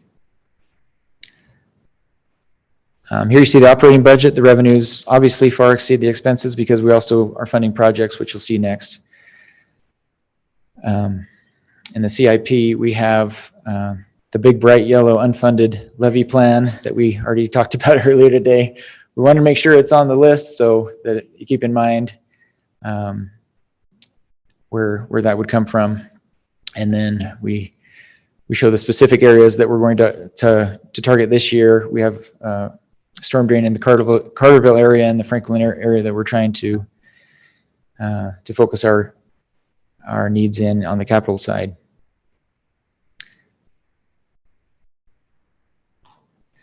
In our engineering division, we have an operating component as well as 3 capital project funds.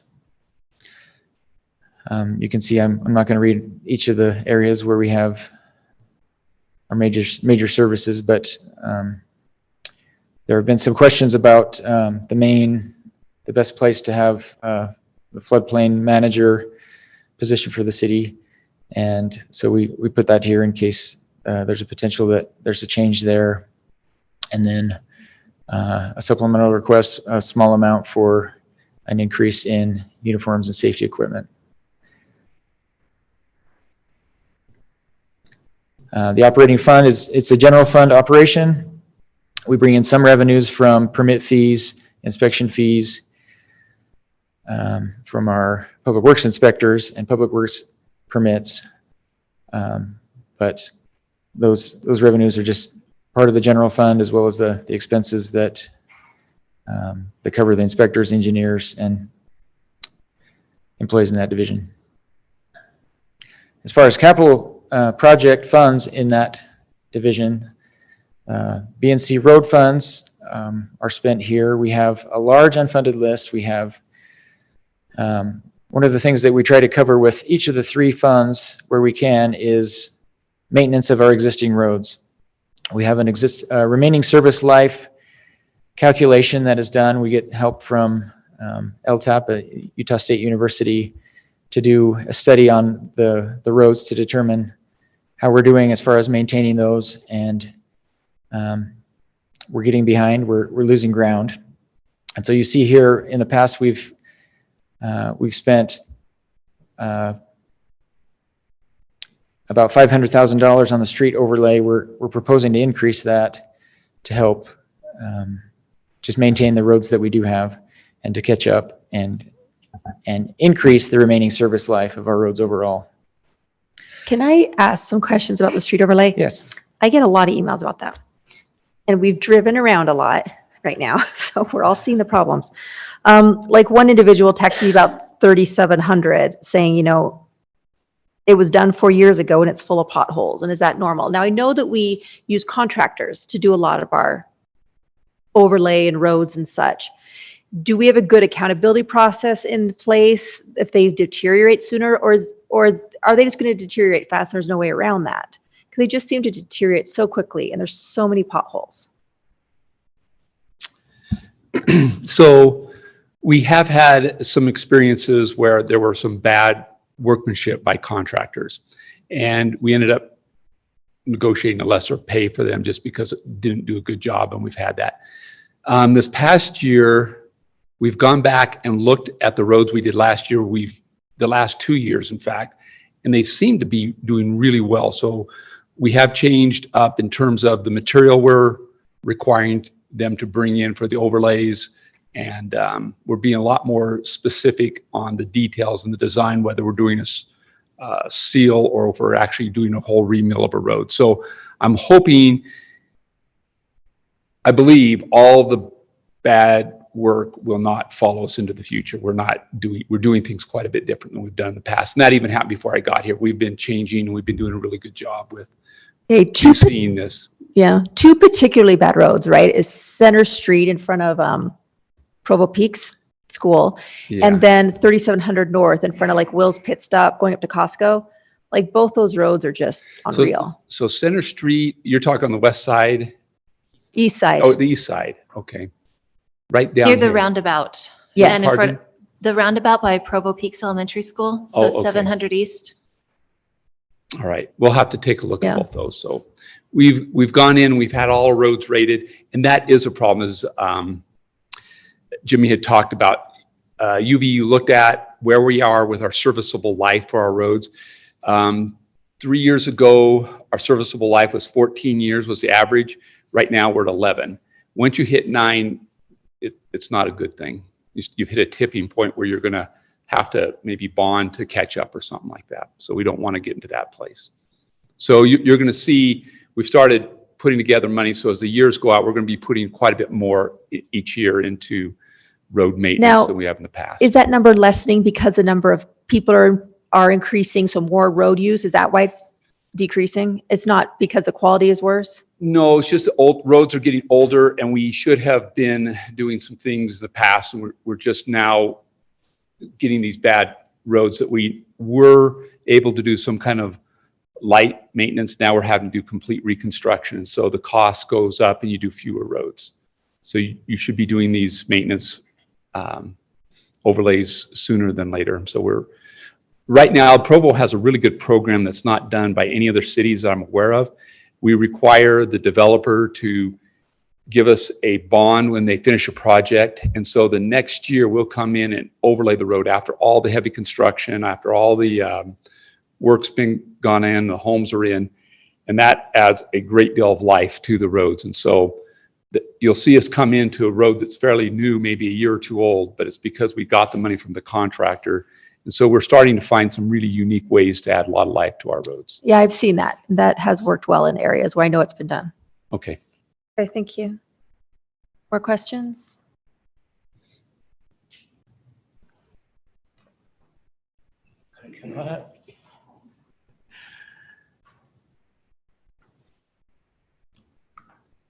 Jimmy, you did a great job. Now we have Dave Decker. I was going to say, you're in good hands with Jimmy. He does a great job, and you're seeing illustrated very well today division directors and many people in public works that can cover broad areas and the demand that is on us. This is the engineering CIP and the budgeted items that are in the 24 fiscal year 24 budget. We want to emphasize two projects that are identified in the bottom in yellow, and I'm assuming that Jimmy's previously noted to the council that projects in yellow are unfunded projects, and I think most of the council members are aware that this particular project is critical to the city. It's the streets and sidewalk phases of the regional sports park. You can see the estimates. The total estimate for the entire park is about $4.5 million. We're recommending kind of a phased approach for one over 2 fiscal years, but also as far as the funding mechanism, we're recommending a couple of different funds be put together to combine for the $4.5 million. The general fund will need to likely support a substantial amount, roughly about $3 million, I think is the number that Gordon told me this morning on this.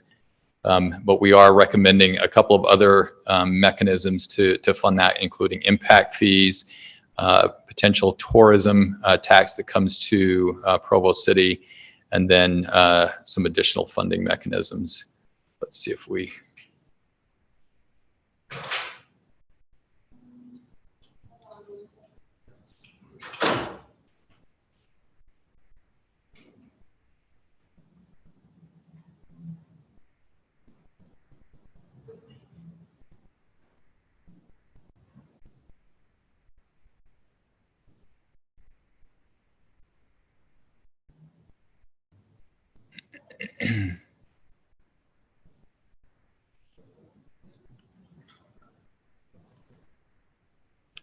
Yeah. So this is a picture that's been used in previous budget presentations to help the council orient themselves to the project, and then also in the purple color are the roads that are intended to be funded with that $4.5 million. I will also note that there are 2 traffic signals included in that CIP project for engineering, both of them on Lakeview Parkway at the western boundary and the eastern boundary of the park.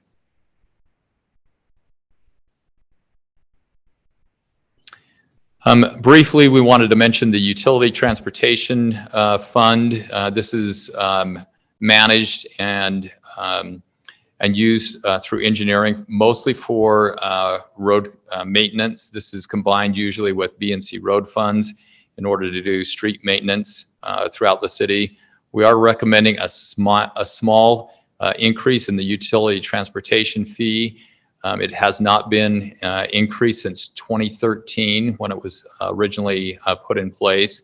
And you can see the rates, the different rates in the different categories with that recommended increase.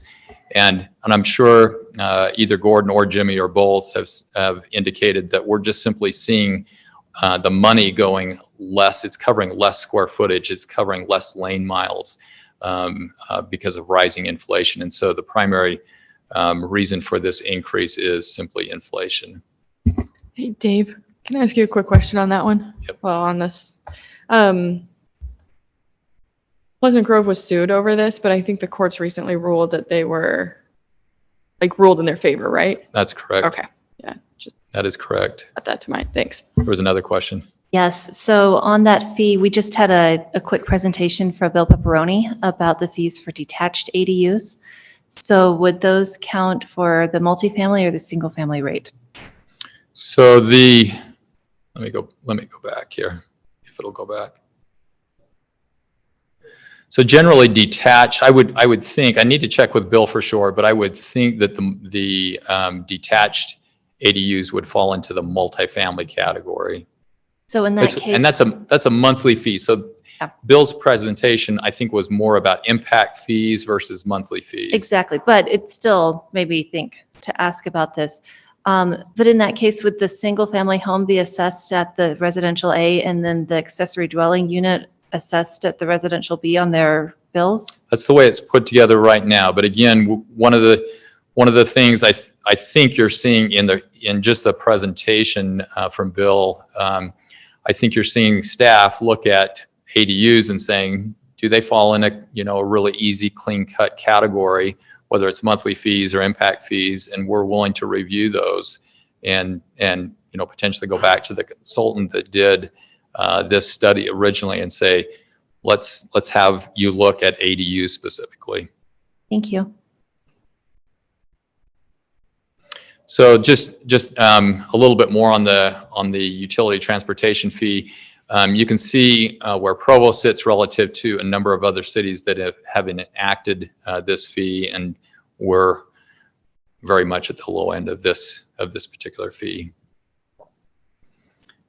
And this is a summary of the existing fiscal year and what expenses go into that.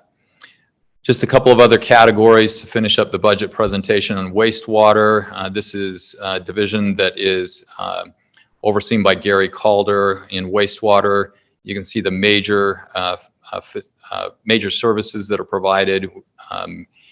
Gary runs, along with several other supervisors in Public Works, they run two primary functions in the wastewater, both collections and a treatment plant. And you can see the dollar amounts in each of those. We are recommending to the council, again, largely due to inflation, we're seeing a rise in chemical and other treatment costs going up, and we're recommending what I think is a pretty modest increase of 3% in that area. You can see some budget increases as you review the operations budget in wastewater, and these are listed. I'm not going to go through them individually unless there's a specific question, but again, most of these are, we're seeing rises in increased prices in software, chemicals, equipment, a pretty wide variety of items, and you can imagine that many of these items are pretty specialized, and so they tend to have a little bit more latitude in raising those prices. There is a supplemental request for reclamation employees at the treatment plant, 3 of them, and then 1 full-time collections employee. Excuse me, Dave. Yep. Sorry. So when we're talking about these percentage increases for these different departments in Public Works, right now we're primarily talking about a kind of a cost of doing business increase. And years ago, there was a plan set in place for, excess to be collected beyond just inflation to kind of avoid debt basically in these different departments and keep up, with more than that. Are we through kind of that long-term planning, those increases? And would it make sense for us as a council to address maybe after budget season, another long-term plan for, improvements that need to happen over the next 10 or 20 years? Or what? I guess I'm just curious what your thought is on, instead of looking at it every year and kind of reacting to just the inflation part and maybe getting 10 years down the road and not having sufficient to do projects. What's your thought? I think it's an excellent review for the council. One of the primary functions that Jimmy does is exactly what you're talking about. He spends significant amounts of time planning projects, looking at the projects into the future. We have, particularly in wastewater, we have at least 10 years of projects planned out into the future. Now, we don't know exactly what's going to happen as far as inflation, but given today's climate, he is projecting, looking at rates and other financial challenges. And I think it would be excellent for the council to take some time and look at, some of the information that he generates. At least once a year, we review this information internally in a serious way. You are correct. I'll just remind the entire council. In 2015, we made a recommendation for very substantial rate increases, and we had a 7-year plan. Last year was the last year of those rate increases. And so again, that's probably why I'm using the language I am today, where that's not part of the 7-year plan. You're seeing just recommendations for inflationary measures. One of the reasons that we're doing this is When we don't keep up with costs, rising costs every single year, you fall a bit behind. And if you do that multiple years in a row, as you well know, you're going to find yourself behind in a substantial way. And yes, I agree. It would be very good for the council to review the information we have. I would just propose that maybe after budget season, we have Public Works come in and talk to us about kind of the next 10 years, since we just came through this 7-year period of beyond inflation. You know, it might have ended up being more like an inflation hedge, you know, with how much inflation went up. But I think there was some good proactive planning 7 years ago or 8 years ago now to say, hey, there's some big projects on the horizon that we need to kind of pre-fund if we want to avoid significant debt in our department.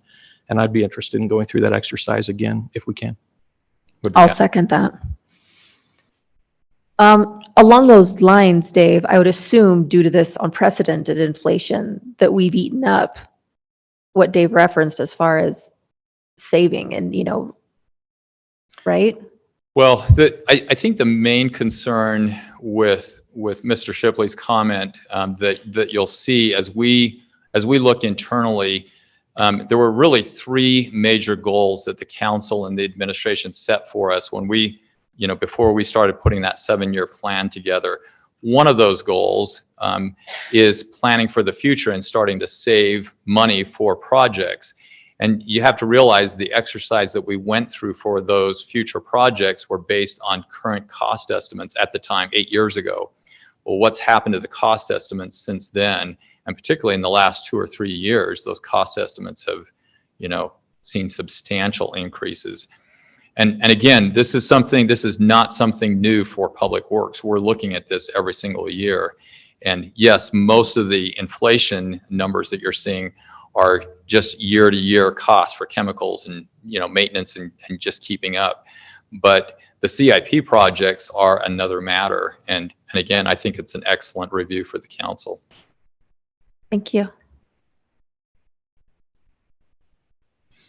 In wastewater, there is, again, a recommendation for a 3% increase. You can see up on the left-hand top corner, you can see what the average single-family residential fee per month is in Provo, and what that with the increase, the recommended increase of 3%, what that number will go to. And then in the table, you can see base rates in the current fiscal year in 23, and then also with that increase, what they would go to in fiscal year 24. Please. So I recently had a fun encounter with customer service on my wastewater bill because there had been an error with reading my thing. So I had no data for my winter month usage for last year. Mm-hmm. And so they were charging me for 12 units of wastewater because they said that was the default, and then it had been changed to 9 units, even though I would be really surprised if any residential property used 9 units of water in the winter. So where can I find the policy that sets that rate when there's not a history or information in the system? And how was it determined to be at that level? That question's probably best suited for customer service and Amanda, who's the director there. I can kind of tell you, I know it's in city code, and it's also probably in a policy specifically related to customer service, but she can probably give you the details of exactly, which chapter, probably even which paragraph in city code it's in. The same thing happened to a constituent that emailed me, and she got credited over $300 because they just said, oh yeah, it was our bad.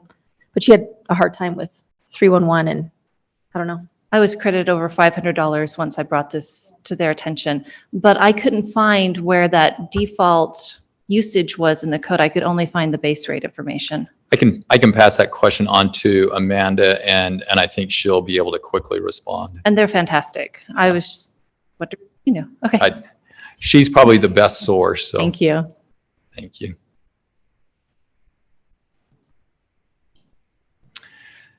This is a summary of the CIP projects planned for the coming fiscal year and recommended in the upcoming budget. And again, I'm not going to go through specific details on these projects. Most of, you'll note the very top of the chart, Most of the funding comes from, is related to the treatment plant. And there's several other sizable projects, mostly on the west side, and then also one in Mount Vista.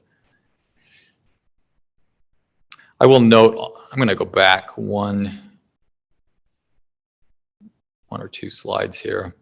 I feel like it's important to note this particular unique aspect of the wastewater budget. You'll notice most of our budgets, when we show revenue coming in, we have just one revenue line. In this particular case, we actually show two different revenue lines so that the council, the residents, anybody that's looking at the budget will understand that there's a tendency or a temptation to look at the overall budget and the revenues particularly coming in and looking at $61.5 million is a lot of money, and it certainly is. And if residents are thinking, oh, that's all coming from utility bills that are being paid by residents, that's not accurate. And that's what we're trying to attempt here, is to spell out exactly the amount that comes through the city revenue in the top line, and then the state loan, which is funding the wastewater treatment plant. If you recall, that's been spread over multiple years, and that's the amount that's coming in the current fiscal year. So I feel like it's important for the council to recognize that difference. In water, just a quick summary in the top of this slide. There's major services that are provided. We also have two different divisions in water, both we call it the sources and the distribution part of water. And again, Gary Calder oversees this as division director. The major account changes that you're going to see in the budget, we're seeing again increases in a number of specific accounts. Our Provo Metropolitan Water District saw an increase, and this is not their choice. This is coming directly from Provo River Water Users Association. So this is being passed on through the Metropolitan Water Board to the city by contract. A lot of that increase is related to construction on the Deer Creek Reservoir. You can also see similar costs in chlorine, software, other things that we're seeing as far as increase in this particular area. We are asking two supplemental requests. One of them is a duplicate from last year, an IS position specifically dedicated to public works. This is not just the traditional public works items, but we're seeing a significant increase in needs in the IS area related to our wastewater treatment plant and to the airport. And those demands are significantly increasing. We're also asking for a modification of an existing position and the creation of an assistant department director. We've gone, just one word on that, we've gone about 12 years. I've been with the city, well, I guess 11 years, and have gone mostly relying on division directors for an assistant level of administration help. And that function has worked relatively well to this point, but we're just seeing a significant increase in just strictly what I'll call administrative duties. And the demand is getting pretty, is rising quickly. We're recommending a 5% water increase, again, primarily related to costs that we're seeing. Again, upper left-hand corner, you can see the monthly average single-family residential fee, and with this increase, what that fee would go to. And then again, on the chart on the right-hand side, you can see the current fiscal year rates versus what is proposed for the coming fiscal year. This is a summary of the overall operating budget in water. And then CIP projects that are recommended to the council for the upcoming fiscal year. And I will note that a couple of these projects, these are ongoing savings accounts for reservoir replacement and also for the 48-inch transmission line in the canyon. We continue to save for those projects. And again, back to Mr. Shipley's comment earlier about long-term planning, those projects are, you know, the cost estimates are starting to increase on us. even though we're saving money, the question becomes, are we saving it fast enough? I think that is the end. I think that's the last slide. I assume that Jimmy indicated at the beginning of the presentation there were a couple of areas in Public Works that we'll cover in future presentations. The airport will be a separate presentation. I think it's scheduled in April, mid-April. And then also fleet, particularly in the vehicle purchase, we'll cover that particular item also separately. So Yes, he did. Thank you. Open to any Any questions. questions? Counselor Shipley. Yeah, along those lines, how are we thinking at this point about differentiating? Because we heard from IS, they need people to support the airport. We've heard from Fire, they need people to support the airport. We've heard from you, we need people to support the airport. How do we separate as a council when we try to think through, like, what does the airport need on its own, independent of these departmental requests? And is there crossover between the departmental requests and what the airport is going to be asking for? Just help us understand how that's coordinated now at this point. So a couple of comments on that. So the first comment is that's partly the reason that we asked for the airport to be separated out. It's a lengthy conversation, a lengthy presentation. And the council, I think, it's important for the council to understand particularly the fire and the police needs at the airport and understand why those exist and what is the financial plan into the future for those potential positions. The second item, I will tell you, the IS needs in the airport related to Public Works are not to the point where it would demand a full-time position just uniquely at the airport. So what I'm recommending in this presentation is one for Public Works, a position for Public Works that would include all of Public Works, not just the airport.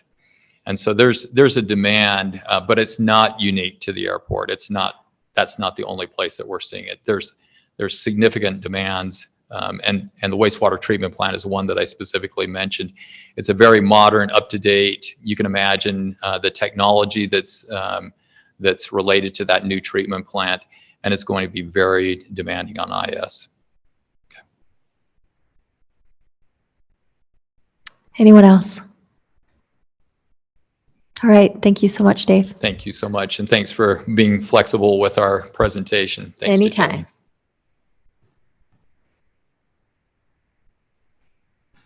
All right. A closed session has been requested, and it will be presented by Gary, our city council attorney. Thank you, Chair. I understand that the purpose for the request is to discuss character and competency of two. That is a reason to close under the statute, and so permissible at this time. Okay, so I'll call for a motion. I so move. A second. Second. So we will do a motion for a closed meeting. We had a first from Councillor Whipple and a second from Councillor Shipley. I'll ask for a verbal roll call. Chair McKay, yes. Vice Chair Whipple? Yes. Councillor Ellsworth? Yes. Councillor Fillmore? Yes. Councillor Hanley? Yes. Councillor Hoban is not here, and Councillor Shipley. Yes. When the council is in the pre-function room and the recording has been started, well, we don't need to do any more of that. We adjourn this.